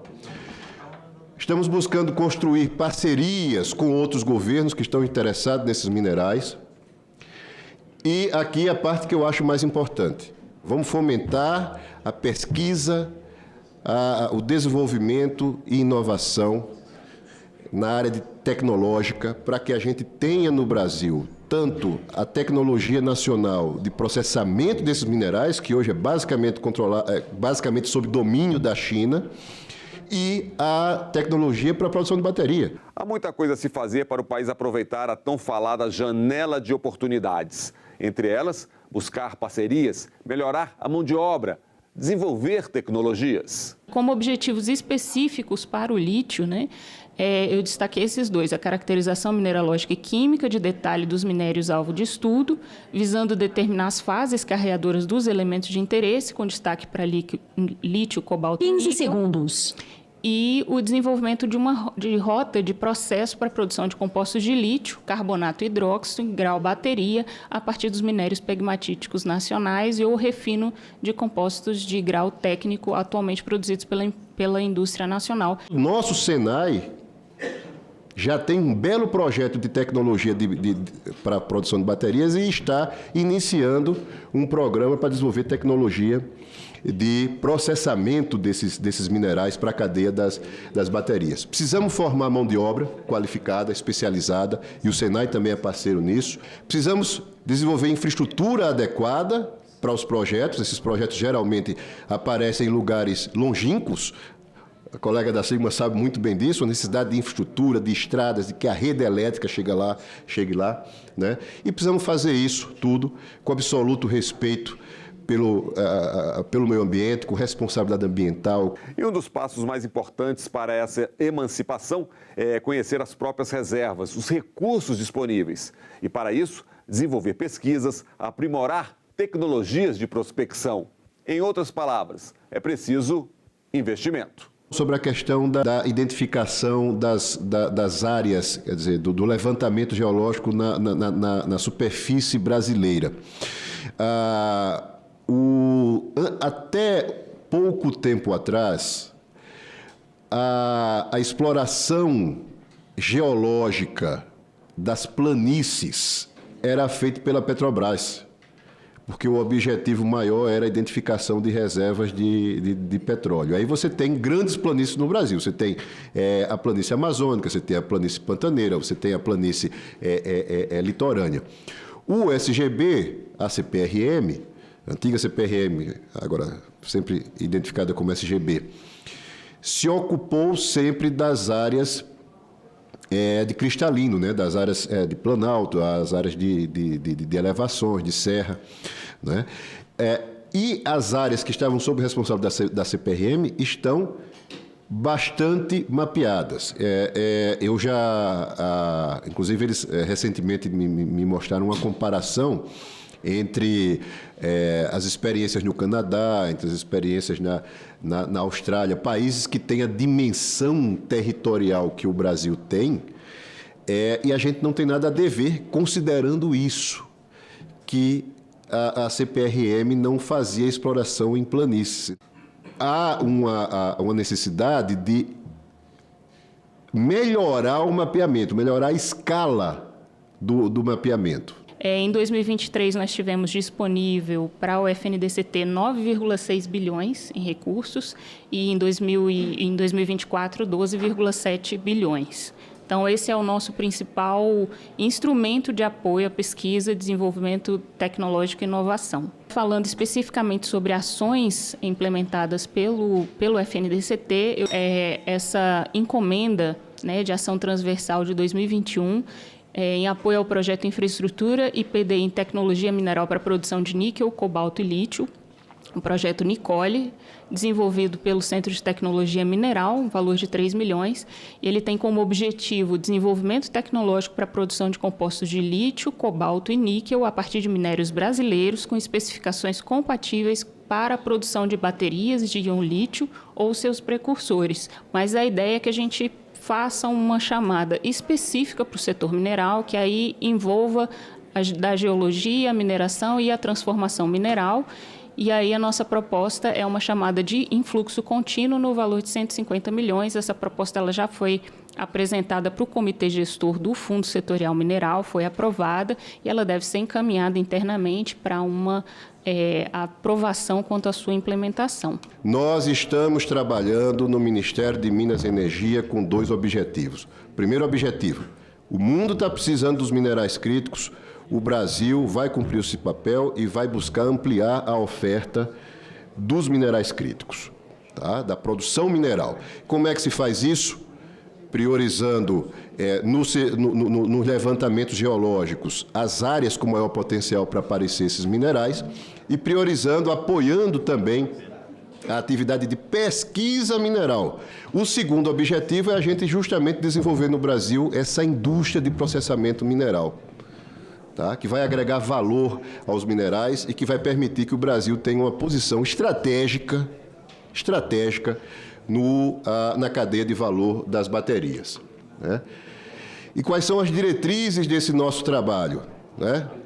Priorizar os processos na ANM, no Ministério de Minas e Energia, de autorização de pesquisa mineral e licenciamento de lavra desses minerais, que a gente considera estratégico. O mundo considera crítico porque está faltando para o mundo. Para o Brasil não falta o mineral, por isso que ele é estratégico. Economia de baixo carbono, novas tecnologias, uma nova política industrial. E o Brasil tem os recursos minerais. É preciso avançar. Então, eu quero terminar minhas palavras e dizer o seguinte: nós precisamos trabalhar a favor do nosso Brasil. Isso é independente de sigla partidária, independente de quem é o governo, se é governo A, B ou C, esquerda, centro, direita. Nós não temos que preocupar, nós precisamos se preocupar com o futuro do nosso país. Então, é tanta coisa assim que a gente podia... Nós temos capacidade de avançar, esse país é tão rico, esse país é produtor de sul a norte, tem minério em quase todos os estados da federação, um tipo ou outro. O que a gente tem exportado de minério de ferro, né? Pedra bruta, sem agregar valor a nada, se ficasse pelo menos um pequeno percentual, meu presidente, que fosse explorado aqui, o Pará era uma segunda São Paulo em desenvolvimento, em qualidade de vida, em tudo. Isso parece assim, uma coisa desumana e uma falta de amor pelo próprio território, pela nossa própria terra.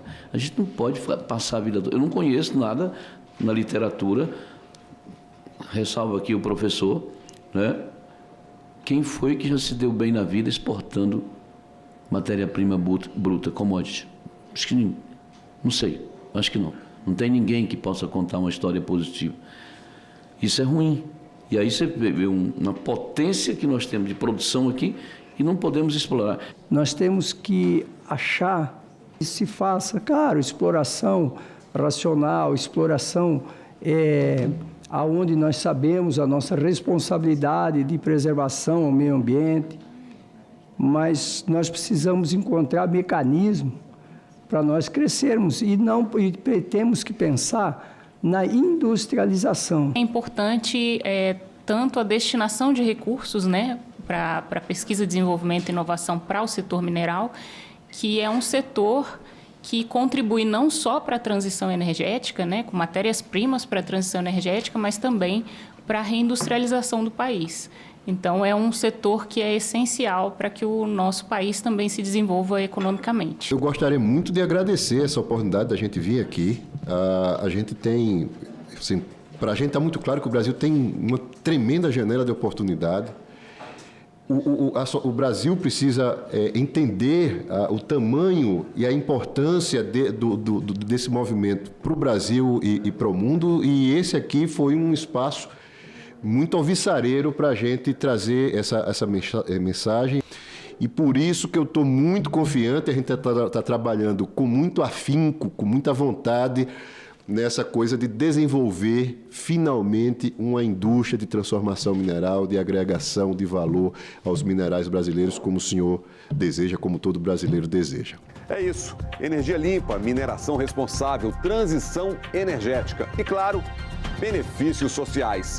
O Em Discussão fica por aqui. Até o nosso próximo programa.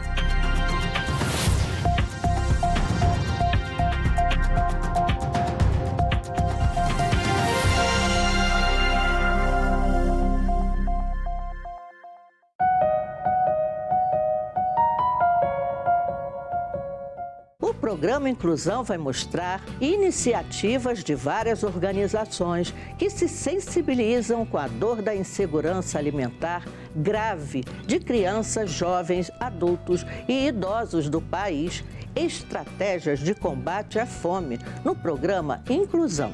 Inclusão, sábado, 8h da manhã, aqui na TV Senado.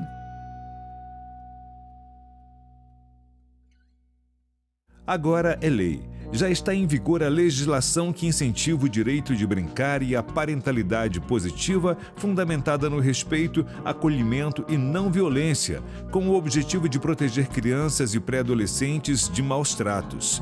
A lei determina ao Estado, à família e à sociedade que promovam o apoio emocional, a supervisão e a educação não violenta às crianças de até 12 anos de idade. O Senado votou, agora é lei. A TV Senado abriu uma nova seleção de documentários e séries documentais para a sua programação. Estamos em busca de novos produtos para tornar ainda mais diverso nosso espaço reservado à produção nacional.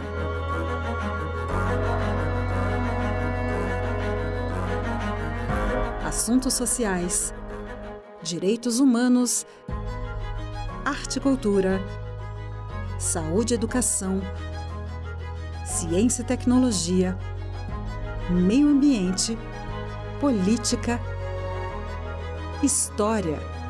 São alguns dos temas para essa seleção. Se você tem um filme ou série entre 26 e 120 minutos sobre algum desses temas, mande um e-mail para a gente. As inscrições vão até o dia 30 de setembro. TV Senado, democracia todo dia. De temperaturas altas, baixa precipitação e um processo intenso de evapotranspiração cria um ciclo vicioso em que, a cada ano, nós estamos vendo o Pantanal perdendo volume de água e os rios da Amazônia não conseguindo alcançar a sua cota de cheia. E aí sim, entra uma combinação perversa de desmatamento, mudança do clima, El Ninho, Laninha e atividade criminosa de atear fogo na floresta.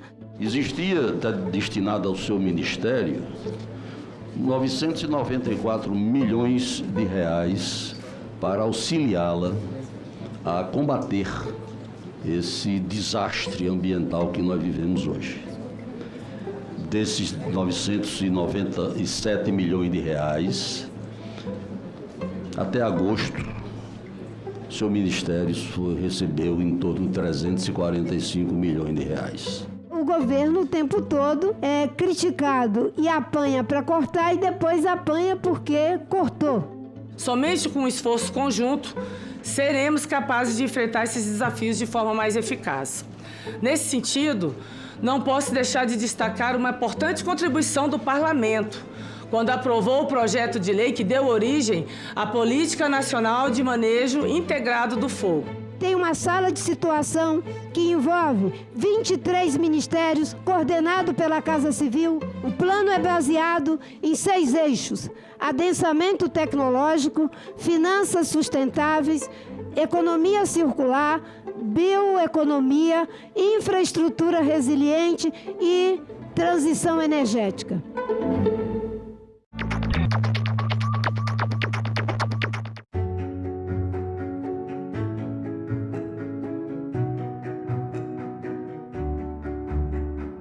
Queremos proclamar a nossa abolição.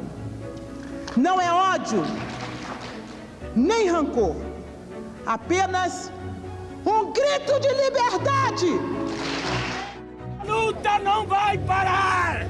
Os exploradores do negro não vão ter descanso enquanto toda a nossa nação negro-africana não for definitivamente livre.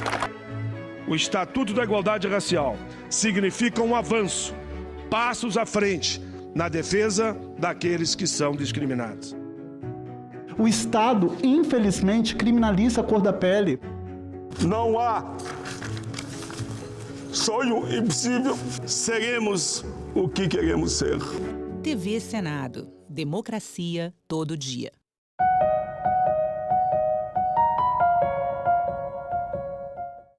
O programa a seguir é livre para todos os públicos.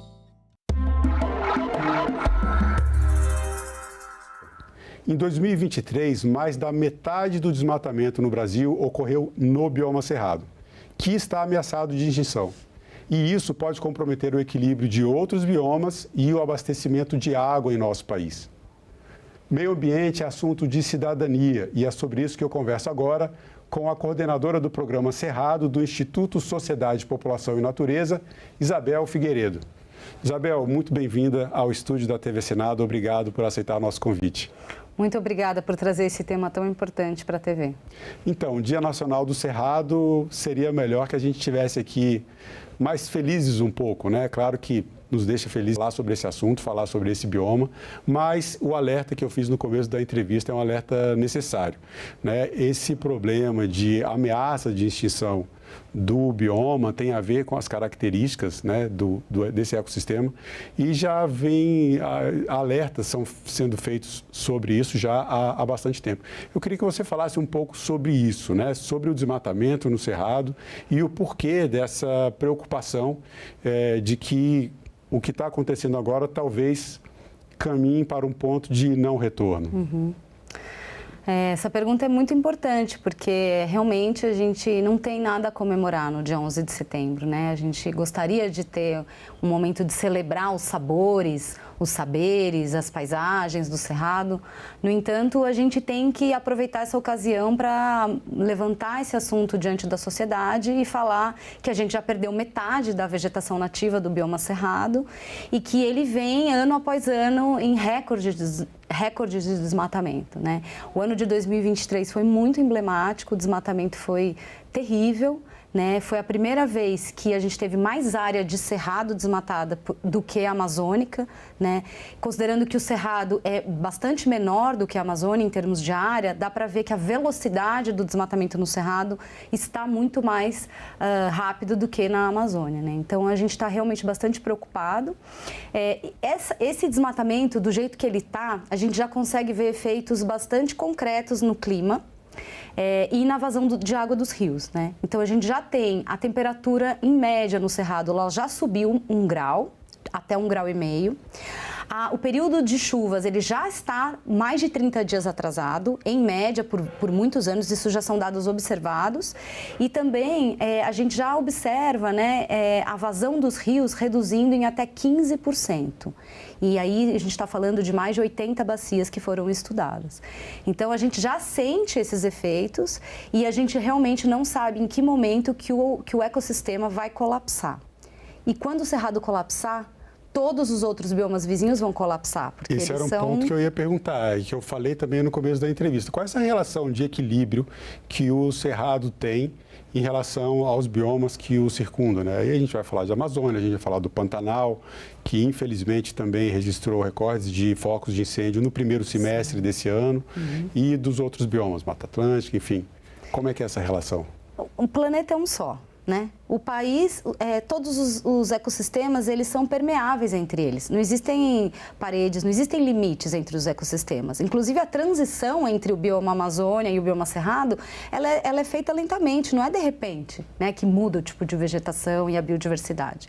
Então, há uma comunicação entre os biomas e há um fluxo genético, há um fluxo atmosférico e há um fluxo de águas, né? Então, a chuva que sai da Amazônia, ela chove aqui no Cerrado, ela chove na Mata Atlântica. A água, então, infiltrada no Cerrado, ela alimenta as camadas profundas do solo e a água que nasce no Cerrado, ela verte 360 graus. Então, as águas que nascem no Cerrado, elas alimentam, elas contribuem com uma porcentagem importante de várias bacias hidrográficas, como Araguaia, Tocantins, São Francisco, Paraná, e o Pantanal. O Pantanal depende 100% da água que vem do Cerrado. Então, quando a gente fala precisa conservar o Pantanal, vamos melhorar a situação do Pantanal, vamos reduzir as queimadas no Pantanal, isso significa vamos conservar o Cerrado que está no entorno do Pantanal, porque o Cerrado no entorno do Pantanal está muito degradado. Então, está descendo menos água para o Pantanal. Com todas as mudanças do clima, levando ainda essa situação, o Pantanal fica mais seco, muito mais suscetível a queimadas, né? Então, são processos sistêmicos e integrados e que não tem como isolar, não vou proteger a Amazônia e vou detonar o Cerrado. Mas você vai estar detonando a Amazônia também, né? Então, as bacias hidrográficas nascem no Cerrado, por isso o nome berço das águas. Agora, tem uma característica bem importante, você está falando dos ciclos hidrológicos, né, dessas chuvas que vêm da Amazônia, chamados também de rios voadores, e essa chuva cai no Cerrado. O Cerrado tem uma expressão para definir esse bioma que é bem interessante, que é mais comum entre os estudiosos, os pesquisadores do bioma, que é floresta invertida. Explica para a gente por que o Cerrado é chamado de floresta invertida. É muito interessante isso e dá uma imagem, um imaginário muito gostoso para a gente. Imaginar que o que você enxerga fora, você pode imaginar que tem o dobro para baixo, às vezes até mais, né? Então, em alguns momentos, você vê num corte de barranco, assim, você vê uma plantinha pequenininha, uma batata de raiz enorme embaixo dela, né? Então, o Cerrado, ele tem essa característica, é o bioma mais antigo, né, do nosso país e um dos mais antigos do mundo. Então, ele se desenvolveu nessa relação com o fogo e nessa relação climática de sazonalidade muito marcada. Então, as plantas do Cerrado, elas desenvolveram uma série de adaptações a essa situação do solo muito ácido, do clima muito sazonal e da presença do fogo, que desenvolveu-se uma quantidade, né, de biomassa subterrânea muito grande. E os solos do Cerrado são profundos, né? Grande parte dos solos do Cerrado são muito profundos. Então, as raízes, elas vão até, às vezes, 25, 30 metros metros de profundidade, até mais. E essa característica do cerrado que o confere essa propriedade de armazenamento de água e de bombeamento de água. Então, a gente está chamando agora o cerrado como o coração das águas. O cerrado, ele bombeia, né, nos seus ciclos sucessivos de chuva e seca, ele vai bombeando água para os outros ecossistemas. E aqui no cerrado, a gente tem esses aquíferos tão importantes, como o bambuí, o urucuia e o guarani também, ele ocupa um pouquinho da área do cerrado, né? E quando a vegetação de cerrado ela é substituída por monoculturas, essa permeabilidade do solo, essa propriedade que o solo tem de drenar a água e abastecer o lençol freático e os aquíferos, sofre alguma modificação? Completamente. Né? No momento que você arranca as árvores do cerrado, corta as árvores do cerrado e substitui ou por gramíneas ou por um monocultivo de soja, você já muda completamente toda a temperatura e o microclima daquela região. Então, se você soma várias áreas de desmatamento numa determinada região, isso vai se avolumando, né? O que acontece também? A gente perde, então, essas raízes profundas, porque as espécies de cultivo anuais ou perenes, elas ocupam uma camada mais superficial do solo, então a água ela vai ter menos ajuda das raízes nessa penetração e a gente começa a usar maquinário pesado. Você já viu o tamanho das colheitadeiras de algodão, por exemplo? São máquinas imensas e elas passam ano a ano naquele solo, né? Então passam uma série de máquinas e isso vai compactando o solo. Então, o solo, além dele estar menos protegido pela vegetação nativa, então o impacto até das gotas de água não é sentido. Com o maquinário, ele fica mais compactado, a gente perde muito essa capacidade de infiltrar. O que acontece com a água que chove? Ela vai escorrer, ela vai ser lixiviada. Quando ela é lixiviada, a gente tem, nesse momento, o solo sendo levado. Além da gente levar solo produtivo e que é matéria orgânica, né, que é inclusive um serviço ambiental muito importante, né, o solo fértil, a gente vai enchendo a calha dos rios com essa terra. Então, a capacidade de armazenamento dos rios fica prejudicada. E no caso da área está sendo manejada com uma lavoura uma lavoura intensiva, que tem muitos agrotóxicos e adubo, esses materiais também são carreados e levados para os cursos d'água, contaminando as águas que vão descer e vão abastecer as cidades para baixo, as comunidades para baixo. Em 2021, a ONU declarou a década de 2021 a 2030 como a década da restauração dos ecossistemas. Uhum. Dentro de um contexto em que a gente tem modificação do solo para o uso de agricultura e para outros usos, o que você tem a dizer sobre a possibilidade de restauração ou as possibilidades de restauração do bioma cerrado? Essas características que você comentou de um bioma que levou milhões de anos para chegar à configuração que tem, de um processo de adaptação, favorecem processos de restauração do bioma ou dificultam? Olha, eu acho que as duas coisas, né? No Cerrado a gente tem uma diversidade de ecossistemas muito grande. Então, às vezes em 1 hectare você pode ter uma floresta, um campo e uma savana. Né? A variação da vegetação, ela se dá com a variação da topografia e do tipo de solo muito rapidamente. Então, isso é um fator que complexifica a restauração, porque você tem que pesquisar o que tinha lá antes. Qual era a vegetação? Porque se for uma floresta, a restauração vai ser feita com mudas e com espécies florestais, espécies arbóreas, né? Como copaíba, almécega, pindaíba do brejo, etc. Se você tem uma savana, você tem que ter o extrato graminoso, que é essa que a gente enxerga, né? As gramíneas do cerrado, que a gente chama de capim agreste, e as árvores. Se for um campo, é só gramínea e umas outras plantinhas, como as sempre-vivas e ervas, arbustos bem pequenininhos. Então, o primeiro dificultador está aí, que você tem que investigar para trás o que era e aí fazer um tipo de restauração específica para aquele ecossistema. Por outro lado, as espécies são muito resilientes. Então, você pode encontrar um pasto que pode ser considerado um pasto degradado por alguns, mas, ao meu olhar, é um cerrado em regeneração. Um cerrado em restauração, né? Restauração natural, regeneração natural. Então, as plantas também, como elas são muito resilientes, pode passar fogo, correntão, trator, que elas vão brotar. Isso também por causa da biomassa que tem subterrânea, isso ajuda também nesses processos de autorrecuperação do bioma? Sem dúvida, elas guardam reservas nas raízes, né? Então, essa planta ela pode estar com cara de morta, mas ela está viva. O propágulo, que é a raiz, ela está viva. E aí você corta esse propágulo, ele responde, né? Agora, é importantíssimo dizer que o esforço para restaurar, ele é gigantesco. Então, no momento que a gente gasta aí uns, sei lá, quantos R$1.000 para... Eu não tenho essa informação, mas no momento que a gente está investindo muito tempo e dinheiro para restaurar 1 hectare, nesse mesmo tempo, a gente está vendo desmatamento de 10, 15, 20 mil hectares. Então, assim, o primeiro passo é parar de desmatar. A gente precisa parar de desmatar o cerrado urgente. E aí seguir a restauração. Inclusive, a restauração é uma cadeia produtiva, é uma forma de gerar renda para as comunidades locais, né? No entanto, ela não vai substituir essa primeira ação fundamental, que é parar de desmatar. Já que a gente falou nessa capacidade de resiliência do bioma, nessa capacidade de se recuperar pelas suas próprias reservas, pelas suas próprias características, né?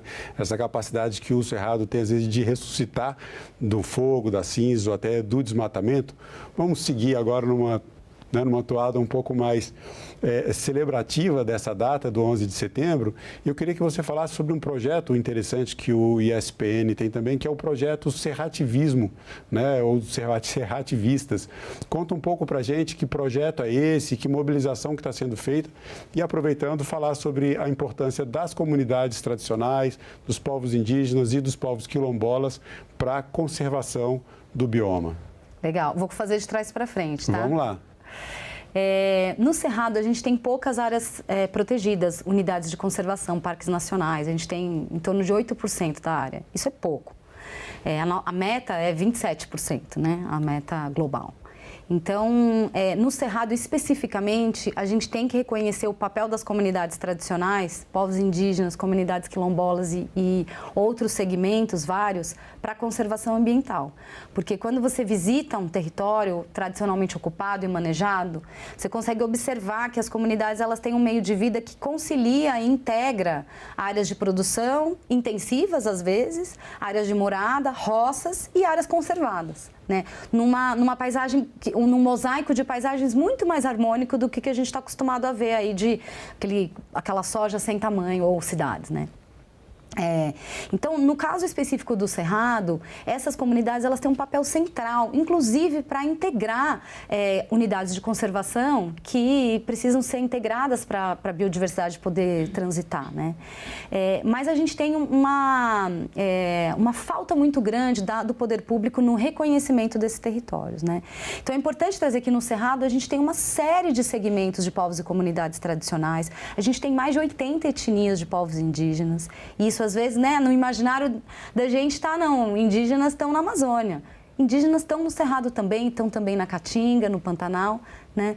E temos no Cerrado, então, quilombolas, quebradeiras de coco-babaçu, comunidade de fundo e fecho de pasto, geraizeiros, torronzeiros, veredeiros e veredeiras, né?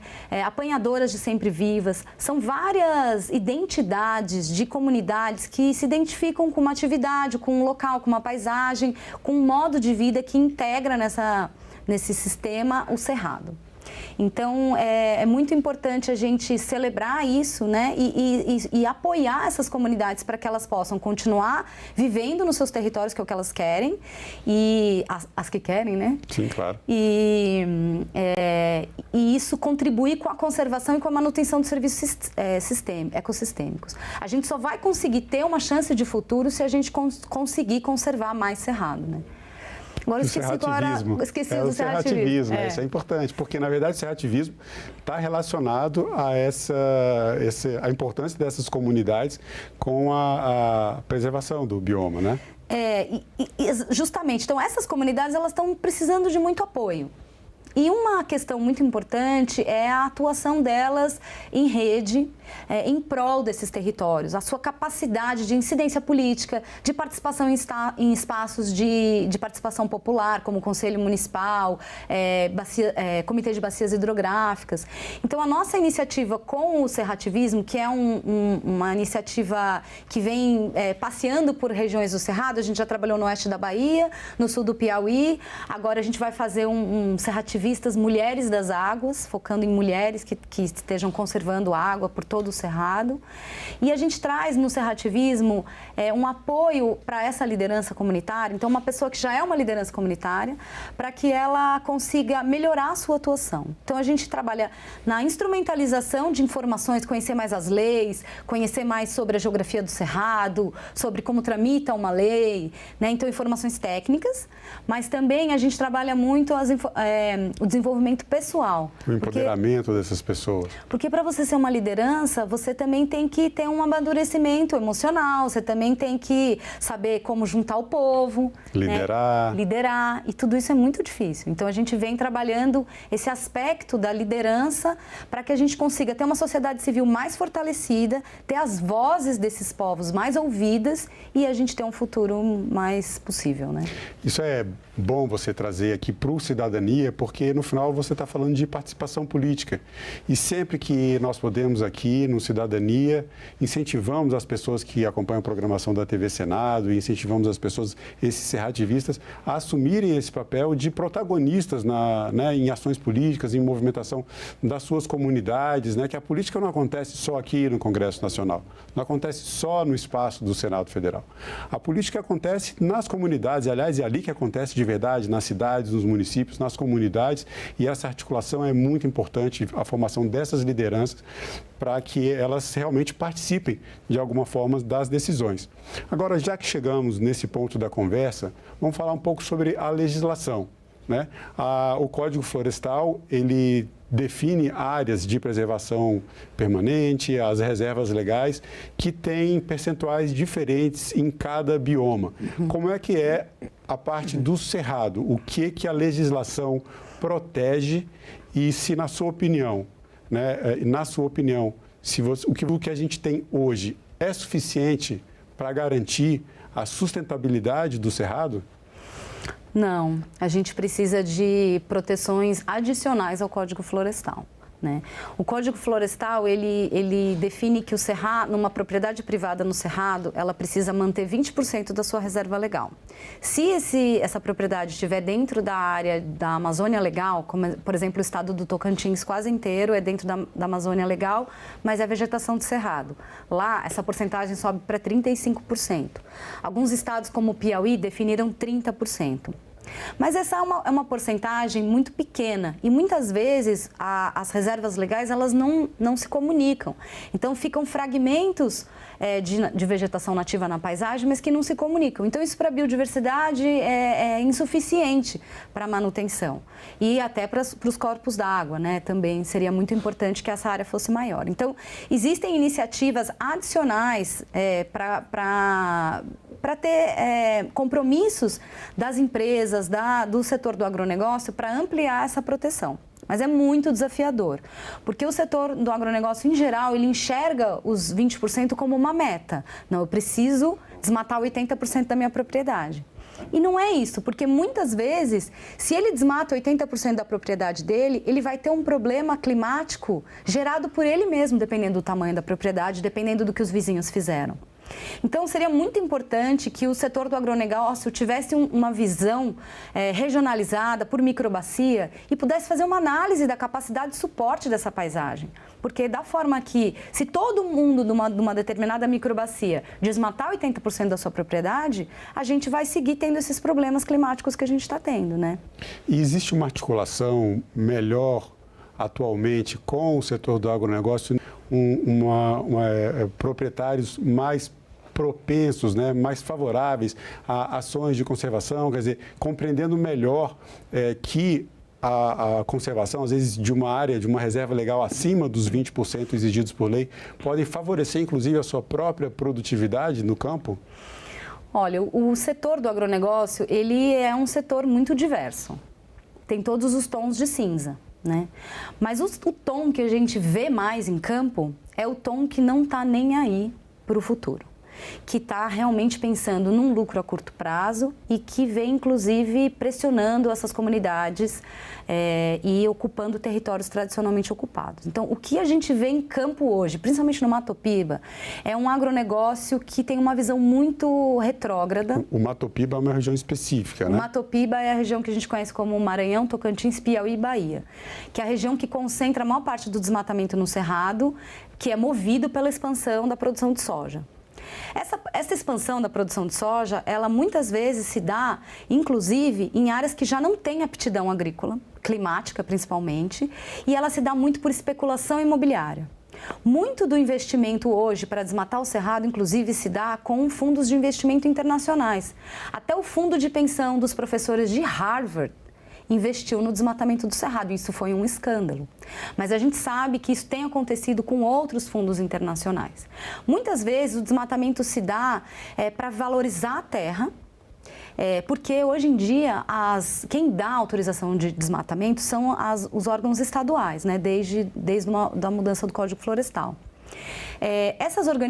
Esses organismos dos estados, né, esses órgãos dos estados, eles têm facilitado muito o processo de desmatamento. Então, em alguns estados, é praticamente por adesão. Você informa e a autorização sai. Então, muitas empresas têm comprado terra, pego a autorização de desmatamento, autorização de outorga para utilizar água do subsolo para irrigação, o preço da terra sobe e vende. Então, isso é um negócio super rentável. Mas a gente está tendo uma visão muito turva do nosso poder público, do nosso Estado, de deixar isso acontecer. Porque para o curto prazo pode ser um ótimo negócio, mas logo ali na frente vai ser um péssimo negócio para todos nós.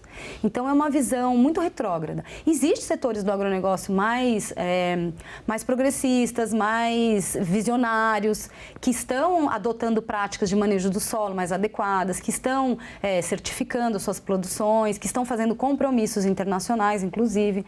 Mas a maior parte do que a gente vê em campo é um agronegócio que é movido pela grilagem de terras, pela descumprimento da legislação ambiental, corrupção, inclusive também muita violência em campo, é o que a gente tem visto por aí.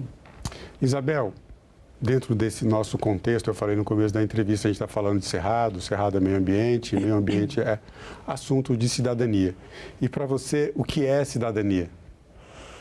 Eu acho que a cidadania é a gente não olhar só para o nosso umbigo, é a gente conseguir ter um olhar coletivo, um olhar para o próximo, para aquele que está vivendo uma vida mais difícil do que a tua, que tem uma condição menor, mais complexa, e também para as futuras gerações. Eu acho que cidadania, inclusive, tem muito a ver com o meio ambiente, porque olhar para as futuras gerações é um ato de cidadania.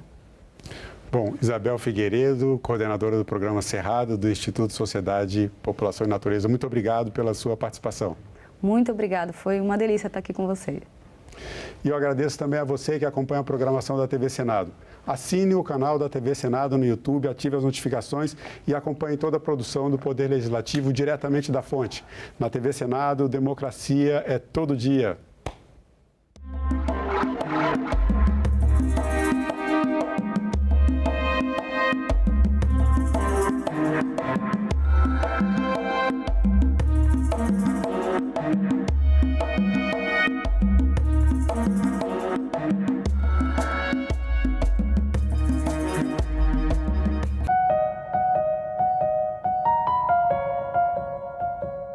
A partir do momento em que a indústria cultural, a cultura de massas, ela foi crescendo, né? O romantismo ele se tornou quase que o neorromantismo, o romantismo vulgar, vulgarizado, banalizado. Ele foi se tornando, ao meu ver, pelo menos, quase que a essência da indústria cultural. Filosofia Pop. Neste sábado, 7h, aqui na TV Senado. Eu sou o filho mais novo de uma família de 3 irmãos. Bom dia, a gente vai trabalhar muito hoje. Minha mãe me teve aos 42 anos. Meu pai foi deputado estadual, era um comerciante, mas depois foi sequelado por um problema de saúde, um AVC. Portanto, ela foi o carro-chefe da nossa família. E eu digo com muita humildade, mas com muito reconhecimento, que ela nos fez gente. Esse nosso espaço aqui de trabalho, ele tem uma presença pernambucana muito grande. Nós temos aqui, por exemplo, a manta do Caboclo de Lança. Isso me foi presenteado pelo prefeito de Nazaré da Mata. Pernambuco é cultura, transpira cultura. Ele fazia da política um espaço de fala, um espaço... Eu estava convivendo desde o início no bastidor da política. Até que o José Jorge ele é chamado mais adiante para voltar a ser secretário de Educação. Trabalhei 2 anos com ele. O tempo passou. O governador eleito, com quem eu não tinha muita aproximação, me convidou para eu ser o secretário dele da área de infraestrutura. Até que meu ex-governador, que me convidou a passar 8 anos seguidos numa área imensa do governo dele, me chamou e me convidou para ser o seu primeiro suplente. Prometo guardar a Constituição Federal e sustentar a união, a integridade e a independência do Brasil. Ele me convida, ele diz, olha, quando eu lhe chamei tinha uma razão de ser. Eu vou me aposentar e quero que você assuma, você está preparado para assumir o mandato de senador da República. É com esse espírito que chego a esta casa, firme nas convicções. Eu fui colocado aqui em áreas que eu conheço. Comissão de Assuntos Econômicos, Comissão de Relações Exteriores e Defesa Nacional, Comissão de Assuntos Sociais, Comissão de Ciência e Tecnologia. E eu tenho muita gratidão aos meus colegas de Senado e de bancada do MDB. Essa é a minha história, que está pela metade, se Deus quiser, porque eu ainda vou viver muito. A TV Senado abriu uma nova seleção de documentários e séries documentais para a sua programação. Estamos em busca de novos produtos para tornar ainda mais diverso nosso espaço reservado à produção nacional.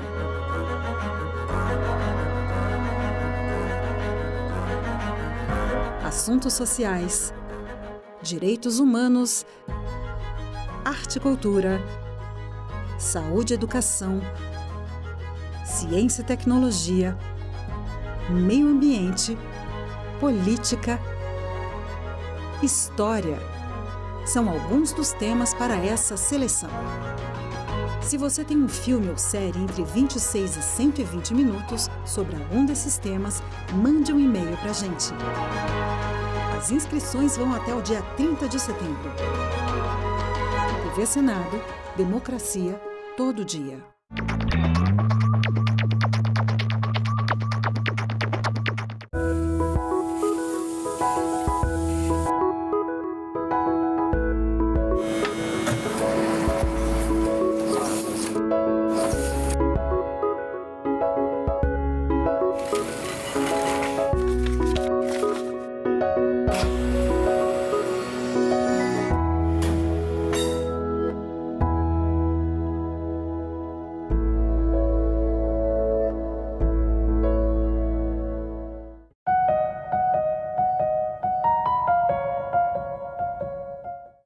O programa a seguir é livre para todos os públicos.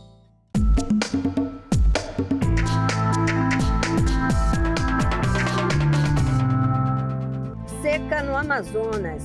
Deputados cobram medidas urgentes para comunidades que ficaram isoladas. Escola no Maranhão promove conscientização dos estudantes sobre a necessidade de uma moda sustentável. Bossa Nova é reconhecida como patrimônio histórico e cultural imaterial da cidade do Rio de Janeiro. O seu balançado é mais que poema, é a coisa mais linda que eu já vi passar. Oi, pessoal! Que tal saber o que parlamentos como este têm feito país afora? Afinal, são decisões que impactam a sua vida, o dia a dia do brasileiro. Eu sou Andréa Alves e este é o Parlamento Brasil, um programa que há 18 anos é feito em parceria com as TVs legislativas de todo o país. Vamos lá?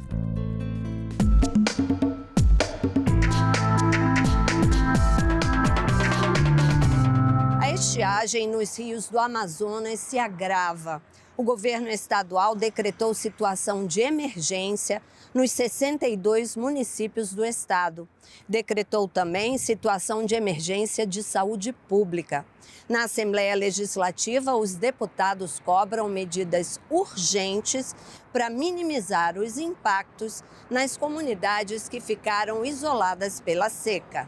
A situação não está fácil para quem vive no Amazonas. O grande volume de fumaça das queimadas e o isolamento de quem vive no interior por conta da estiagem são as principais preocupações das autoridades políticas, ambientais e da defesa civil. E os impactos sociais e econômicos tendem a piorar. Pesquisas recentes do Instituto Nacional de Pesquisas da Amazônia, o INPA, informam uma piora no quadro. Não há previsão de chuvas para os próximos meses e a temperatura da região está acima da registrada no ano passado. Renato Sena é mestre em Física da Atmosfera e atua no INPA há quase 40 anos. Ele apresentou dados dessa piora nas condições climáticas e alertou o parlamento sobre a importância da gestão de riscos no lugar da gestão de crise. Esse é um quadro que a gente tem visto que é um quadro que está se agravando, não é uma questão de só dos próximos 13 meses. A gente está vendo esse processo climático se intensificar e a perspectiva é que nos próximos anos, nos próximos pelo menos 2 décadas que a gente vai avançar, a gente vai ter processos muito similares. De acordo com a Defesa Civil do Amazonas, 77.500 famílias já haviam sido afetadas pela estiagem no estado. No âmbito da assistência humanitária, cerca de 730 toneladas de alimentos já foram distribuídas para os municípios do interior, entre outras iniciativas para garantir água potável à população. O deputado Rosenha levou o tema à tribuna. Além da questão econômica, o parlamentar fala do isolamento dos ribeirinhos e povos originários com a escassez de alimentos nesse período. Ele pede à união do Parlamento Estadual e da bancada federal para que a Presidência da República providencie as devidas soluções. Não há o que fazer a não ser pedir socorro, dinheiro pesado, não é dinheiro pouco. O que eu estou falando é dinheiro de mecanismos internacionais. Eu estou falando de dinheiro de BNDES, dinheiro a fundo perdido para salvar o Amazonas. E não é de outra coisa, é da fome. Nós estamos falando de morte, e morte por desnutrição, por falta d'água. Nós estamos falando de isolamento total e absoluto. Nós já temos a menor densidade demográfica do mundo, só perdendo para do deserto do Saara. E aumentaremos esse isolamento. Agora, falta sensibilidade. Outros deputados dividem a mesma preocupação. A Casa tem contribuído com o governo do estado para a tramitação e votação de pautas urgentes que se referem à diminuição dos impactos econômicos na capital e interior e também de soluções para o abastecimento. Isso é preocupante, eu acho que isso é um assunto que a gente tem que tratar aqui na Assembleia, nas outras Assembleias dos outros estados, no Parlamento Amazônico, essa cobrança do governo do estado, essa cobrança do governo ao governo federal. O deputado Sinésio Campos propõe a criação de uma comissão para tratar do assunto. Temos lideranças aqui está o INPA, aqui temos várias instituições federais que tratam dessa questão, mas parece que não.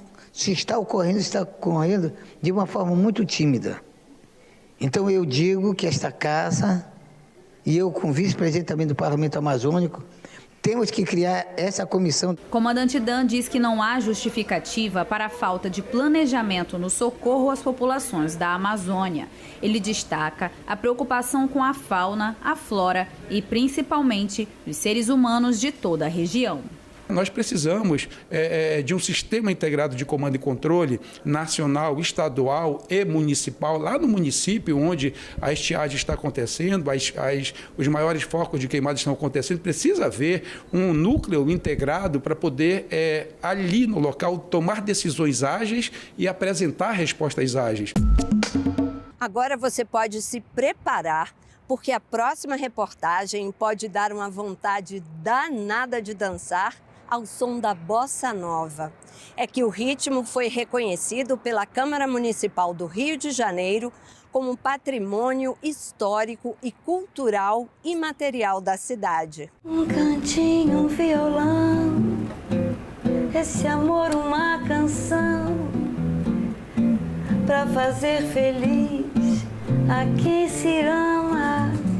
Uma inspiração baseada na sedução de contornos de uma cidade cantada em verso e prosa.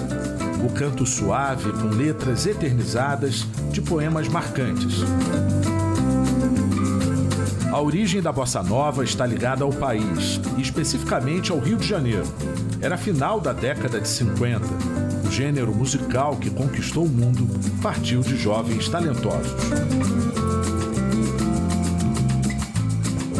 E o que era esse movimento? Estribado numa pessoa e num personagem em uma voz. João Gilberto, a que chegaram de imediato o letrista da Bossa Nova, Vinícius de Moraes, e o melodista da Bossa Nova, Tom Jobim. Portanto, o trio Moraes, Jobim e João Gilberto fizeram um movimento revolucionário da remodelação e da atualização da música popular brasileira. Tom Jobim e Vinícius de Moraes, autores de uma das músicas que alcançaram recorde de regravação em todo o planeta.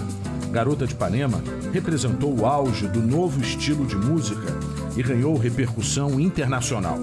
Olha que coisa mais linda, mais cheia de graça. Ela, menina que vem, que passa.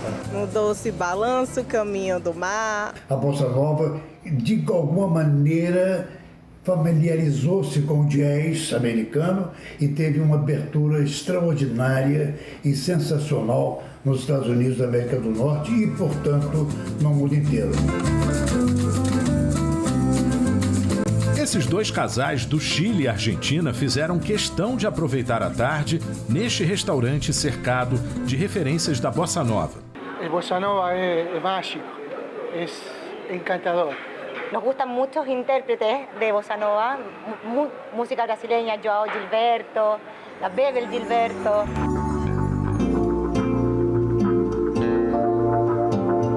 Rua Nascimento Silva, Ipanema, zona sul do Rio. Mais precisamente, o número 107. Neste prédio morou Antônio Carlos Jobim. Algumas músicas da Bossa Nova citam esta rua. Uma história mais uma vez eternizada, agora pela Câmara Municipal, ao aprovar a promulgação da lei que considera a Bossa Nova patrimônio histórico e cultural de natureza imaterial do Rio de Janeiro. É muito importante que a gente agora tenha essa fixação em lei municipal dentro do país. A Bossa Nova, de fato, é um bem cultural inestimável para o Rio de Janeiro, onde ela nasceu, e para o país que exportou a Bossa Nova para o mundo inteiro. Rio de Janeiro, Rio de Janeiro!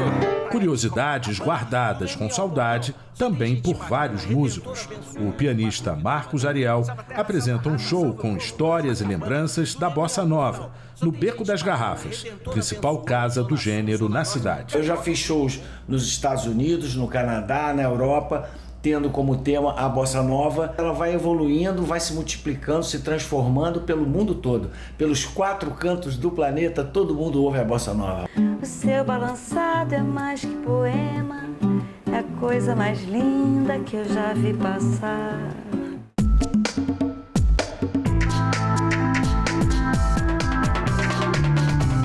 Deputados federais propõem penas mais pesadas para quem provocar queimadas. Segundo dados do Instituto Nacional de Pesquisas Espaciais, o INPE, só nos primeiros 4 meses do ano foram registradas mais de 17 mil queimadas no país, 81% a mais que no mesmo período do ano passado. É um recorde para o período desde que o monitoramento começou em 1999. Os estados com mais registros foram Roraima e Mato Grosso. Já no Acre, o governo do estado chegou a decretar estado de emergência ambiental por causa dos incêndios florestais. A deputada Socorro Neri, do PP do Acre, presidente da Comissão Mista Permanente sobre Mudanças Climáticas, participou do programa Painel Eletrônico da Rádio Câmara e cobrou do governo federal mais prevenção e fiscalização para combater as queimadas. Passa por monitoramento mesmo da situação, passa por educação ambiental, sensibilização da sociedade, controle e fiscalização dos órgãos, né? Agora, na Amazônia nós temos um outro problema, e em grande parte do país também, que é o fato de que ainda temos terras uma necessidade grande, né, de se fazer a regularização fundiária. A onda de queimadas que atinge vários estados do país e o Distrito Federal está no radar das discussões da comissão, formada por deputados e senadores. A parlamentar lembrou que mais de 90% dos incêndios florestais são provocados pela ação do homem e que muitas vezes começa com a queima da vegetação, preparando o solo para o próximo plantio. Falta mecanização, falta o apoio ao homem do campo, ao agricultor familiar, falta o apoio para fazer a orientação, quer dizer, falta extensão rural, falta assistência técnica, falta fomento à mecanização e ainda se usa o fogo, quer dizer, que é algo completamente absurdo, né? Nesta semana, parlamentares protocolaram um projeto de lei com foco na prevenção e no combate às queimadas. A proposta aumenta de 4 para 10 anos a pena máxima para quem iniciar propositalmente incêndio em floresta ou em demais formas de vegetação. Para o deputado delegado Matheus Loyola, do União Brasil do Paraná, um dos autores da proposta, a legislação precisa punir exemplarmente quem pratica esse tipo de crime. Nós precisamos de uma atuação forte do poder público, com uma legislação rígida para que coloque atrás das grades quem está praticando esses incêndios intencionalmente e que essa pessoa fique atrás das grades. O uso de inteligência artificial nas campanhas eleitorais já é uma realidade. Para combater a desinformação e as notícias falsas, o Tribunal Superior Eleitoral regulamentou o uso de IA nas campanhas. Veja na reportagem da TV Senado.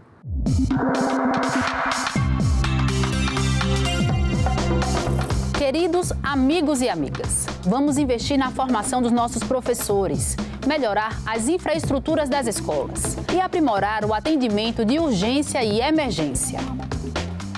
Prestou atenção nesse texto? Ele poderia ter sido escrito pela equipe de marketing de alguma campanha eleitoral. Pois é, poderia. Mas o texto foi 100% gerado por inteligência artificial. O crescente uso de inteligência artificial nas campanhas eleitorais fez o Tribunal Superior Eleitoral atualizar as regras das propagandas eleitorais de partidos e candidatos.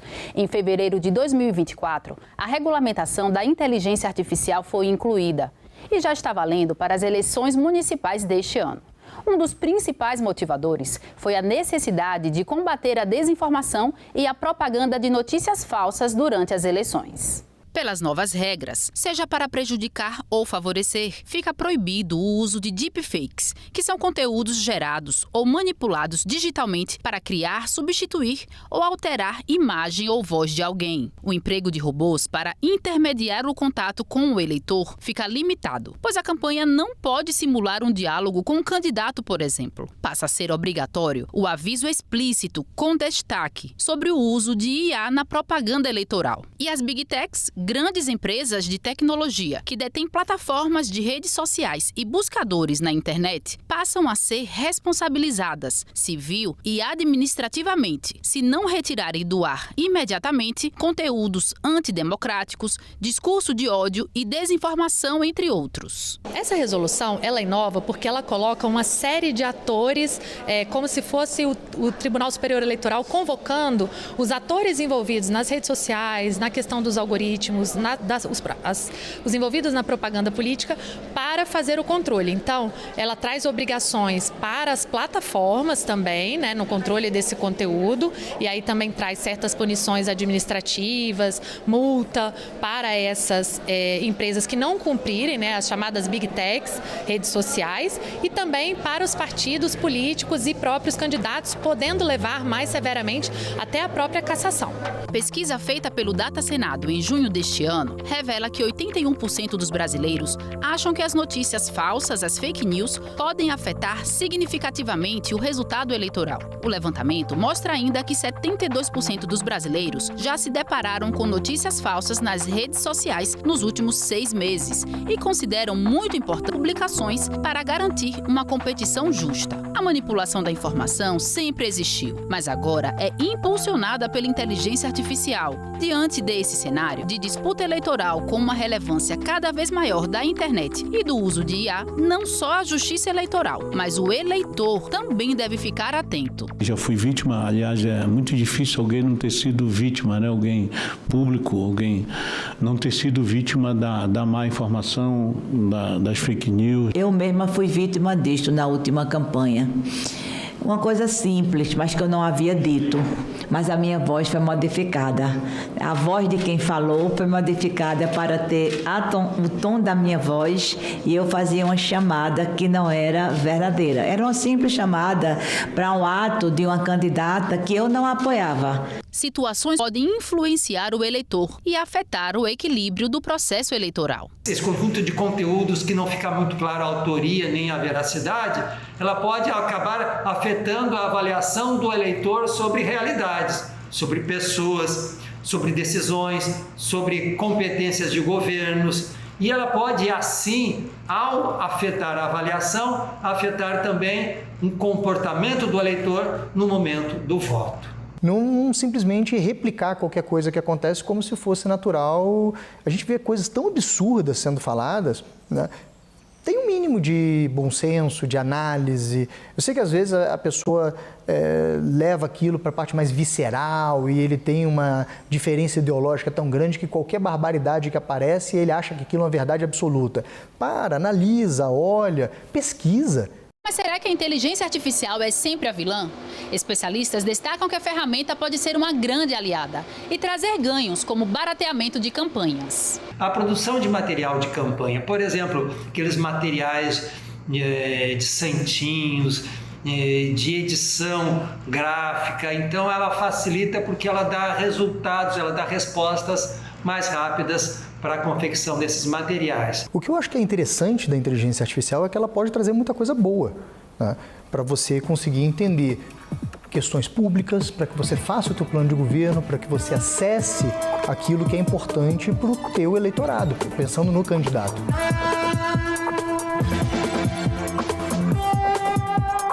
E sobre o futuro próximo? Aonde chegaremos com essa tecnologia?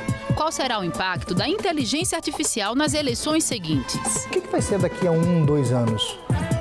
É muito difícil da gente dizer, mas eu vejo a inteligência artificial como algo constante, presente no nosso, que a gente vai precisar aprender a se adaptar e usar isso na nossa realidade de uma maneira constante.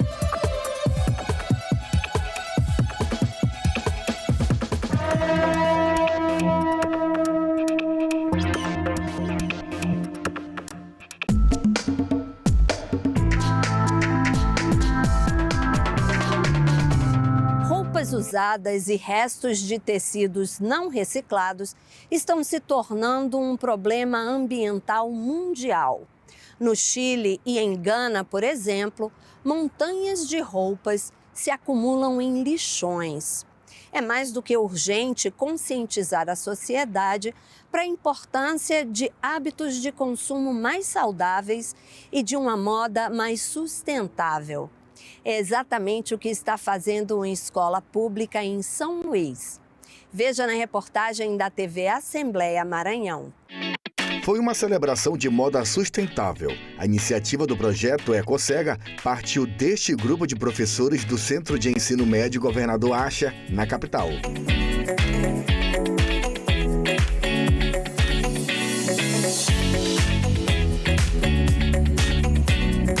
Ela tem um projeto por área, né? Então a área natureza e matemática, a gente pensou, por que não falar de sustentabilidade? Que é um tema que está tão abrangente. Então vamos pegar os nossos jovens, né? E vamos começar a inculcar na cabeça desses meninos a sementinha. A gente precisa consumir, mas pensar no futuro. Então vamos fazer algo que chame a atenção da escola como um todo. Pensamos, então, vamos fazer moda. O projeto envolveu alunos dos 2 turnos da escola que se transformaram em jovens estilistas. Para exibir os resultados, foi montada uma passarela com o tapete vermelho, destacando os looks criados com foco na sustentabilidade. Foram quase 3 meses de intensa preparação para que a primeira versão do projeto EcoCega ficasse finalmente concluído. O final não poderia ter sido diferente. Um desfile utilizando moda sustentável, uma verdadeira prova de consciência ambiental e criatividade. uma exposição de moda sustentável que tem a pretensão de dar continuidade a essa consciência que a gente começou a criar aqui para que a comunidade inteira se envolva em atos sustentáveis daqui para frente. Esse é um projeto que pretende ter desdobramento e continuidade. Dona Diolene veio acompanhar de perto o trabalho realizado pelo filho e ficou encantada com a peça sustentável que o filho criou. Os clipes de latinha viraram um colete. Eu me sinto privilegiada ao estar com meu filho acompanhando, entendeu? Esse momento como esse, no meio de tantas pessoas legais, né? Isso aqui foi a minha tia, né? Tem que agradecer a ela. E, assim, ela tirou, né, de latinha, essas coisas de cerveja para colar. Foi bom, foi difícil, né? Demorou muito, mas deu, graças a Deus, né? Caroline demorou 2 semanas para construir a roupa dela, um vestido utilizando folhas de revistas recicladas. Cada item foi cuidadosamente escolhido e modificado, mostrando como a criatividade pode transformar materiais comuns em arte inovadora. Deu muito trabalho, mas cada momento foi muito gratificante fazer com que esse material que seria jogado no lixo e não teria importância para a sociedade foi transformado no vestido que pode ser admirado por todo mundo. A gente usou vários tipos de criatividades para fazer roupas, modelos. Então, para acontecer, a gente teve que fazer uma certa união, né, com as turmas para poder sair esse desfile. Quem imaginaria que um simples saco de ração poderia ser também uma peça de roupa? Essa que usou toda a criatividade e visão para transformar o material comum em uma verdadeira obra de arte sustentável. Eu estou desfilando uma camisa do cachorro esfilar, andando e desfilando na escola, graças a Deus. Tá feliz? Tá feliz hoje.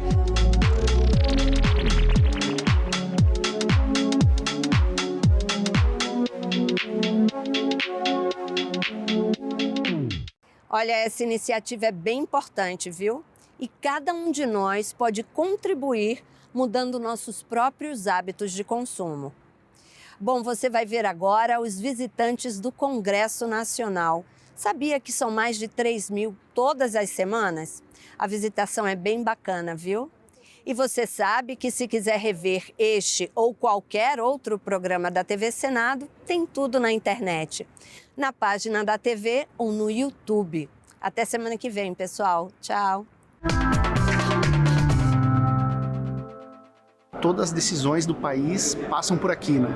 Então, qualquer centavo do dinheiro público que é gasto, investido, ele passa por aqui, passa na mão de todos os nossos deputados, todas as pessoas que foram eleitas, né, para estarem aqui. Eu espero que todo mundo um dia tenha a oportunidade de vir conhecer a capital do nosso país. Ela é maravilhosa e acho que ela tem recebido todo mundo de braços abertos.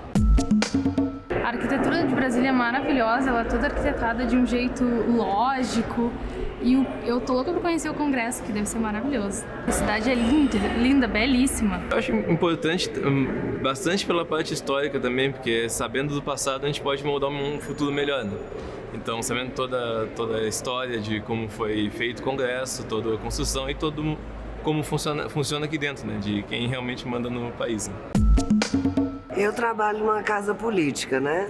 Então, o mundo da política sempre me interessa muito como cidadã e como servidora. Especialmente depois do atentado criminoso de 8 de janeiro, a gente teve uma curiosidade extra de voltar a Brasília e ver um pouco como é que está o funcionamento da casa depois dessa tragédia que nós superamos, né? E rever o parlamento, né? Sentir essa energia da democracia. Meu pai foi deputado, não é? Foi cassado pela 64. Eu convivo muito com o parlamento estadual lá em Fortaleza, lá no Ceará. Então eu sei da importância do legislativo. O papel do parlamento em qualquer nação ou unidade da federação é importantíssimo. Eu achei muito interessante a proximidade dos poderes, aspectos físicos mesmo, de tentar valorizar os 3 poderes e as equiparações das forças. Fiquei um pouco chocado com tudo que eu vi ontem visitando o Supremo Tribunal e foi um pouco assustador. Pensar que a população se revoltou a ponto de fazer atos tão graves assim contra a democracia. Poder entender um pouco, né, a dinâmica, né, dos parlamentares. Até perguntei, eles entram por aqui porque a gente não tem noção, né? Então eles entram por aqui, eu sei que tem determinados locais que são azul, coloridos, então eu mais para conhecer, né, qual é a dinâmica e o local de trabalho deles. Todo brasileiro tem que vir a Brasília, tem que conhecer o Congresso, né? Eu acho que é uma cidade linda, a verdade é essa, uma cidade linda, algo diferente de tudo, né? Eu acho que todo brasileiro devia vir aqui para conhecer.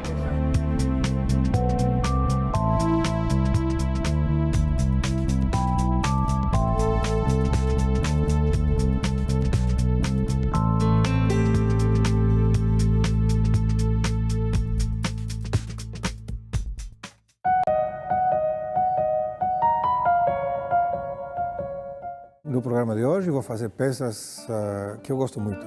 As peças que eu gosto muito, como por exemplo, peças de Albéniz, do Manuel Ponce, do Agustín Barrios e do Ginga. Às vezes, por prazer, eu estive tocando coisas dele, então eu decidi hoje que era uma coisa boa aqui no Brasil tocar música que eu gosto muito. Movimento Violão, neste sábado, 11 horas da noite, aqui na TV Senado. Eu sou o filho mais novo de uma família de 3 irmãos. Bom dia, a gente vai trabalhar muito hoje. Minha mãe me teve aos 42 anos. Meu pai foi deputado estadual, era um comerciante, mas depois foi sequelado por um problema de saúde, um AVC. Portanto, ela foi o carro-chefe da nossa família. E eu digo com muita humildade, mas com muito reconhecimento, que ela nos fez gente. Esse nosso espaço aqui de trabalho, ele tem uma presença pernambucana muito grande. Nós temos aqui, por exemplo, a manta do Caboclo de Lança. Isso me foi presenteado pelo prefeito de Nazaré da Mata. Pernambuco é cultura, transpira cultura. Ele fazia da política um espaço de fala, um espaço... Eu estava convivendo desde o início no bastidor da política, até que o José Jorge ele é chamado a voltar a ser secretário de Educação. Trabalhei 2 anos com ele. O tempo passou. O governador eleito, com quem eu não tinha muita aproximação, me convidou para eu ser o secretário dele da área de infraestrutura, até que meu ex-governador, que me convidou a passar 8 anos seguidos numa área imensa do governo dele, me chamou e me convidou para ser o seu primeiro suplente. Prometo guardar a Constituição Federal e sustentar a união, a integridade e a independência do Brasil. Ele me convida, ele diz, olha, quando eu lhe chamei tinha uma razão de ser. Eu vou me aposentar e quero que você assuma, você está preparado para assumir o mandato de senador da República.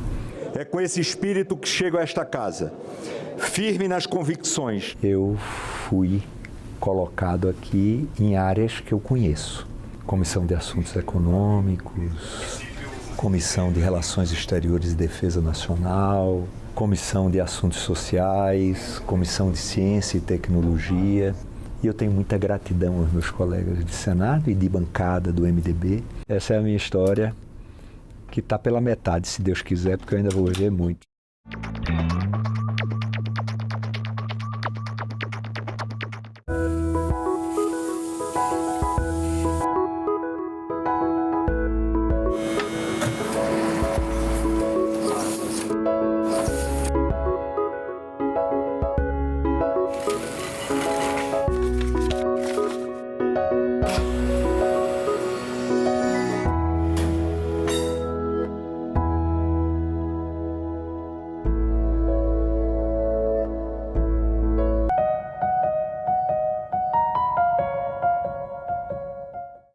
O programa a seguir é livre para todos os públicos.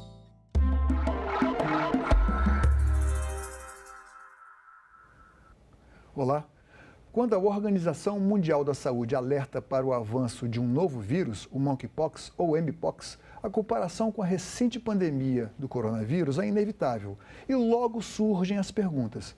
Para respondê-las e tirar dúvidas sobre essa possível ameaça, Cidadania convidou e recebe o infectologista André Bon. Seja bem-vindo, André. Muito obrigado, é um prazer estar aqui com vocês. André, a Organização Mundial da Saúde lançou um alerta. Qual foi a dimensão desse chamado e o que ele significa na verdade? Então, é um início para uma preocupação a nível global. A gente, em 2022, já teve uma epidemia de mpox, anteriormente conhecida como monkeypox, e varíola do macaco, são termos que a gente não utiliza mais, então a gente chama de mpox atualmente. Essa epidemia em 2022 se espalhou por diversos países e o Brasil foi um dos principais países em número de casos, né? E essa epidemia, ela arrefeceu e se manteve com um número baixo de casos em 2023 e 2024, foram cerca de 800 casos no Brasil, sendo que em 2022, 10 mil casos. Mas agora na África, na República Democrática do Congo, a gente tem o surgimento de um outro subtipo da mpox, o clado 1B, que parece estar se disseminando de forma mais rápida do que o esperado. A mpox é uma doença endêmica nessa região, mas esse novo tipo de mpox, o tipo 1B, ele é um tipo novo, ele tem se disseminado mais rápido e ele começou a ser identificado nos países que fazem fronteira com a República Democrática do Congo e a gente já tem um caso relatado na Suécia. Então, existe uma preocupação com a velocidade da disseminação dessa doença nesse momento e, por isso, a OMS estabeleceu esse alerta. Bom, é inevitável fazer uma comparação com o início e a divulgação do espalhamento, digamos assim, da pandemia do coronavírus, né? Mas o que temos de diferente nesse caso agora, até para tranquilizar a população? São vírus muito diferentes, né? Inclusive na sua forma de transmissão, eles são de famílias diferentes, as formas de transmissão não são tão parecidas assim. O coronavírus, ele é um vírus respiratório, de transmissão fundamentalmente respiratória, com uma taxa de ataque relativamente alta. A mpox é um vírus que pode ser transmitido por gotículas respiratórias, mas essa não é a principal causa. A principal forma de transmissão é através do contato direto com a lesão ou do contato muito próximo com o indivíduo infectado. Ele pode se disseminar de maneira rápida, ele é altamente contagioso, mas a gente está falando de doenças muito diferentes e de formas de transmissão diferentes também.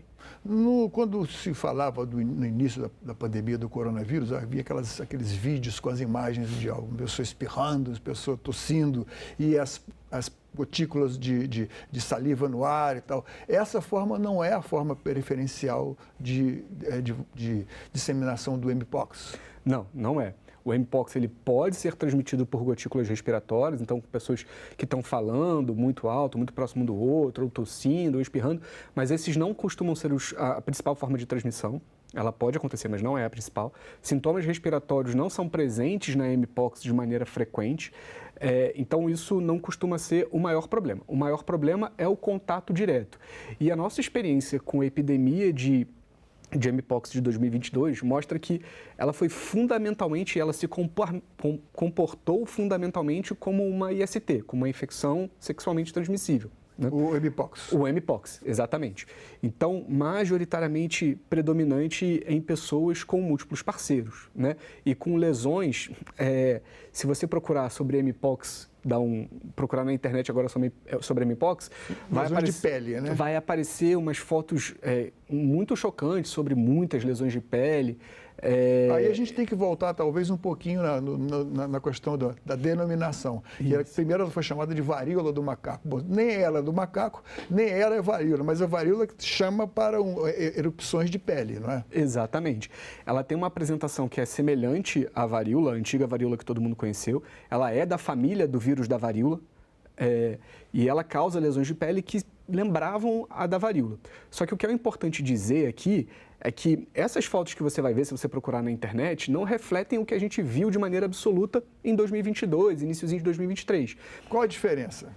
A grande diferença entre o que a gente vê nos casos de mpox que estão relatados na internet e que eram tradicionais endemicamente na África e para o que a gente vê atualmente, a transmissão sexual e, eventualmente, o surgimento de lesões que são muito simples. Às vezes parecem uma espinha ou são poucas lesões vesiculares e que afetam muito também regiões genitais. Então, vesiculares, você fala aquelas bolinhas. São bolinhas de água. Então, as lesões, elas inicialmente são uma manchinha vermelha, que evoluem para uma bolinha vermelha, que vira uma bolinha d'água.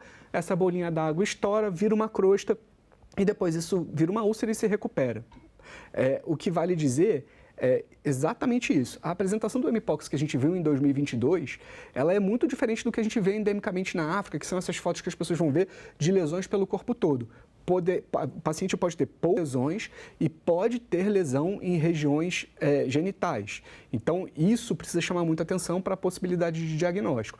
E lembrar que, junto dessas lesões, geralmente pode ter febre. A febre pode anteceder o surgimento das lesões de pele, mas febre, aquela dor no corpo, então sintomas inespecíficos e surgimento de linfonodos aumentados, de gânglios. Esses sintomas se parecem muito com outras doenças, há uma similitude, uma coisa muito parecida. Mas assim, como é que a gente... Porque, na verdade, não é uma doença respiratória, né? Mas a pessoa pode ter febre, pode ter outros tipos de lesões. E esse diagnóstico diferencial, como é que ele é feito? Inicialmente, pode ser muito difícil de identificar o quadro de mpox nos sintomas que são inespecíficos, como febre e dor no corpo, né? O que é característico da suspeita de mpox é o surgimento das lesões de pele, é o rash. Então, que começa com essa manchinha vermelha, que vira um calombinho, que então vira uma vesícula, que é a bolinha d'água. Essa bolinha d'água estoura, vira uma crosta, depois ela some.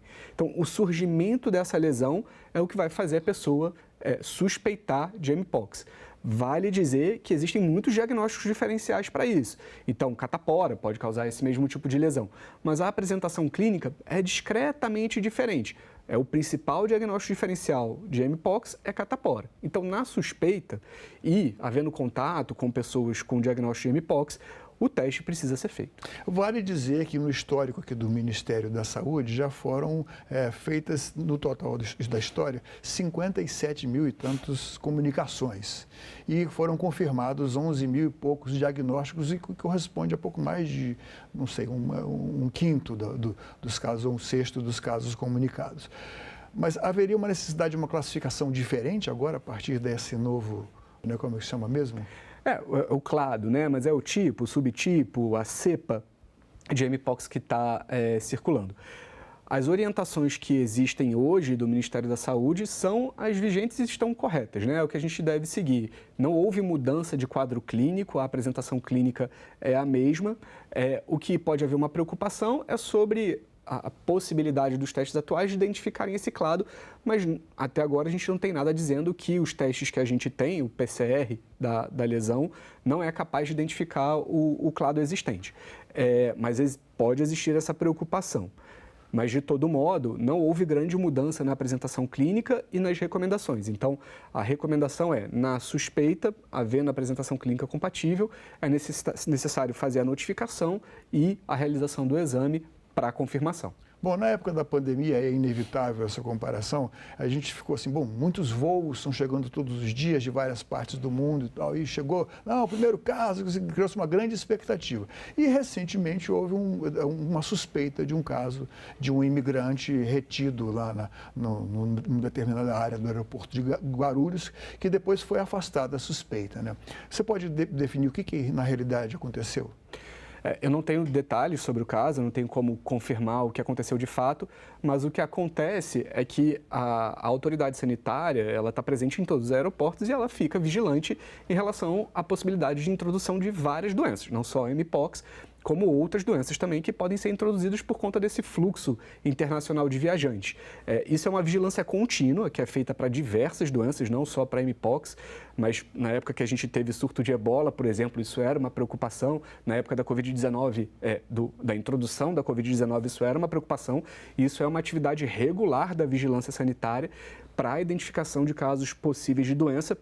e de introdução de novas doenças no Brasil. O que pode ter acontecido da identificação do vírus, que foi depois afastada a hipótese do mpox e identificado a varicela, que é a catapora, né? Isso. Muito provavelmente esse paciente deve ter chegado com lesões de pele e fizeram a testagem da lesão e se identificou que isso não era um mpox, que era varicela, que é a causadora da catapora, né? Então, isso acontece com muita frequência. A varicela é um diagnóstico diferencial para mpox, então é natural que eventualmente... Catapora, né? A catapora. É um diagnóstico diferencial para mpox, pode acontecer, e muitas vezes vai acontecer de alguém estar com catapora e ser suspeito, eventualmente, de mpox. Isso acontece em várias ocasiões. Só para dar um exemplo paralelo do que aconteceu, se a gente lembrar, 2014, 2015, durante o surto de ebola na África, teve um caso de um paciente que foi identificado no sul do Brasil, vindo de um dos países com circulação do ebola, foi atendido numa UPA lá no sul, e aí acharam que era ebola. E aí ele foi transferido para Fiocruz, no Rio, salvo engano, foi testado e, na verdade, ela era malária. Então, só para mostrar que esses sistemas de vigilância, eles acontecem para várias doenças e, eventualmente, a gente acaba identificando outras causas mais comuns. Catapora é muito mais comum que mpox. É claro. Agora, da linguagem que nós aprendemos, até via jornais, né, dos telejornais principalmente, a Organização Mundial da Saúde alertava, essa é uma, ainda com coronavírus, essa é uma variante de interesse. VOI, não é isso? E depois virava variante de preocupação, VOC, que é Variant of Concern. Essa mesma... Como se enquadraria esse clado diferente agora, esse, entre aspas, novo tipo de vírus? A evolução do mpox, virologicamente, é bem diferente da evolução do coronavírus, né? Até pela possibilidade de desenvolvimento de variantes, pela própria característica de replicação e maquinário de ajuste do DNA dos diferentes vírus. Me explica melhor um pouquinho isso. Então, a capacidade de fazer mutações é mais lenta, é menor? Isso significa que o coronavírus ele consegue formar variantes e apresentar variantes relevantes para a saúde de uma maneira muito rápida. Ele tem muitas mutações, ele pode variar rapidamente. Já o mpox não parece apresentar essa mesma característica. Ele vai demorar mais para apresentar tantas variantes. O que aconteceu com esse clado atual é que, por conta da circulação intensa em seres humanos, houve uma mutação específica que levou ao surgimento do clado 2B. Então, o mpox é dividido em clado 1 e clado 2. O clado 1 é 1A e 1B, e o clado 2 era só o 2. Aí surgiu agora um outro tipo de 2, que foi chamado, então, o 2A anterior e o 2B atual. Isso devido à circulação dele entre humanos? Muito provavelmente devido à circulação entre humanos, devido à alta circulação e o número de casos em humanos que a gente teve ao longo desses últimos 2, 3 anos. Isso favoreceu uma mutação e o surgimento do clado 2B, que parece ter uma capacidade de transmissão um pouco maior do que os anteriores, mas isso ainda precisa ser confirmado, inclusive se ele é relevante também do ponto de vista de causar casos mais graves ou se existe alguma outra preocupação. Crianças e adultos são atingidos do mesmo modo, ou existe uma imunidade diferente em cada faixa etária? Não existe, para pessoas não vacinadas e que não tiveram a doença previamente, não existe uma imunidade diferencial. Crianças, adultos, idosos, homens, mulheres podem pegar igualmente. O número de casos foi diferente e foi raro casos em crianças, por exemplo, nessa última epidemia a partir de 2022, porque a doença se comportou muito como uma doença sexualmente transmissível. Então, por isso, a gente viu poucos casos em crianças, eram raros casos em crianças, muito provavelmente relacionados a contato domiciliar com alguém infectado. Mais íntimo, Isso, né? Exatamente. Então, se morar numa mesma casa de alguém que tem mpox, você tem um risco aumentado de pegar mpox. Você tem relações sexuais desprotegidas com parceiros ocasionais, parceiros ou parceiras ocasionais, você tem um risco aumentado de pegar mpox. Você é profissional de saúde e trabalha no atendimento direto a pacientes que têm risco de ter mpox, você tem um risco aumentado de pegar mpox. Então, tudo isso precisa ser adequadamente informado para que as pessoas possam tomar as devidas precauções em relação aos riscos. Mas todo mundo pode pegar igualmente. A questão é se essa pessoa está exposta ao risco ou não. dado que esses são os principais fatores de risco, é infrequente uma criança pegar, porque a criança não é profissional de saúde, geralmente não está na mesma casa de alguém com mpox, mas se está na mesma casa, fica afastada. E, obviamente, como ela se comporta como uma IST, não é um fator de risco para as crianças nesse sentido. Eu acho importante insistir nessa diferenciação entre o mpox e o coronavírus, até para dar mais segurança às pessoas e não apavorá-las, né?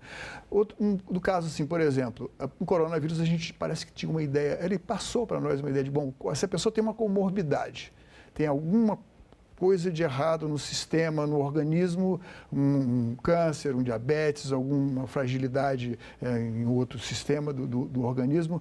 Parece que o coronavírus migrava para aquilo ali de uma forma, vamos dizer assim, até diabólica, né? Foi terrível, eu perdi um tio assim, né? Com 3 dias ele faleceu. Mas, enfim, isso não ocorre, nós não temos que ter o mesmo cuidado com as comorbidades, com o mpox? Não todas as comorbidades como no coronavírus. A gente precisa sim ter preocupação com algumas comorbidades, especialmente os pacientes imunossuprimidos.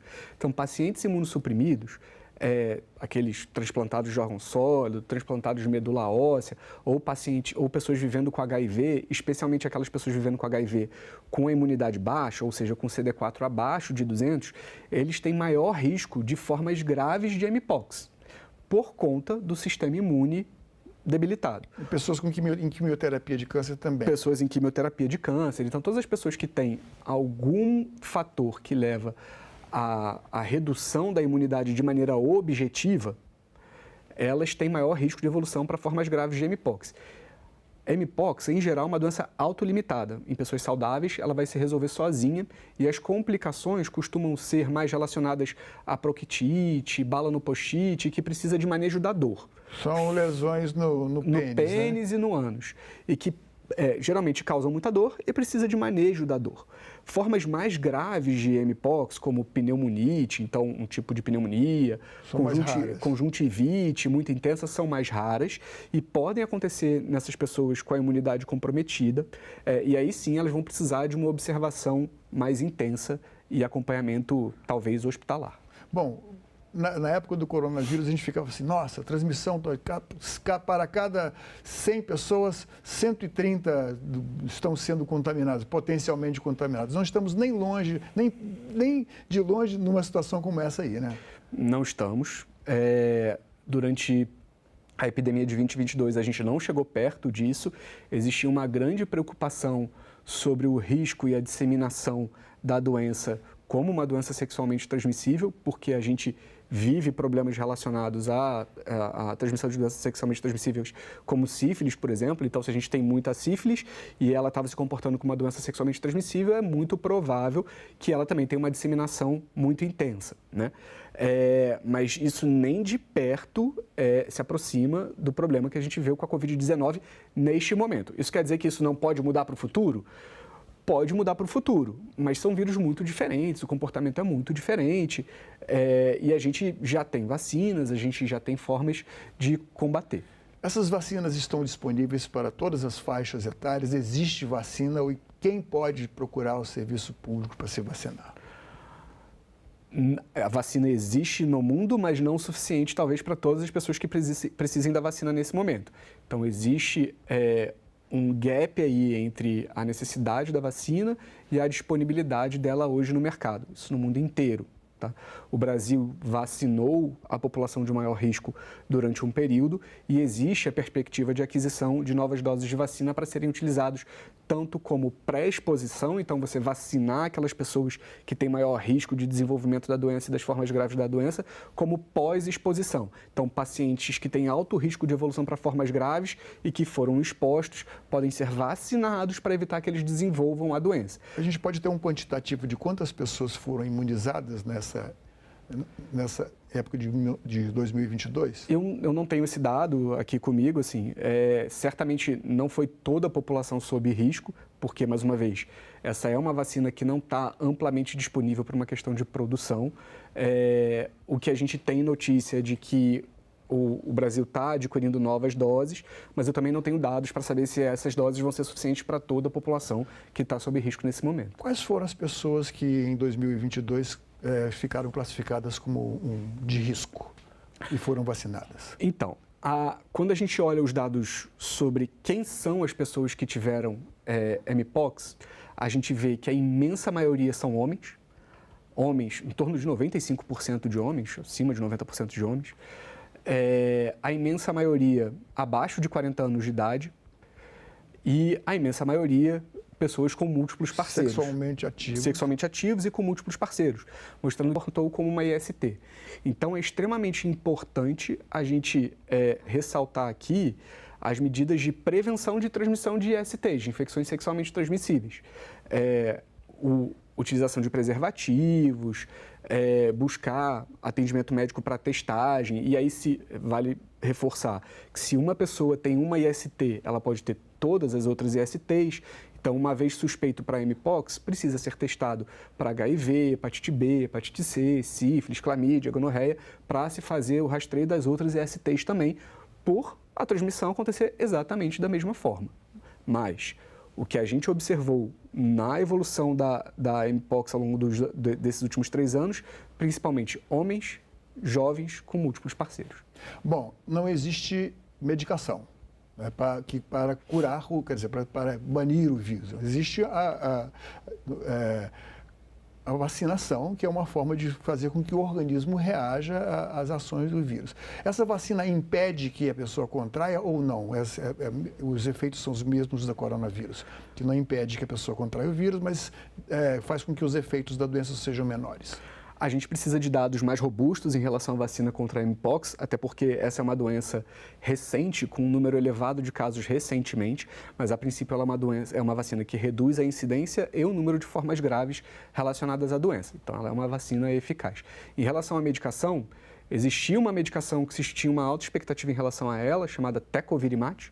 Ela chegou a ser utilizada dentro de protocolos de pesquisa, mas resultados recentes de estudos científicos comparando o Tecovirimat com placebo não foram tão animadores assim. A vacina ainda está disponível dentro de protocolos de estudo, a medicação ainda está disponível dentro de protocolos de estudo, ela eventualmente é utilizada em formas graves, mas os resultados mais recentes sugerem que ela não seja tão eficaz, a medicação não seja tão eficaz quanto a gente achou que seria. Ou seja, não existe nenhum tipo de medicação que se tome esperando a medicação já existente, que se tome esperando que vá combater uma coisa preventiva, da forma como aquelas outras coisas que eu não quero falar para trás, que foram disseminadas como panaceias para curar o coronavírus. Infelizmente não, a gente tem a vacinação contra a Mpox que se mostra eficaz, mas não existem medicações já existentes que sejam eficazes ou no tratamento ou na prevenção.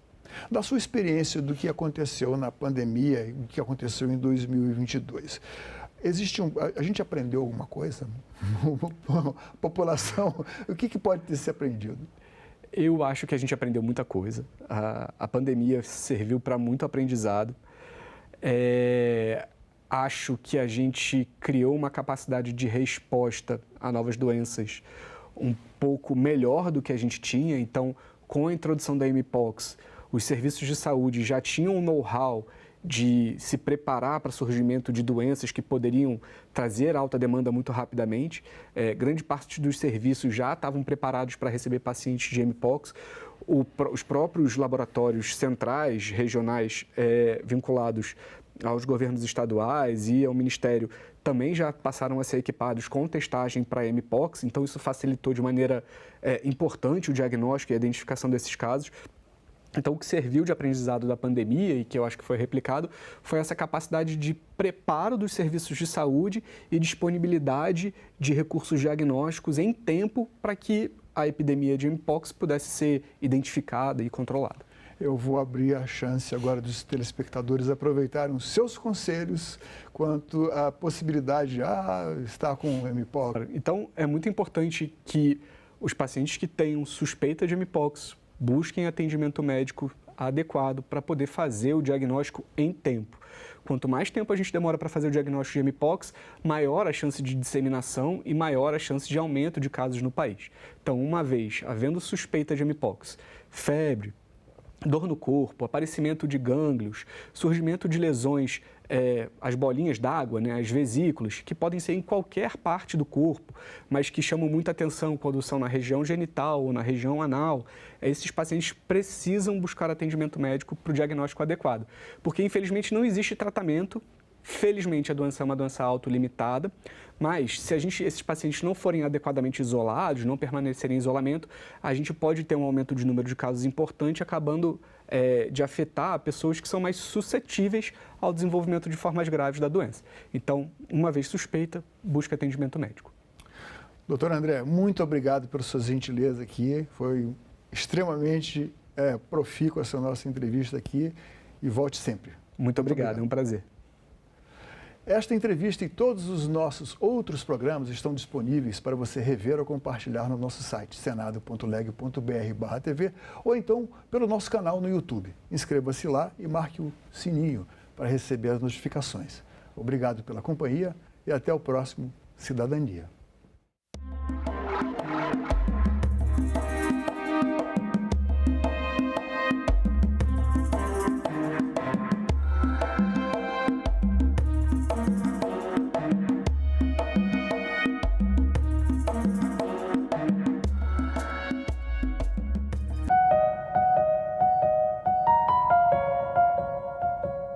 A partir do momento em que a indústria cultural, a cultura de massas, ela foi crescendo, né, o romantismo ele se tornou quase que o neorromantismo, o romantismo vulgar, vulgarizado, banalizado. Ele foi se tornando, ao meu ver, pelo menos, quase que a essência da indústria cultural. Filosofia Pop. Neste sábado, 7h, aqui na TV Senado.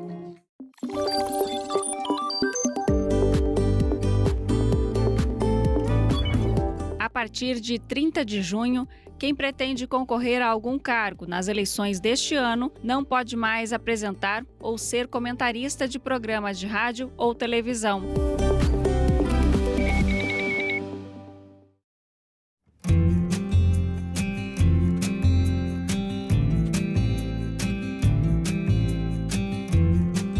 Estar aqui nesse momento, poder estar presidindo esse projeto tão lindo, tão gratificante.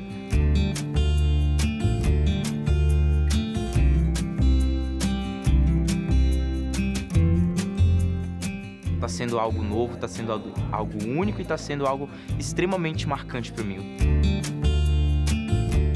Realmente estar nesse local demonstra a importância que é o jovem estar engajado com a política, um local onde a democracia reina e deve permanecer reinando.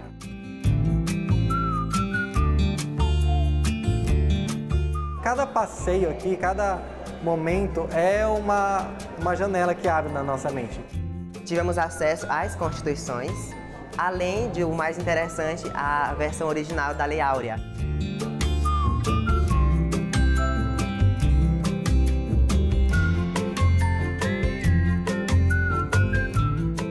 A presença de vocês aqui representa uma oxigenação, sobretudo a oxigenação de ideias.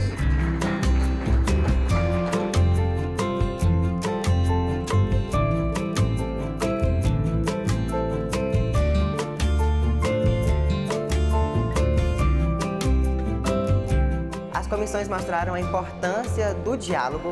Todas as ideias foram aprimoradas ali e todo mundo discutindo, concordou até que a gente montou o nosso projeto de lei. Que o Senado, em seus próximos 200 anos, continue a ser um símbolo de democracia e progresso. Então, uma salva de palmas à democracia e à educação.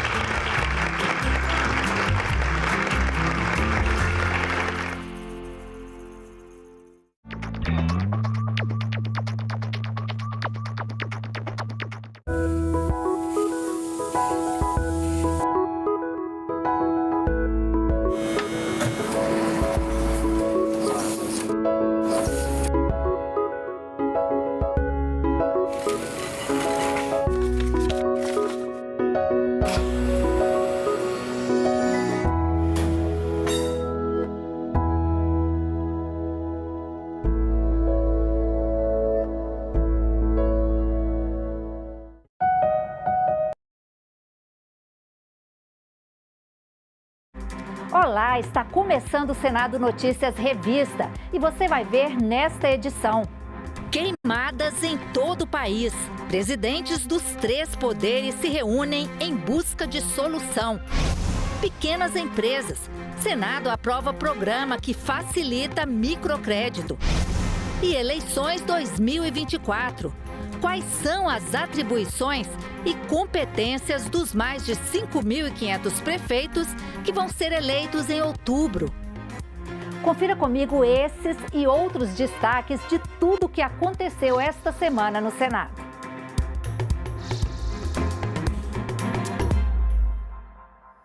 Incêndios criminosos. Essa é a opinião das autoridades sobre as queimadas que afetam o país. Os chefes dos 3 poderes reuniram-se no Palácio do Planalto para tratar do assunto. O Congresso pode analisar mudanças na legislação para ajudar a evitar o problema. Na reunião, integrantes dos 3 poderes apresentaram sugestões para enfrentamento das queimadas. Para o presidente Lula, que convocou o encontro, há indícios de que muitos incêndios são criminosos. Já foram mais de 180 mil focos apenas neste ano no Brasil. O número representa mais da metade dos incêndios da América do Sul. Para Lula, os 3 poderes podem enfrentar melhor a situação. Ele reclamou, por exemplo, dos obstáculos encontrados na Justiça para a investigação dos casos. A Polícia Federal tem 52 ou mais, inquérito paralisado porque não há autorização judicial na primeira instância para a Polícia Federal fazer investigação. O presidente do Senado, Rodrigo Pacheco, reforçou a necessidade de contenção dos focos de incêndio e o combate ao que ele chamou de ações orquestradas para identificar e punir os responsáveis por esses crimes. Pacheco também destacou que a legislação existente já contempla a punição a esses agentes criminosos, mas que está aberto ao diálogo para encaminhar ao parlamento possíveis alterações que sejam necessárias. Eu acho que em 48 horas ou em 72 horas podemos debater os crimes da Lei 9.605, própria previsão do Código Penal, para identificarmos eventuais majorantes de pena em razão da potencialidade lesiva, em razão da magnitude da lesão. Uma coisa é atear fogo em 1 hectare, outra coisa é atear fogo alastrado por um parque florestal que atinge vilas, atinge comunidades, enfim. Eu acho que essa discussão é muito salutar nós temos e fazemos uma evolução legislativa. O presidente da Câmara também acredita que há envolvimento de organizações criminosas nos incêndios e defendeu investimentos para combatê-las. Há de se ter um reforço, inclusive, presidente Lula, de movimentação financeira e estrutural para que Polícia Federal, Força Nacional, todas as condições que o Estado tem para se impor, para que a gente possa combater isso com todo o rigor possível. O presidente do Supremo Tribunal Federal também defendeu penas mais duras para crimes ambientais como desmatamento, mineração ilegal e contrabandos associados. E disse que a Justiça vai priorizar a análise de inquéritos e ações ambientais. Tanto criminais quanto cíveis, inclusive questões que envolvam medidas cautelares, como buscas e apreensões e prisões preventivas. Com isso, nós vamos mobilizar os juízes de todo o país para a gravidade do que está acontecendo. O presidente Lula agradeceu as sugestões e providências dos poderes, como a autorização do STF para que o governo use recursos além dos limites fiscais para enfrentar as chamas e prometeu mais medidas do Executivo nos próximos dias.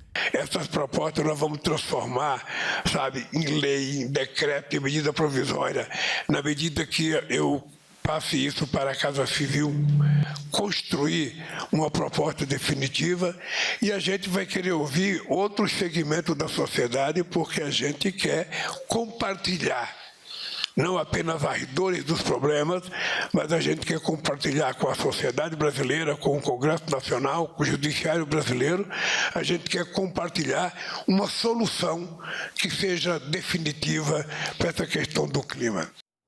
A preservação ambiental também foi discutida por Rodrigo Pacheco com a presidente do Conselho Federal da Alemanha, que visitou o Senado nesta semana.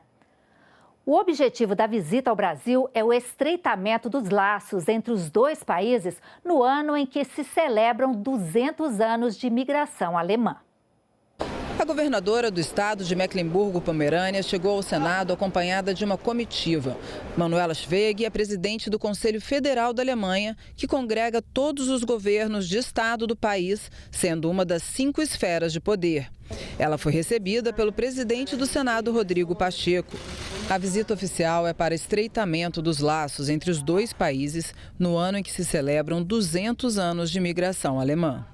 Depois da reunião no plenário do Senado, o presidente da Casa falou sobre o encontro e destacou a necessidade de maior esclarecimento sobre o desmatamento e preservação ambiental. A proibição estabelecida no âmbito da União Europeia, senadora Marazi e senador Jacques Wagner, de comercialização e de importação de produtos brasileiros, sobretudo os produtos derivados do nosso agronegócio, a partir de 30 de dezembro deste ano de 2024, em razão de uma suposta chancela de produtos produzidos a partir de áreas de desmatamento.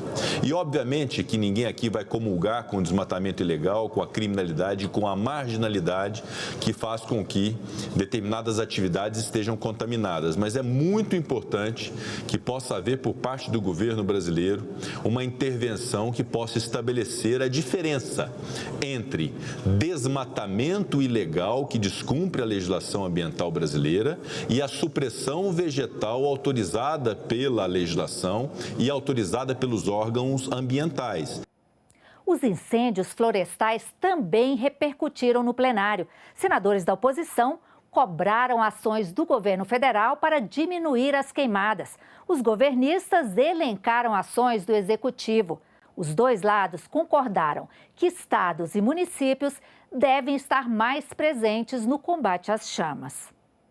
Senadores da oposição acusaram o governo de demora na reação aos incêndios.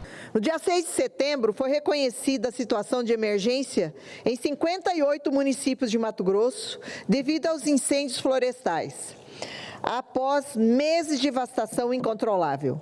Esse reconhecimento tardio é mais um sinal da falta de responsabilidade ambiental deste governo. Nós, produtores rurais, aqui e acolá, somos acusados, indiretamente, é verdade, de sermos responsáveis por parte desses incêndios. E aqui a senhora disse uma coisa importantíssima. Quem é o louco que vai incendiar aquilo que ele come ou aquilo que ele vende? Já os senadores da base do governo destacaram que grande parte dos incêndios vem de atos criminosos. Já mais de 50 inquéritos abertos, 17 prisões realizadas. Vi uma entrevista do ministro Flávio Dino, autorizou créditos extraordinários para enfrentar os incêndios. É preciso que se tenha no orçamento o combate a incêndio, todo o aparato tecnológico, tudo aquilo que é necessário para que a gente possa evitar que uma catástrofe dessas dimensões ou catástrofe dessas dimensões continuem ocorrendo ano após ano. Mas todos concordam que esse deveria ser um momento de união, com a participação efetiva de estados e municípios. Nem o governo federal e nem os estados têm se mostrado eficiente, competente para fazer o enfrentamento e dar as respostas que a sociedade precisa no caso das queimadas. Há que ter um direcionamento, há que ter uma reunião, há que juntar todas as forças necessárias, governadores, prefeitos, até porque os problemas estão nas cidades. É isso. E a presença dos prefeitos é muito importante nesse momento para ajudar a combater e a prevenir esse tipo de acidente que é insanável depois em todos os aspectos da economia, na saúde e principalmente na visibilidade que o Brasil tem mundialmente hoje. Em Brasília, um incêndio atingiu o Parque Nacional, mobilizando várias equipes que atuam para combater o fogo, que consumiu uma área de 3.000 hectares. Um projeto apresentado esta semana no Senado aumenta a pena e as multas para incêndios intencionais. O incêndio que atingiu o Parque Nacional de Brasília foi acompanhado de perto pela presidente da Comissão de Meio Ambiente do Senado, senadora Leila Barros. A queimada, de grandes proporções, atingiu o parque desde o último domingo. A fumaça cobriu o céu nas localidades próximas, causando transtorno como o cancelamento de aulas presenciais em várias escolas e na Universidade de Brasília. A preocupação agora maior é porque hoje realmente o dia está muito quente, a umidade está muito baixa, então assim, são fatores que deixam todos aqui muito apreensivos, em alerta, porque até o momento eles não estão conseguindo, de fato, conter. A suspeita é que o incêndio foi criminoso e já está sob investigação da Polícia Federal. A Polícia Federal, inclusive, esteve em contato conosco hoje cedo, abriu o inquérito, porque a nossa impressão de que aqui tem as características de um incêndio que houve intenção, Em sendo uma área protegida, sendo um parque nacional, evidentemente que isso é crime, A senadora Leila informou que protocolou nesta segunda um projeto de lei para endurecer as penas aos crimes ambientais. Essas ações criminosas, se forem dolosas, nós vamos aumentar a pena, que hoje é de 2 a 4 anos para 3 a 6 anos, e dobrar as multas.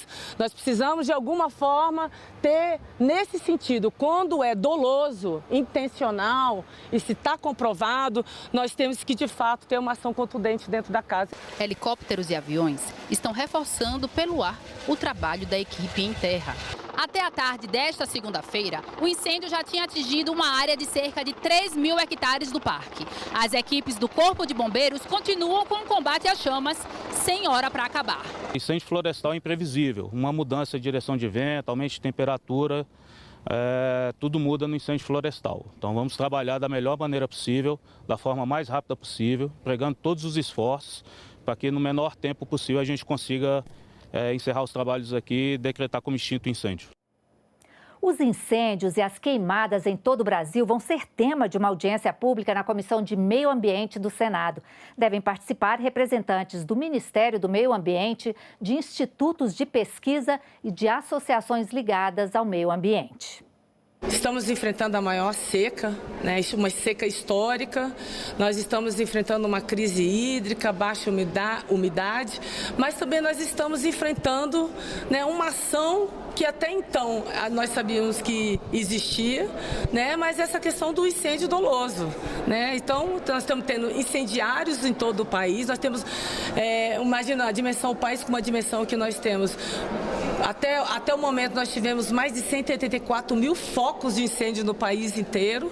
Ontem mesmo, aqui no DF, foi preso um incendiário que confirmou que havia recebido dinheiro para fazer o delito. Então, assim, é uma forma da gente debater na casa de uma forma responsável, sem grandes paixões, sem ideologias, porque o que nós estamos enfrentando hoje, certamente já está causando dano à saúde, porque eu dormi muito mal essa noite.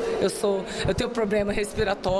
Então, eu fico imaginando as crianças, os idosos, as pessoas que ainda têm sequela da Covid-19, pessoas com problemas cardíacos, pulmonares. O que essas pessoas estão sofrendo? Então, danos à saúde, danos à nossa safra, porque o interior de São Paulo, safra de café, safra de cana-de-açúcar, a própria soja, o trigo, todas elas foram afetadas, e dano à nossa flora e à fauna. Então, assim, é muito real e é muito trágico para a gente ficar nessa bolha de Congresso Nacional, achando que dentro de um gabinete a gente vai poder fazer esse debate. Eu fui ao Rio Grande do Sul, eu vi as enchentes do Rio Grande do Sul e vi o sofrimento daquele povo. Estive ontem no Parque Nacional e vi a luta dos brigadistas, dos bombeiros do Distrito Federal, os brigadistas CMBio, do IBRAM e do IBAMA. Então, é uma realidade que as pessoas... A finalidade da audiência é isso, é alertar da situação para o Congresso Nacional e para a população de um modo geral. Nós precisamos demonstrar a esses cidadãos, a essas pessoas que estão cometendo esse tipo de crime, que nós vamos reagir e precisamos reagir, inclusive aqueles que estão financiando esse tipo de delito, de crime no país. E os senadores aprovaram em plenário nesta quarta-feira a criação de diversos programas voltados para inscritos no CadÚnico, microempreendedores individuais e pequenas empresas. O texto segue agora para a sanção do presidente da República. Famílias de baixa renda e pequenos empreendedores podem ter acesso a crédito mais fácil. O projeto aprovado pelo Senado prevê uma série de iniciativas para estimular a inclusão produtiva. Um dos objetivos é aumentar a renda de inscritos no CadÚnico, com juros mais baixos para os empréstimos. São previstos ainda a renegociação de dívidas rurais e de micro e pequenas empresas, além do investimento em projetos de desenvolvimento sustentável. Uma das iniciativas é o programa Acredita no Primeiro Passo, que já funcionou de forma experimental no Norte e no Nordeste. São empréstimos para a criação de pequenos negócios destinados a famílias vulneráveis inscritas no CadÚnico. A prioridade será para mulheres, jovens, negros, populações tradicionais e ribeirinhas. Os empréstimos serão concedidos por convênios com bancos, cooperativas, empresas de crédito e organizações da sociedade civil. O projeto tem o mesmo texto de uma medida provisória que perdeu a validade em agosto. Foi aprovado pelo Senado com uma emenda que inclui pessoas com deficiência nos benefícios. A coordenação será feita pelo Ministério do Desenvolvimento e Assistência Social. Outra iniciativa será o chamado Ecoinvest Brasil, que vai garantir proteção contra as variações de câmbio para investimentos em projetos verdes ambientalmente sustentáveis. A ideia é incentivar investimentos estrangeiros no país. O programa Ecoinvest busca inovar e lançar instrumentos para mobilizar recursos privados para suportar os investimentos necessários para, dentre outros, oferecer infraestrutura mais verde, estimular a agricultura sustentável, fazer reflorestamento, promover a transição para práticas e tecnologias sustentáveis, incentivar o adensamento tecnológico, a bioeconomia e a economia circular. Também será criado o Desenrola Pequenos Negócios, que vai estimular a renegociação das dívidas vinculadas ao PRONAMP, Programa Nacional de Apoio às Microempresas e Empresas de Pequeno Porte. Ainda para pequenos empresários, será o Procred 360, condições especiais de taxas e garantias para faturamentos anuais até R$360 mil. Para empresas que faturam acima disso, a medida reduz os custos do PEAC, Programa Emergencial de Acesso a Crédito. Uma contribuição para que se possa pagar as dívidas, inclusive favorecer a nossa economia. Lembrando que aqui nós estamos falando de empregos, são milhares de empregos, é que é mais emprego nesse país, e essas medidas chegam no momento ainda em que estamos colhendo o resultado do prejuízo financeiro tido desde a pandemia. Eles ainda têm um resquício da Covid, porque eles não conseguem fácil os recursos de financiamento para eles. Isso aqui, além de fazer isso, ainda vai ajudar bastante MEI que vão querer legalizar, porque vão ter uma oportunidade de ampliar o seu negócio. O projeto também pretende aquecer o mercado de crédito imobiliário. A empresa gestora de ativos poderá comprar créditos imobiliários a receber de bancos públicos e privados, que fazem financiamento a longo prazo. Ao repassar esses contratos, os bancos podem criar mais espaço para conceder novos créditos e com taxas acessíveis para a classe média, de acordo com o governo. Outro projeto aprovado em plenário pretende dar mais transparência aos gastos públicos com educação. O texto também seguiu para a sanção presidencial. Os senadores aprovaram proposta que obriga os governos a divulgarem informações sobre a gestão educacional e também a prestação de contas dos recursos repassados para o setor. O projeto cria mecanismos de transparência pública e controle social na educação. São informações como o número de vagas disponíveis e preenchidas por instituição de ensino, a lista de espera para escolas públicas e o uso de recursos financeiros com programas educacionais, além de dados sobre bolsas para estudo e pesquisa e estatísticas sobre rendimento escolar. Foi sancionada nesta semana a lei que manteve a desoneração da folha de pagamentos de 17 setores da economia e de municípios com até 156 mil habitantes.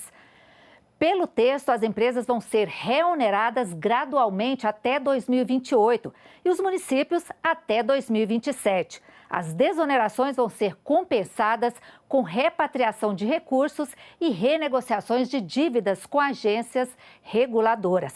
Em nota, o presidente do Senado, Rodrigo Pacheco, comentou a sanção.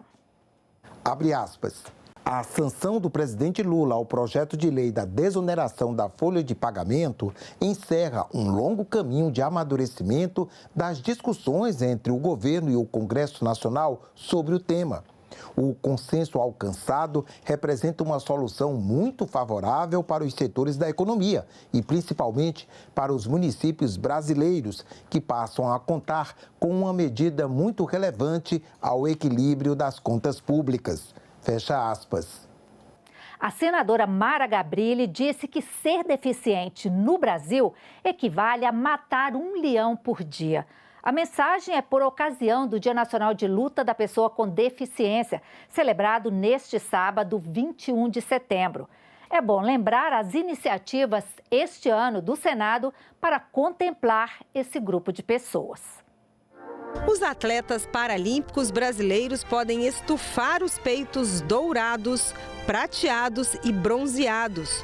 O desempenho foi excepcional em Paris, 89 medalhas.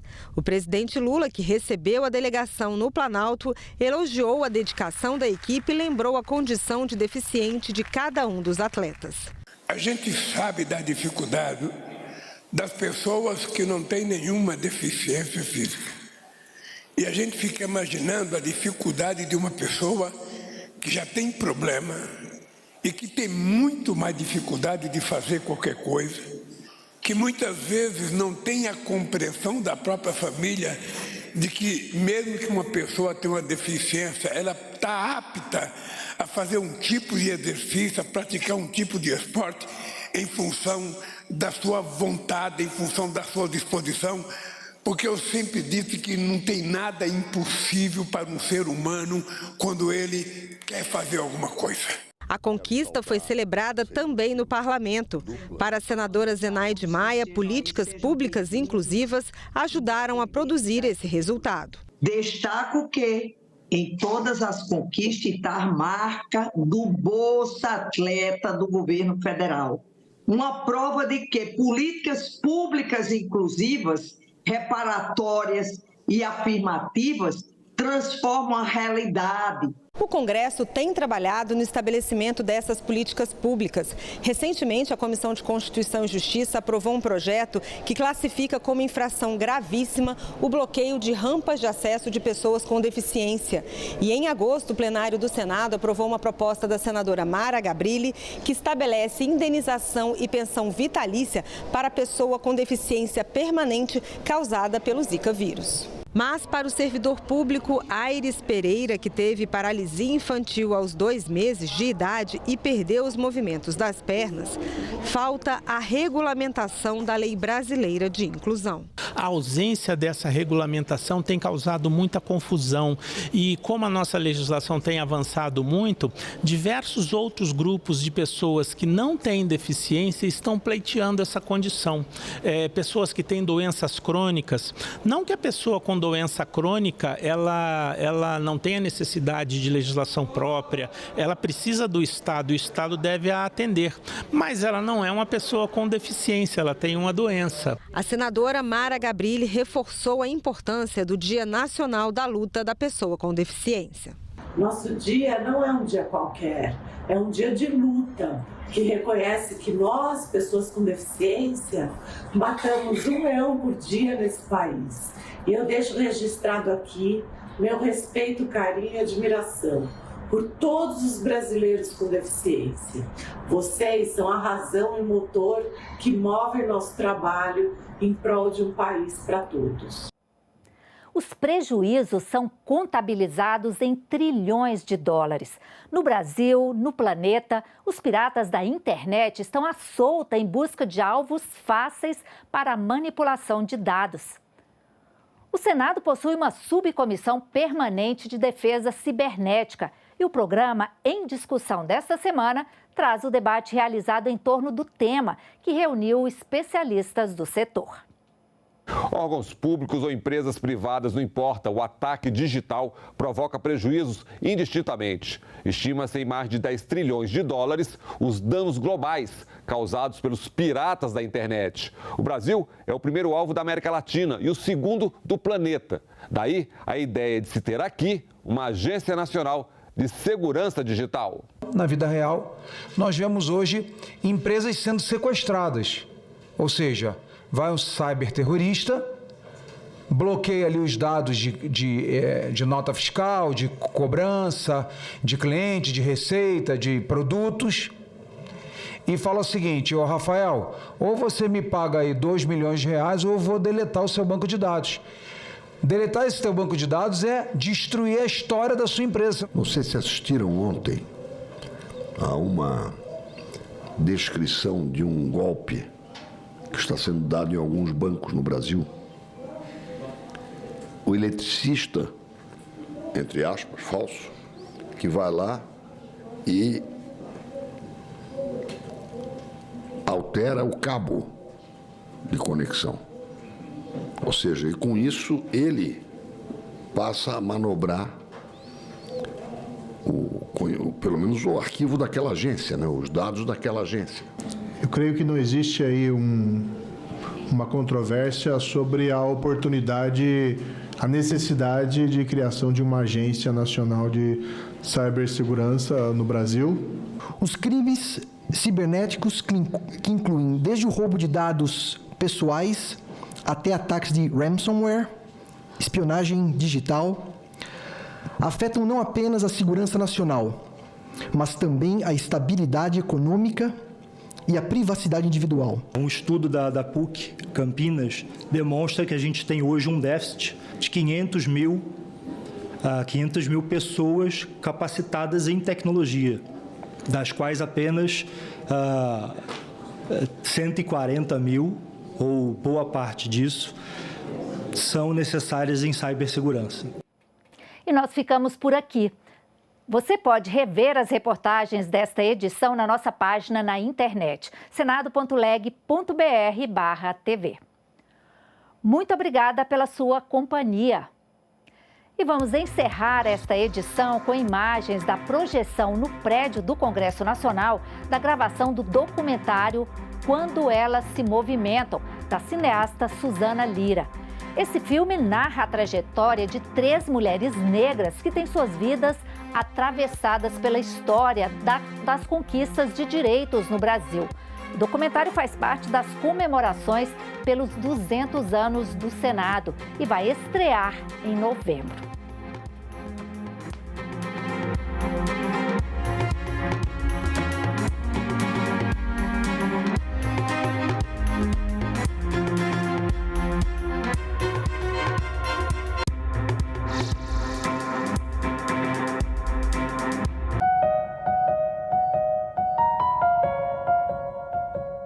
Saúde mental. Número de suicídios cai no mundo e aumenta no Brasil. Parlamentos investem em prevenção. Deslocados internos. Brasileiros vítimas de tragédias ambientais. Arte no campo. Grupo de teatro do MST é destaque no Ceará. Tudo isso você vê no Parlamento Brasil. Parlamento Brasil.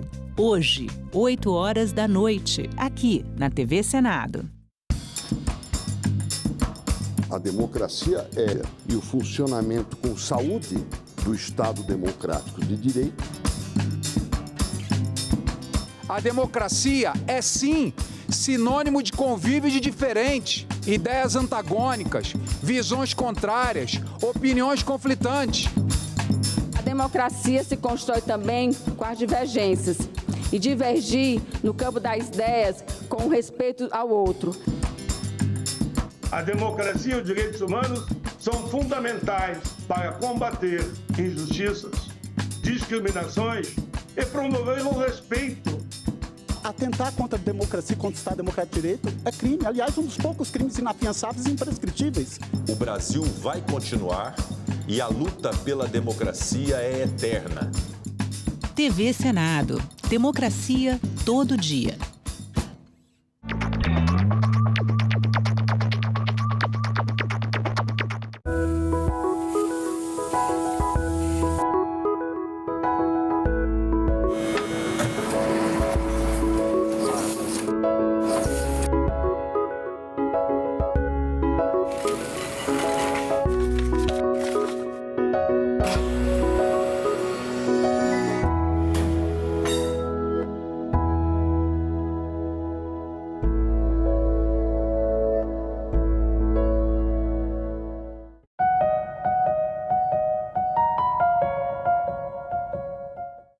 O programa a seguir é livre para todos os públicos.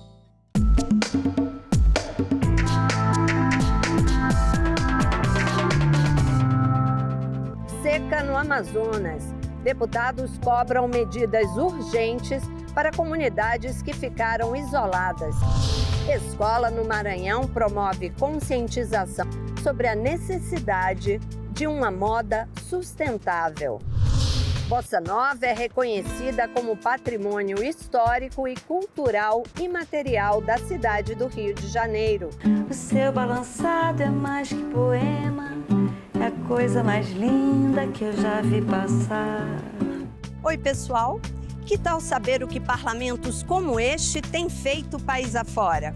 Afinal, são decisões que impactam a sua vida, o dia a dia do brasileiro. Eu sou Andréa Alves e este é o Parlamento Brasil, um programa que há 18 anos é feito em parceria com as TVs legislativas de todo o país. Vamos lá?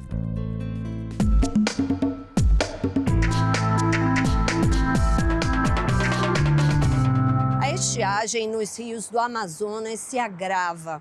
O governo estadual decretou situação de emergência nos 62 municípios do estado. Decretou também situação de emergência de saúde pública. Na Assembleia Legislativa, os deputados cobram medidas urgentes para minimizar os impactos nas comunidades que ficaram isoladas pela seca. A situação não está fácil para quem vive no Amazonas. O grande volume de fumaça das queimadas e o isolamento de quem vive no interior por conta da estiagem são as principais preocupações das autoridades políticas, ambientais e da Defesa Civil. E os impactos sociais e econômicos tendem a piorar. Pesquisas recentes do Instituto Nacional de Pesquisas da Amazônia, o INPA, informam uma piora no quadro. Não há previsão de chuvas para os próximos meses e a temperatura da região está acima da registrada no ano passado. Renato Sena é mestre em Física da Atmosfera e atua no INPA há quase 40 anos. Ele apresentou dados dessa piora e alertou o parlamento sobre a importância da gestão de riscos no lugar da gestão de crise. Esse é um quadro que a gente tem visto que é um quadro que está se agravando, não é uma questão de só dos próximos 13 meses. A gente está vendo esse processo climático se intensificar e a perspectiva é que nos próximos anos, nos próximos pelo menos 2 décadas que a gente vai avançar, a gente vai ter processos muito similares. De acordo com a Defesa Civil do Amazonas, 77.500 famílias já haviam sido afetadas pela estiagem no estado. No âmbito da assistência humanitária, cerca de 730 toneladas de alimentos já foram distribuídas para os municípios do interior, entre outras iniciativas para garantir água potável à população. O deputado Rosenha levou o tema à tribuna. Além da questão econômica, o parlamentar fala do isolamento dos ribeirinhos e povos originários com a escassez de alimentos nesse período. Ele pede à união do Parlamento Estadual e da bancada federal para que a Presidência da República providencie as devidas soluções. Não há o que fazer a não ser pedir socorro, dinheiro pesado, não é dinheiro pouco. O que eu estou falando é dinheiro de mecanismos internacionais. Eu estou falando de dinheiro de BNDES, dinheiro a fundo perdido para salvar o Amazonas. E não é de outra coisa, é da fome. Nós estamos falando de morte, e morte por desnutrição, por falta d'água.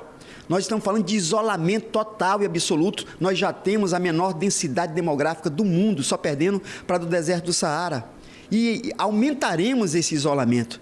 Agora, falta sensibilidade. Outros deputados dividem a mesma preocupação. A Casa tem contribuído com o governo do estado para a tramitação e votação de pautas urgentes que se referem à diminuição dos impactos econômicos na capital e interior e também de soluções para o abastecimento. Isso é preocupante. Eu acho que isso é um assunto que a gente tem que tratar aqui na Assembleia, nas outras Assembleias dos outros estados, no Parlamento Amazônico, essa cobrança do governo do estado, essa cobrança do governo ao governo federal. O deputado Sinésio Campos propõe a criação de uma comissão para tratar do assunto. Temos lideranças aqui está o INPA, aqui temos várias instituições federais que tratam dessa questão, mas parece que não. Se está ocorrendo de uma forma muito tímida. Então eu digo que esta casa, e eu como vice-presidente também do Parlamento Amazônico, temos que criar essa comissão. O comandante Dan diz que não há justificativa para a falta de planejamento no socorro às populações da Amazônia. Ele destaca a preocupação com a fauna, a flora e principalmente os seres humanos de toda a região. Nós precisamos de um sistema integrado de comando e controle nacional, estadual e municipal, lá no município onde a estiagem está acontecendo, os maiores focos de queimadas estão acontecendo, precisa haver um núcleo integrado para poder, ali no local, tomar decisões ágeis e apresentar respostas ágeis. Agora você pode se preparar, porque a próxima reportagem pode dar uma vontade danada de dançar ao som da bossa nova. É que o ritmo foi reconhecido pela Câmara Municipal do Rio de Janeiro como patrimônio histórico e cultural imaterial da cidade. Um cantinho, um violão, esse amor uma canção, pra fazer feliz a quem se ama. Uma inspiração baseada na sedução de contornos de uma cidade cantada em verso e prosa. O canto suave com letras eternizadas de poemas marcantes. A origem da bossa nova está ligada ao país, e especificamente ao Rio de Janeiro. Era final da década de 50. O gênero musical que conquistou o mundo partiu de jovens talentosos. O que era esse movimento? Estribado numa pessoa e num personagem, em uma voz, João Gilberto, a que chegaram de imediato o letrista da Bossa Nova, Vinícius de Moraes, e o melodista da Bossa Nova, Tom Jobim. Portanto, o trio Moraes, Jobim e João Gilberto fizeram um movimento revolucionário da remodelação e da atualização da música popular brasileira. Tom Jobim e Vinícius de Moraes, autores de uma das músicas que alcançaram recorde de regravação em todo o planeta. Garota de Ipanema representou o auge do novo estilo de música e ganhou repercussão internacional.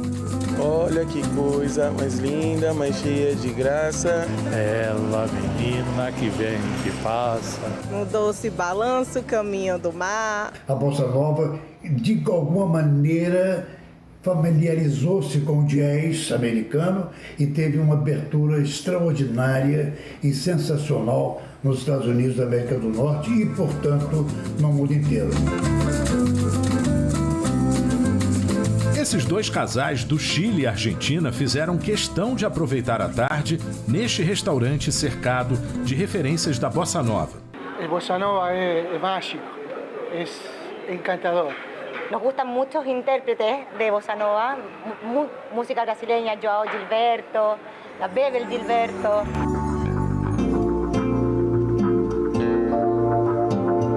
Rua Nascimento Silva e, mais precisamente, o número 107. Neste prédio morou Antônio Carlos Jobim. Algumas músicas da Bossa Nova citam esta rua. Uma história mais uma vez eternizada, agora pela Câmara Municipal, ao aprovar a promulgação da lei que considera a Bossa Nova patrimônio histórico e cultural de natureza imaterial do Rio de Janeiro. É muito importante que a gente agora tenha essa fixação em lei municipal dentro do país. A Bossa Nova, de fato, é um bem cultural inestimável para o Rio de Janeiro, onde ela nasceu, e para o país que exportou a Bossa Nova para o mundo inteiro. Rio de Janeiro, Rio de Janeiro.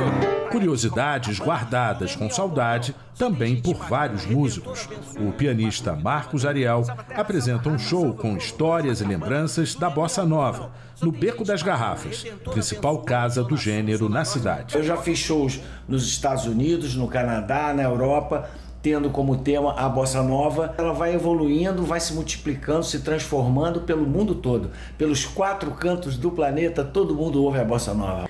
O seu balançado é mais que poema, é a coisa mais linda que eu já vi passar.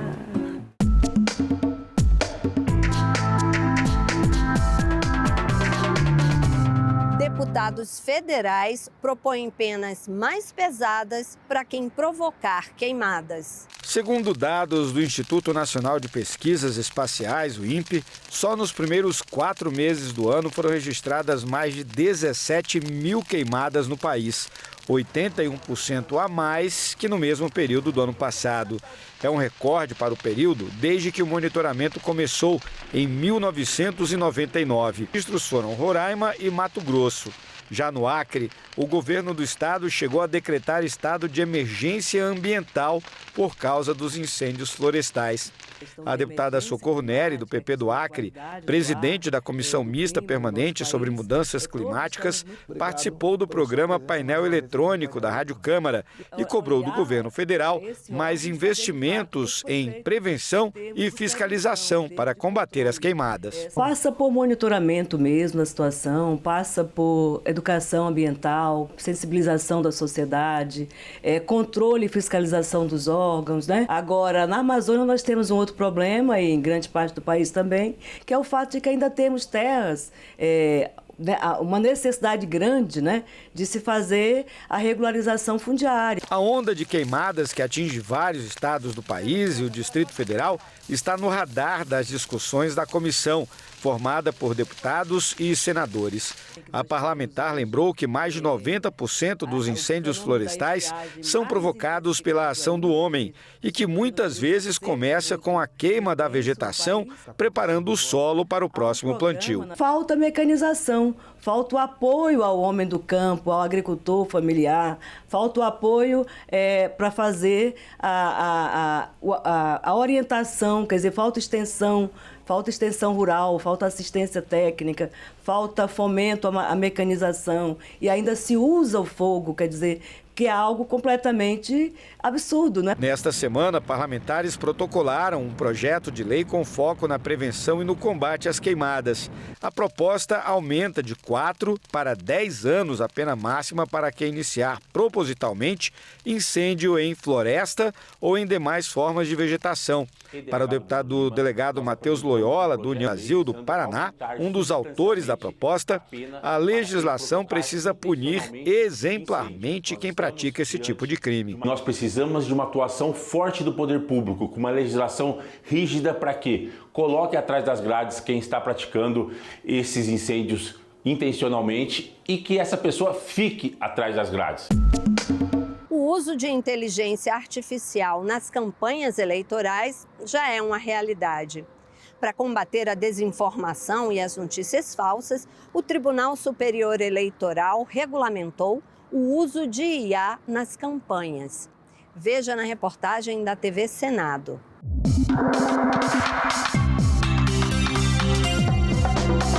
Queridos amigos e amigas, vamos investir na formação dos nossos professores, melhorar as infraestruturas das escolas e aprimorar o atendimento de urgência e emergência. Prestou atenção nesse texto? Ele poderia ter sido escrito pela equipe de marketing de alguma campanha eleitoral. Pois é, poderia. Mas o texto foi 100% gerado por inteligência artificial. O crescente uso de inteligência artificial nas campanhas eleitorais fez o Tribunal Superior Eleitoral atualizar as regras das propagandas eleitorais de partidos e candidatos. Em fevereiro de 2024, a regulamentação da inteligência artificial foi incluída e já está valendo para as eleições municipais deste ano. Um dos principais motivadores foi a necessidade de combater a desinformação e a propaganda de notícias falsas durante as eleições. Pelas novas regras, seja para prejudicar ou favorecer, fica proibido o uso de deepfakes, que são conteúdos gerados ou manipulados digitalmente para criar, substituir ou alterar imagem ou voz de alguém. O emprego de robôs para intermediar o contato com o eleitor fica limitado, pois a campanha não pode simular um diálogo com um candidato, por exemplo. Passa a ser obrigatório o aviso explícito com destaque sobre o uso de IA na propaganda eleitoral. E as Big Techs, grandes empresas de tecnologia que detêm plataformas de redes sociais e buscadores na internet, passam a ser responsabilizadas, civil e administrativamente, se não retirarem do ar imediatamente conteúdos antidemocráticos, discurso de ódio e desinformação, entre outros. Essa resolução ela inova porque ela coloca uma série de atores,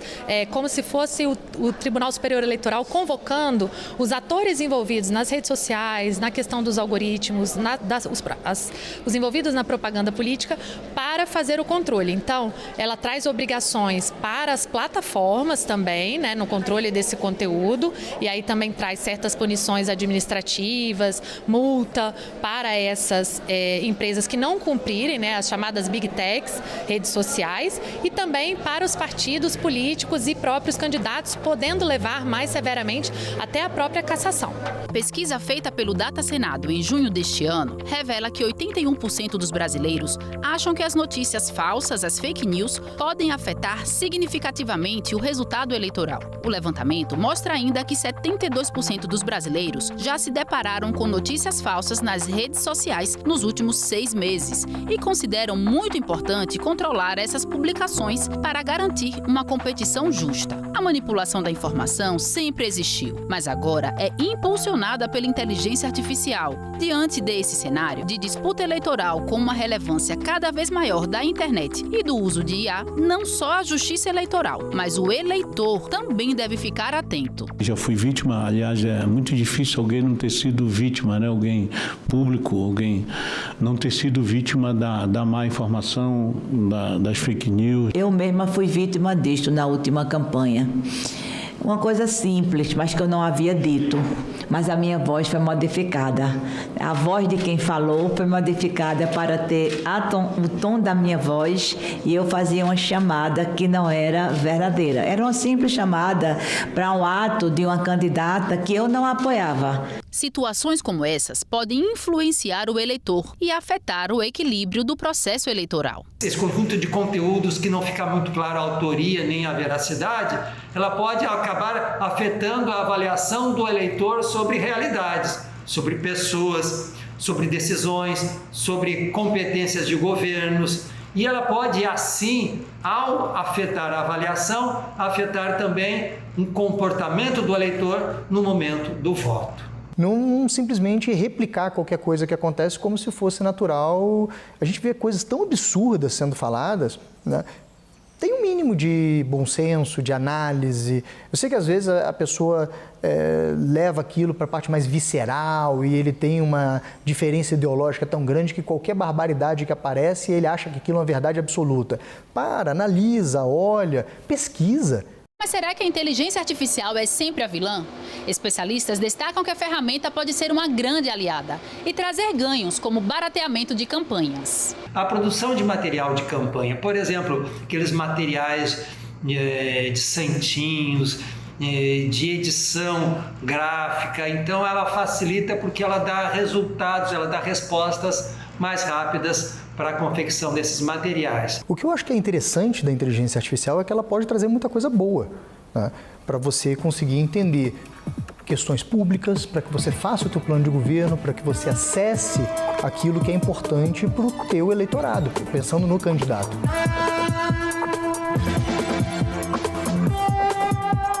E sobre o futuro próximo? Aonde chegaremos com essa tecnologia? Qual será o impacto da inteligência artificial nas eleições seguintes? O que vai ser daqui a 1, 2 anos? É muito difícil da gente dizer, mas eu vejo a inteligência artificial como algo constante, presente no nosso dia a dia e que a gente vai precisar aprender a se adaptar e usar isso na nossa realidade de uma maneira constante.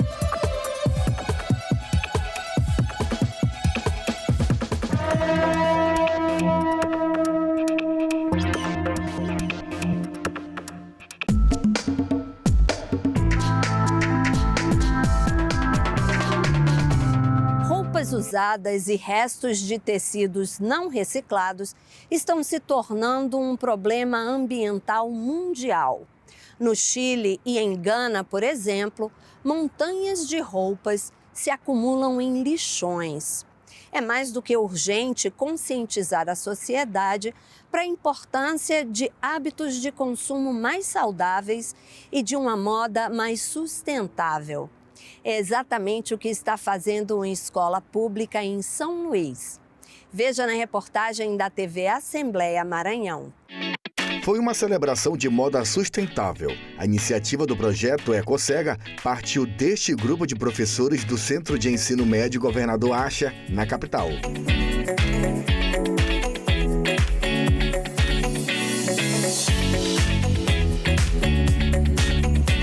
A escola tem um projeto por área, né?